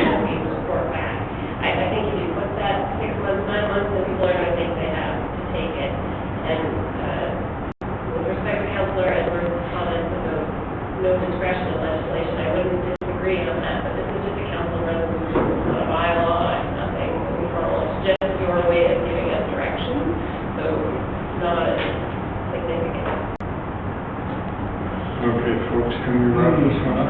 Can we at least put something in there that says no greater than? Put it in and everybody else will get Yeah, I'm okay with it, with the time limit that's determined by the CBO. No greater than. Yeah. Okay. You want that in the resolution? You can put a maximum time limit, and also the time limit that the CBO has the last say in that time limit.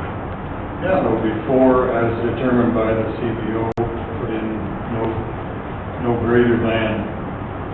To a maximum of so many months, or as determined by the CBO. 9 months. Yeah, that would work. Then it could be 1 month. It could very well be one, it could be 1 day, or it could be 9 months. Good feeling, generous.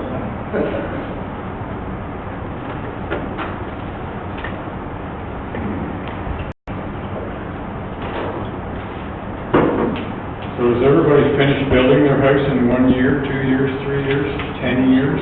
This seems, I'll let you know when I get those 93 permits. This is only starting. This is finished. Yeah.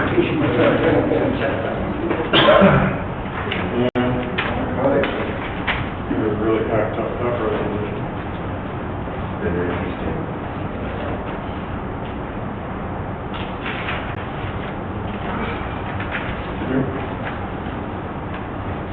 So we've inserted, just before, as determined by the CBO, we have inserted the words to a maximum of 9 months. Can I call a question now? Sure. Okay, all those in favor?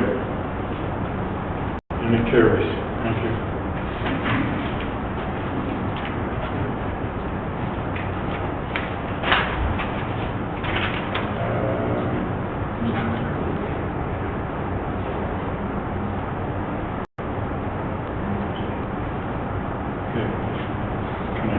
After D? Sure. Okay. Let's get these other 2 items out of the way. So Councillor Wienko, building permit securities? That's... Yeah, no, I just pulled this letter from the consent agenda. Council's made a decision that, and supported by staff, and I agree with it, that there has to be a deposit provided if you are going to be living in a funky and building, if you're living in an old cottage and building a new cottage, you have to put a deposit down so it makes sure that the old cottage is torn down after the new one is built. And I agree that a deposit needs to be put down.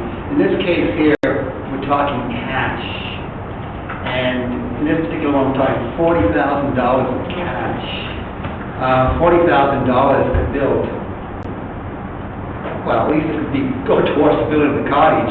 So I'm thinking that we should other options to people besides cash. And I don't know all the various banking bonds or whatever it is, but I think Brian and I were talking about it, and I think you might want to step into what other securities can we put down, bank guarantees or whatever, as long performance bonds or whatever. One at a time, please. Okay, these people should talk and explain to us exactly what the other types of things besides cash. So, Nick, what do other municipalities do? Oh, geez, I'm like, Take the youngest born. I don't know. I think your other options are a certified check. So if somebody gives a certified check, That's or cash. a letter of credit. Letter of credit. Either of those. No, that's pretty A much. letter of credit still has cash to Certified back check, it up. line of credit, or comply with the zoning bylaw, no pay security. Or comply with the zoning bylaw, no pay security. I'm not talking about like security. Lori? I don't know, they do cash or letter of credit. I had many arguments with the treasurer when people didn't want me to cash their checks. But as long as it's not cash, it's not cash. You cash your check, you take a letter of credit or you take cash. So what's our policy? Cash? Either. No, we take letter of credit, for sure. In this particular complaint, it was the amount that they were complaining about. And the amount we found to be reasonable to meet our needs if they don't demolish their cottage. So I would suggest council be flexible on the amount. No. Just, but give them the option of a letter of credit. For sure, yes, but I'm sure that's already happened. Yeah, it was an amount issue that was driving the complaint. My understanding that it's $40,000 cash, and that cash is held in an account, no interest is paid on it, and if need be, they'll use your money to take you to court to make you take down your old building, which seems very strange. Now, a letter of credit, you may even ask for a PPSA to go along with the letter of credit in the way of a personal property security statement. That's bound. You're not getting out of that. It's better than a second mortgage. So I know of 2 incidents of my constituents where they want to build a new house. They don't want to tear their old house down. They want to convert it into a garage, a 2-car garage at a later date. It falls within, the lot coverage, and it falls within everything else, and they're going, I got to put $40,000 cash down to have a place that can be demolished, but I don't want to demolish it. And so I think a simple letter of credit with a PPSA attached to it, if they're bound to the 40 grand is not a problem with anybody if it's just a letter of credit or a PPSA. It's not cash, it's not coming out of their bank account, but it is secured. And you have to have the ability to secure it. You have to have the net worth to secure the letter of credit. With all due respect, not everything's $40,000. It's like depending on what infractions against the zoning bylaw. It's because they don't meet the zoning bylaw, we require security. And since we've started doing the undertaking agreement, I can tell you, we've had compliance 100%. If I've got 40,000 of your dollars, you're going to want to comply. And a lot of people have decided not to build because of it. Well, that's unfortunate. And that's the truth. But, and with all due respect, depending on what they're building and where they're building, that would drive what kind of costs are associated with it. If you're building a 2,600 square foot cottage with a full foundation or steel out in Georgian Bay, it's going to cost a lot more to get it torn down. If you've got road access and we can get 3 quotes from reputable contractors, we'll go with those quotes. We have no problem. This isn't about us trying to make it hard for people to build, but we've been burned so many times in the past that we've had to take legal action and pursue. I'm not chasing people. But I'm saying something that I'm saying a letter of credit with a PPSA. If I'm building a house, I don't want to take $40,000 out of my pocket. The bank will give me a letter of credit based on my net worth that says they need to collect that, you need to collect that money, it's there for you to collect. We've said a letter of credit works. Yeah. So Nobody's arguing that the letter of credit commercial. I don't know what PPSA is either, but letters of credit are irrevocable. So that's absolutely fine. As I say, the complaint in this issue wasn't about the amount, not whether we allowed them to have a letter of credit. My understanding is we don't accept letters of credit today. We accept cash. we've just been told we do accept letters of credit. Okay, so next. Your turn. One mention that through letters of credit, the person putting out the letter has to pay interest on it, so it's not like it's not the other pocket, it's over their pocket as well. There is a fee. Pull that letter of credit. Sorry. So any more questions, comments over here? I just want to make sure that's in a policy already? Practice. The practice, they don't have to policy per se. Well, I think you should talk to this individual, but didn't come out clear that he knew about that. Okay, so no resolution? Okay, and the addition to the agenda is the school board decision, Kathy? Yeah, and thank you, Jess, for printing a copy of this for everybody. I think everybody's aware that both schools in Honey Harbor are up against our review. The one for the public school has been postponed, but it will probably come up January, February. And they'll put it under, this one for Lady of Mercy, they put it under a modified review, which basically says that in 3 months' time, from the date that they made the decision, which was October 5th, in 3 months' time, the decision will be made. They've cut down the process. There will be one public meeting, and that's November 28th at the school. Otherwise, you know, there is no public input involved. Reading through their initial staff report, I just want to highlight a couple of things.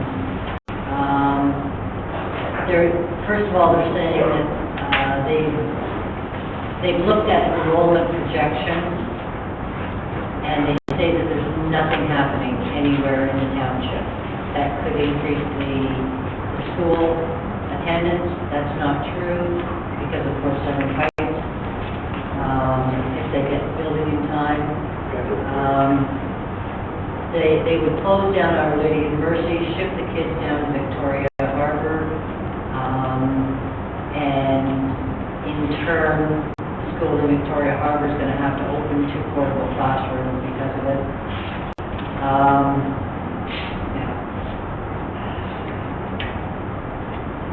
The one comment that they made on page 7 in their initial report, Township of Georgian Bay and the District of Muskoka did not provide any significant comments on the board's long-term PAP, whatever that is, when it was shared. We did not receive input from these municipalities through the Community Planning and Partnership annual meeting process. Now, Larry, I know you were there. And it also says no other community partners have provided information or requested information related to, that's not true. We had that community meeting, and the director of the Catholic School Board from Barrie was there. So, you know, just a couple of things. They're valuing the school property at $4.6 million. Good luck.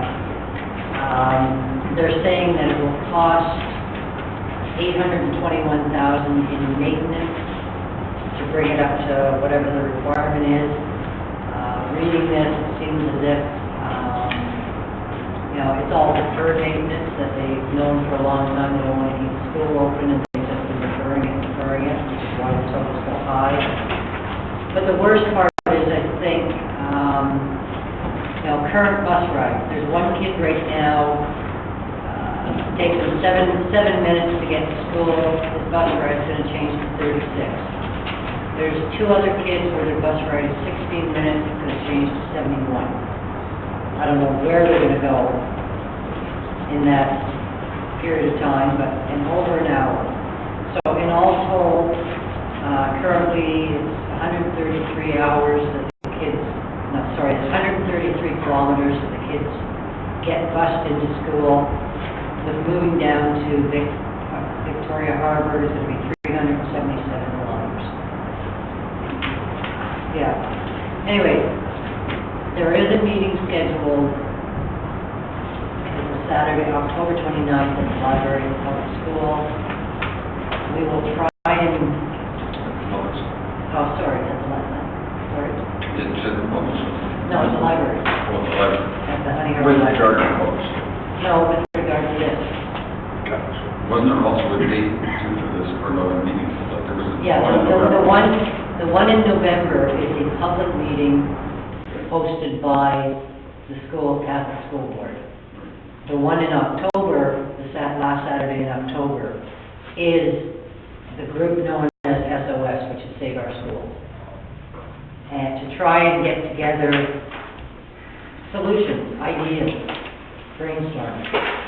So, but I think as a township and as part of District of Muskoka, we gotta, something has to be done as far as making our voice heard.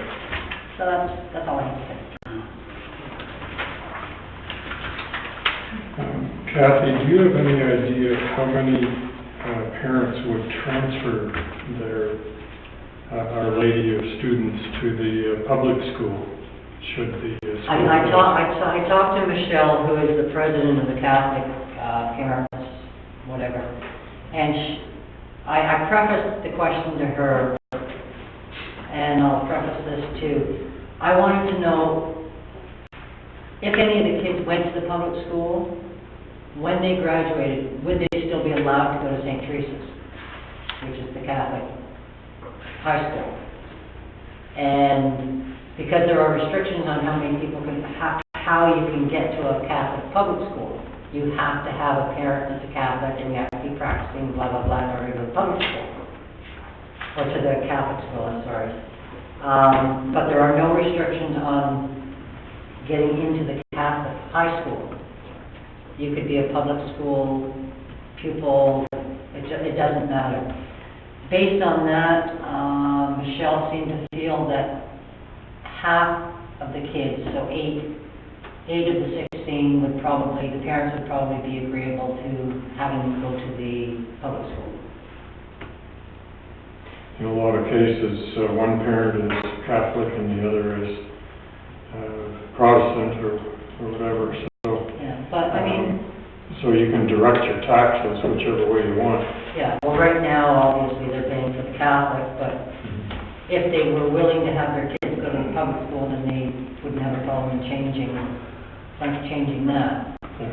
And I mean, it's all wonderful for people to say that, and for us to say that. How do we go about doing it? I mean, this is where do we go next? I know Norm Miller is more than happy to help us. We put together petitions throughout the summer. I think they got over 700 signatures on the petitions. Garfield Dunlop is helping the two co-chairs with ideas. Yeah, he's retired, but he's got... Who do we know is a liberal? That's what we really need. Yeah, well, I mean, unfortunately, let me put it this way. Our current premier is the niece of somebody who used to be highly involved in politics, who is a Cognizine resident. Yeah, she's Davis's niece. Catherine Williams. Yeah. But I don't know Will Davis. We better take some of this offline. So, could be interesting. Yes. Okay, so, we'll keep November 28th marked down. And, like I said earlier, I am meeting with the developer. I didn't check my calendar, but I think it's next Friday, and part of the discussion is about the schools and projected numbers, but he's still way out yet before the shovel goes in the ground. I don't know whether what do you think, in a couple of years or before 7 weeks, who knows? I hope sooner. Well, we're all hoping sooner, but. Well, when you go to that meeting, it'd be nice to know who they're targeting and like is it families, like that's the demographic kind of thing that we need. Yep. Even the demographics around Oak Bay has started to change. Oh, has it? Which is interesting. So, yeah. Councilor Bianco? I think my question to Kathy is that we have until May the 28th to submit some comments. November 28th. November 28th, you know what I mean. Do you feel we need a resolution from council to support anything or some kind of report from the Township of Georgian Bay? Or what do you need from us to help out in that? Well, I think we've got a, you know, like for them to say in the initial report that there has been no correspondence whatsoever from the township to the district. So they're making it look as if we don't care. Mm-hmm. And that's not true. So why do we pass a resolution at the next council meeting in November? Well, we can pass a resolution, but we should also, I think we have to write letters. Yeah, you know. that's part of the letter. Yeah. So is that something that we can work on? Is that what you want? I just wanted to bring this forward. I'm sorry, I didn't have a resolution in No. mind, I had nothing. You can work on one I mean, if the next time. resolution is gonna work, then we'll put a resolution. We can work on a letter with the discrepancies that are in here and forward it off to them from the mayor's office. Yeah. We just We'll have copy to- you all on it when it goes out.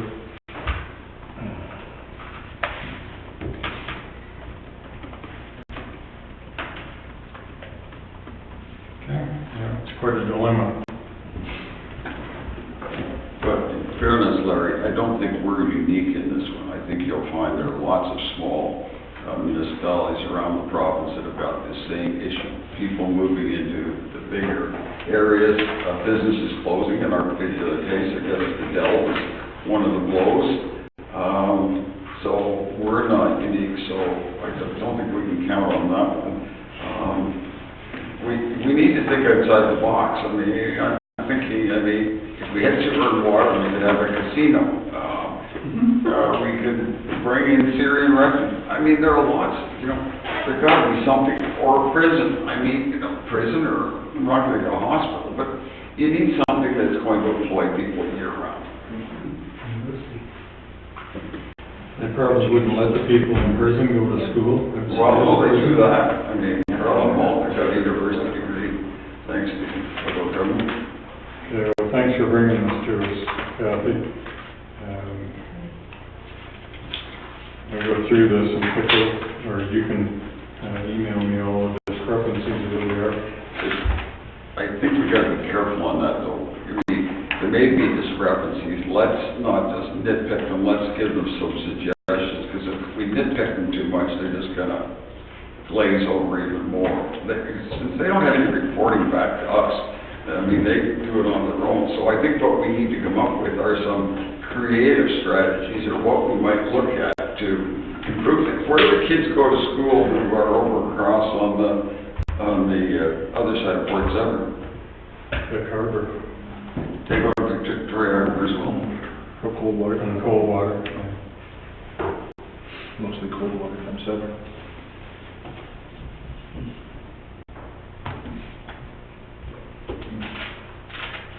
Your hand up, Brian, or? Nope. I'm just tearing your pen. No, I'm just waiting. Okay, thank you. And you had Yeah, Mr. Mayor, I would like to motion that we reopen the resolution to do with OLR, and I'm looking for a seconder because I would like to add something, if I may. I'll be second. Seconder with Mr. Edwards. Okay. Prepare a consideration resolution, please.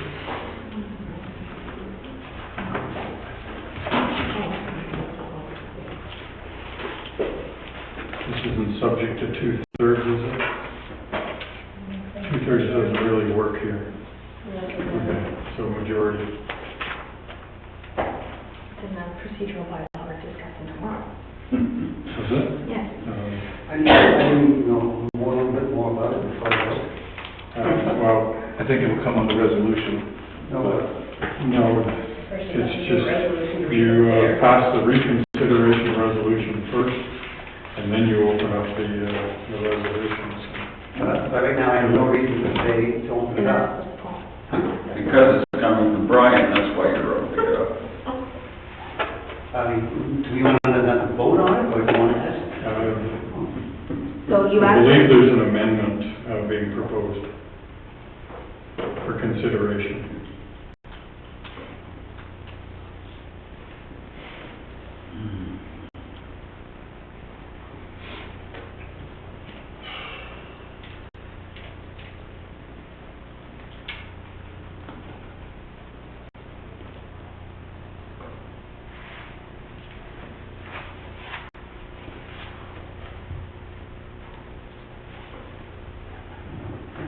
What time was our conference call? Like No, 3:30 or today, 4:30? tomorrow. Oh, it's tomorrow. Yeah, I thought we were going to get it over with today. no, today is 5:30, tomorrow 3:30. 5:30. No, I'm not staying till 5:30. 5:30. And to Cynthia, me, right?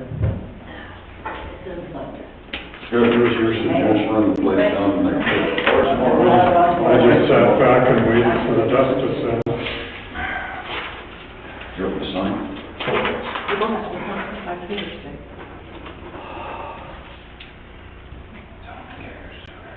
I did, but he doesn't answer, so I'm expecting he's busy. But I know an hour ago, so I'm going to be done early, but I haven't heard back. I wouldn't SOS. So I have a motion moved by Councillor Bocheck, seconded by Councillor Edwards. Be it resolved that council reconsiders the resolution defeated at today's meeting regarding 57 Beverly Street rezoning application. And there's no debate on a reconsideration resolution. So I will call for the vote. All those in favor of reconsidering the rezoning application. So that carries. Thank you.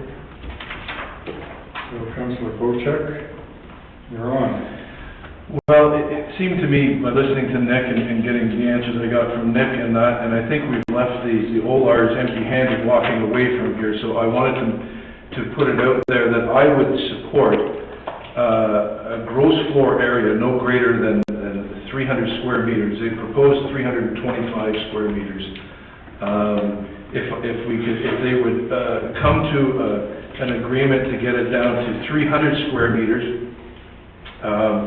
I think that changed the parameters here quite a bit, and that this is a one-off thing, as Nick said. It applies only to this property,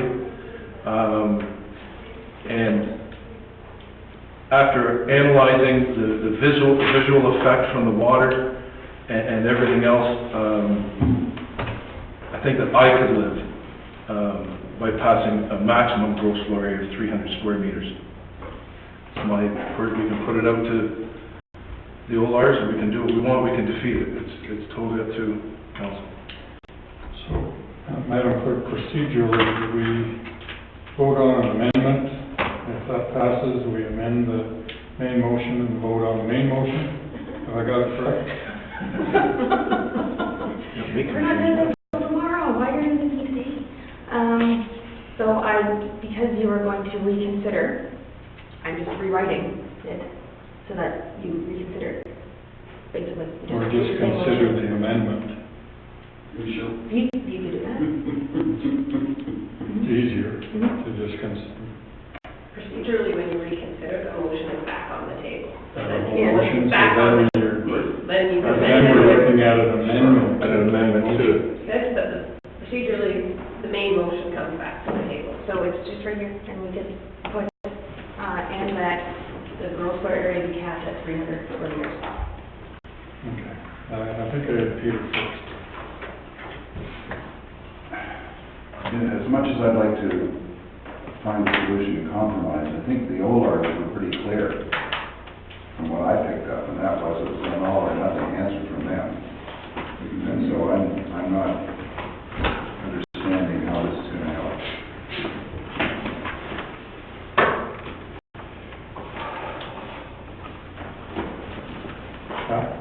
The all or nothing meter, I believe, was with regard to, did they want a deferral or did they want a decision today? And, so they said they want a decision today. I understand what Brian is suggesting. One of the things that Brian noted to me, and then he had a further discussion with Larry, is why this property could not be moved back further. Where did you gentlemen end up on that? Because it looked like, from the survey, it was approximately the same height. We didn't see a lot of change in elevation between the middle of the foundation and a number of meters back from where it was proposed. And in this case, I personally feel, and the OLRs may not want any part of this, but I personally feel that you can come up with a solution. We can save the taxpayers a whole pile of money by not going to the OMB on this thing. And I think 300 square meters, the percentage overage would be something that I would consider, if I was sitting on the Committee of Justice, I might look at it and say, that's reasonable. But this is something I'm proposing. And the OLRs may not consider it, it may not be feasible. So what the setback, that was my... It would address the setback too. Automatically. No. You're just talking shrinking like the proposed building. Yes. 325. Yes. 300. Mm-hmm. However, the do it. However they do it, yeah, it could increase setbacks, it could increase. Otherwise, you'd have to amend the resolution further. I'm just looking at the gross square, and I think that was the stickling point that everybody had, that it was, 28% over. If we get it down to 3,000 square feet, we're very little over. But again, this is just something I've wanted to throw out there.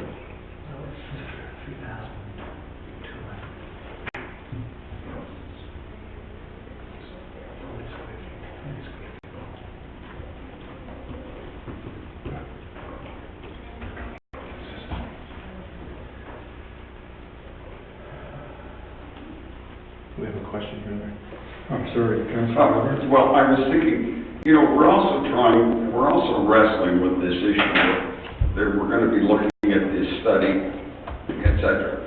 What was important in my mind was the fact that this basement is part of the square footage. And, I think the important issue on that is to make sure that, and certainly in my mind, if we were to go along with what Brian has suggested, one of the reasons is because the basement isn't really impacting anything.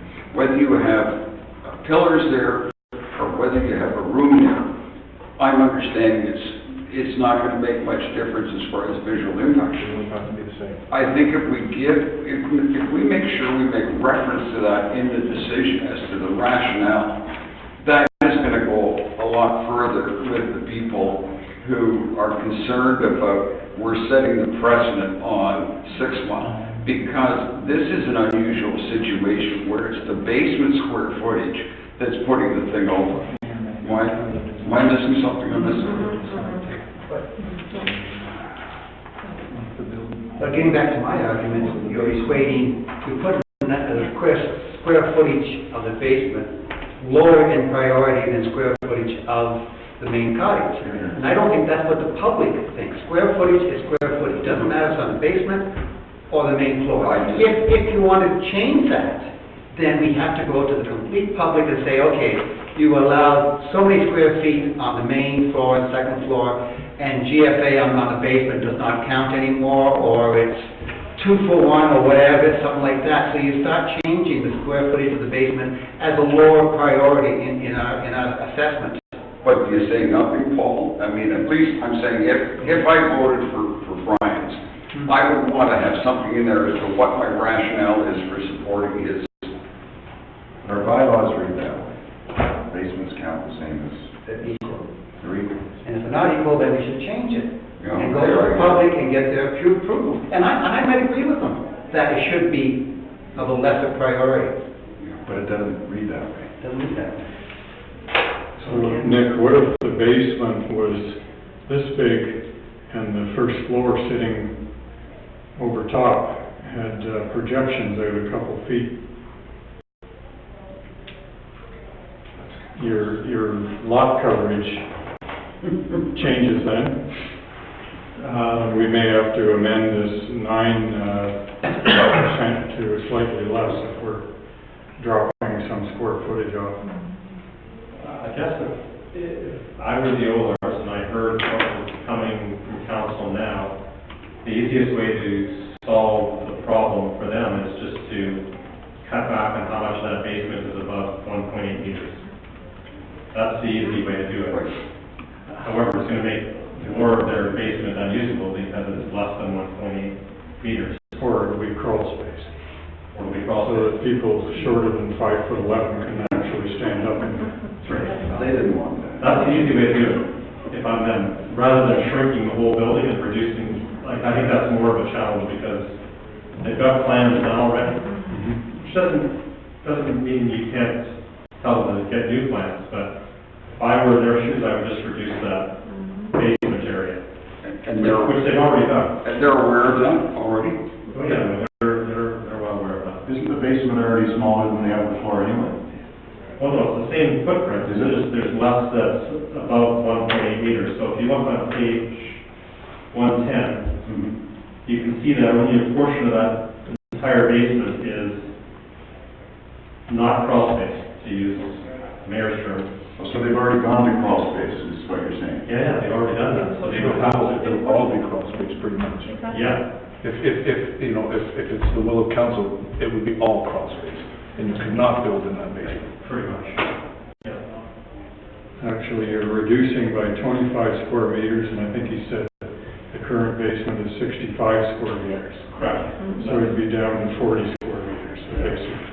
Still 400 square feet, still 20 by 20. You're not gonna put 3 or 4 bedrooms in a living room and kitchen in there. What in the basement? Yeah. Okay, Councilor Douglas? I think I asked that question at 65 square meters, if they were just to reduce the height of the ceiling, Originally. that would reduce that whole square footage of, or square meters of 65 meters, which would bring it into compliance. That would not change the overall height of the entire building though. It's just the roof they'd be dropping. So fundamentally, to be honest with you, this is one of the biggest challenges that we face at the Committee of Adjustment.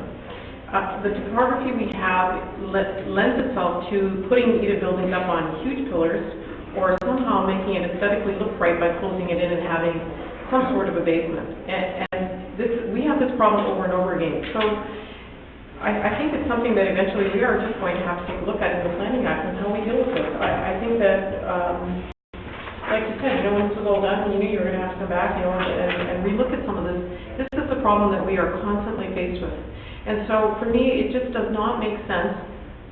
When something comes to the Committee of Adjustments, you have to look at the common sense, and that is one area that is repetitively, it's there almost every application we run into this because of the topography.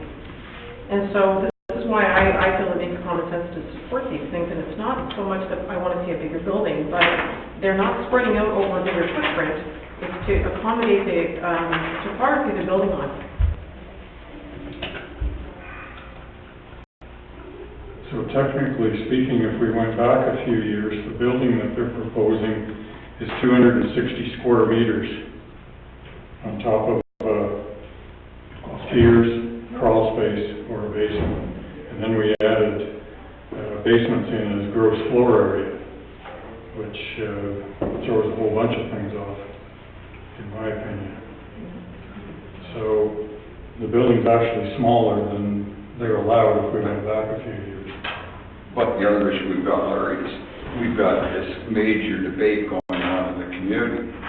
You know, and I think the concern is, if I understand Paul, we're sending a message out that we've already made up our mind as to what is, if we won't pass Brian's, could we at least defer this, which says it's still open for discussion, we'll decide it at a future date.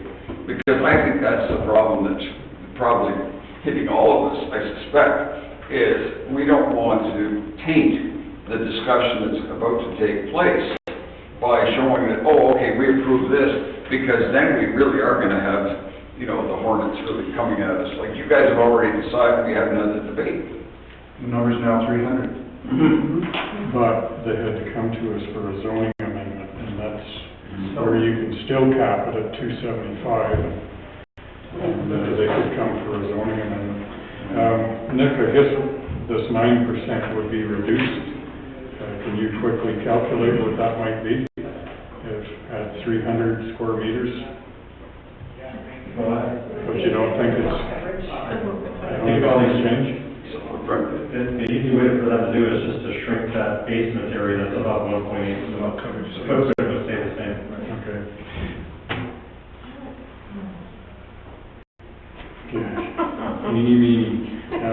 I'll take Councilor Douglas. So I know that there is, I understand what Councilor Pat Edwards is saying. I actually think quite differently. I think that this demonstrates why we need to do what we imposed this morning. Because we do have a conflict, and it is showing that this needs to be addressed. It's not, I don't think it's going to set a precedent at all. I think it's going to show that we do think that there's a problem that needs to be addressed here. So I think that if some wording is put in there, as you said, Councilor Edwards, as to why we're making this decision, I think that should address it. That's at least we would have got that. I agree with you. I mean, put that in there if that's what, but I think it just shows that this is why we have put in this interim bylaw this morning, is it needs to be addressed. Councilor Boucher? Nick, I want to address it to you. My fear is that the outcome of this would be that the Olards would take it to already said that you support this application. We'd have to go hire outside planners, we'd have to hire lawyers, we'd have to defend the position at a great cost to this township. And the purpose for this is to see if we can have mediation and maybe all for none. The old lords may say, no, we're going to the OMB. This is not going to suit our needs. We need that extra square footage. I'm trying to be reasonable and saying, let's try and mediate something. Let's try and figure out a way to save the taxpayers dollars. And am I wrong in assuming that this could be a course of action? You are not. Okay. Thank you. So, we'll just follow up exactly on the previous one. If we do this, I think the issue would be to make sure somewhere in our, either the resolution or in the justification, that we make reference to the fact that we have made this offer in order to avoid litigation, which would be very costly, et cetera, et cetera, et cetera. And, you know, we do not want this used as a precedent. You know, I don't, just trying to give some indication that we aren't coming up with the new rule and it's going to be 300.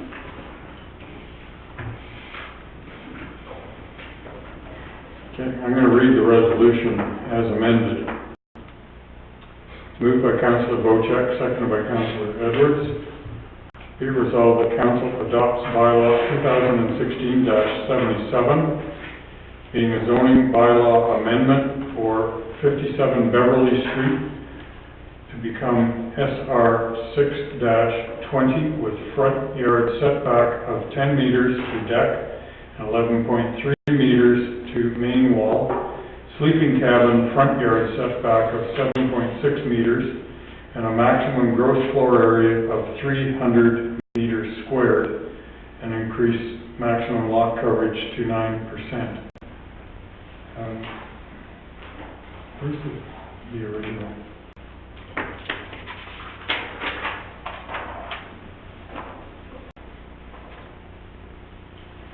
Okay, you need of the main dwelling in here. Gross floor area of main dwelling of 300 meters squared. Otherwise, we'll have a sleeping cabin that's 300 square meters.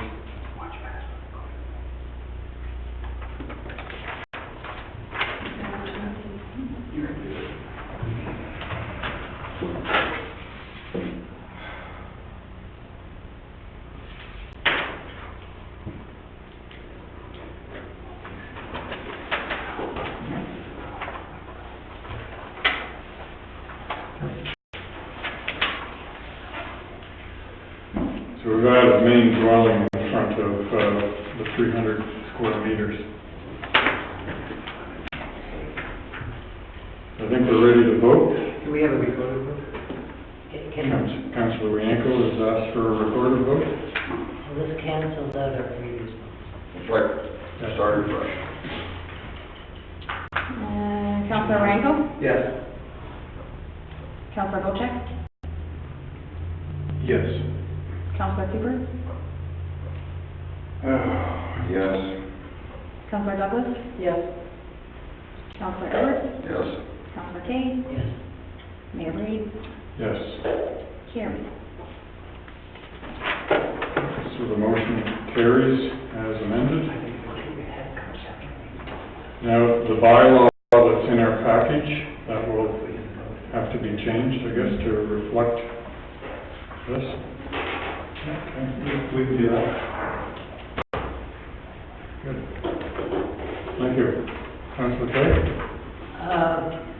What happens if the owners do not accept that?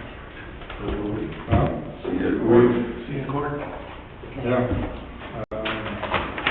We've come up with a compromise and offered a solution.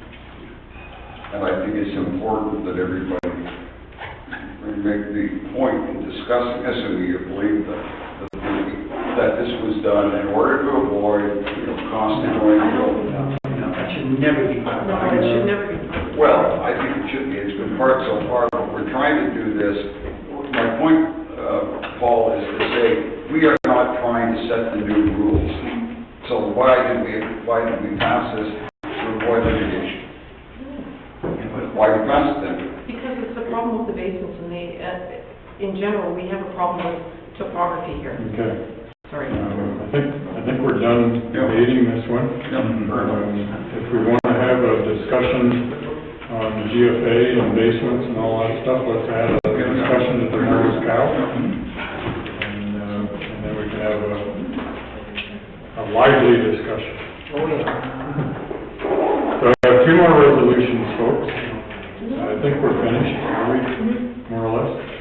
So moved by Councillor Douglas, seconded by Councillor Bocheck. Be it resolved that Council adopt bylaw 2016-96, being a bylaw to confirm the proceedings of the October 11, 2016 council meeting.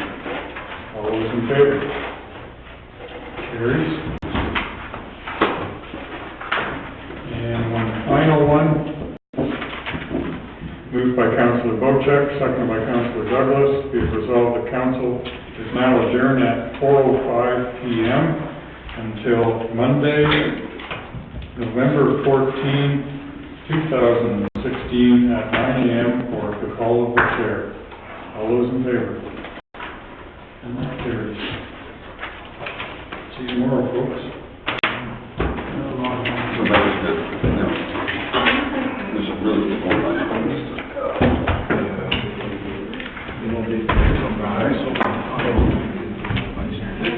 Somebody turn that video off. Can't just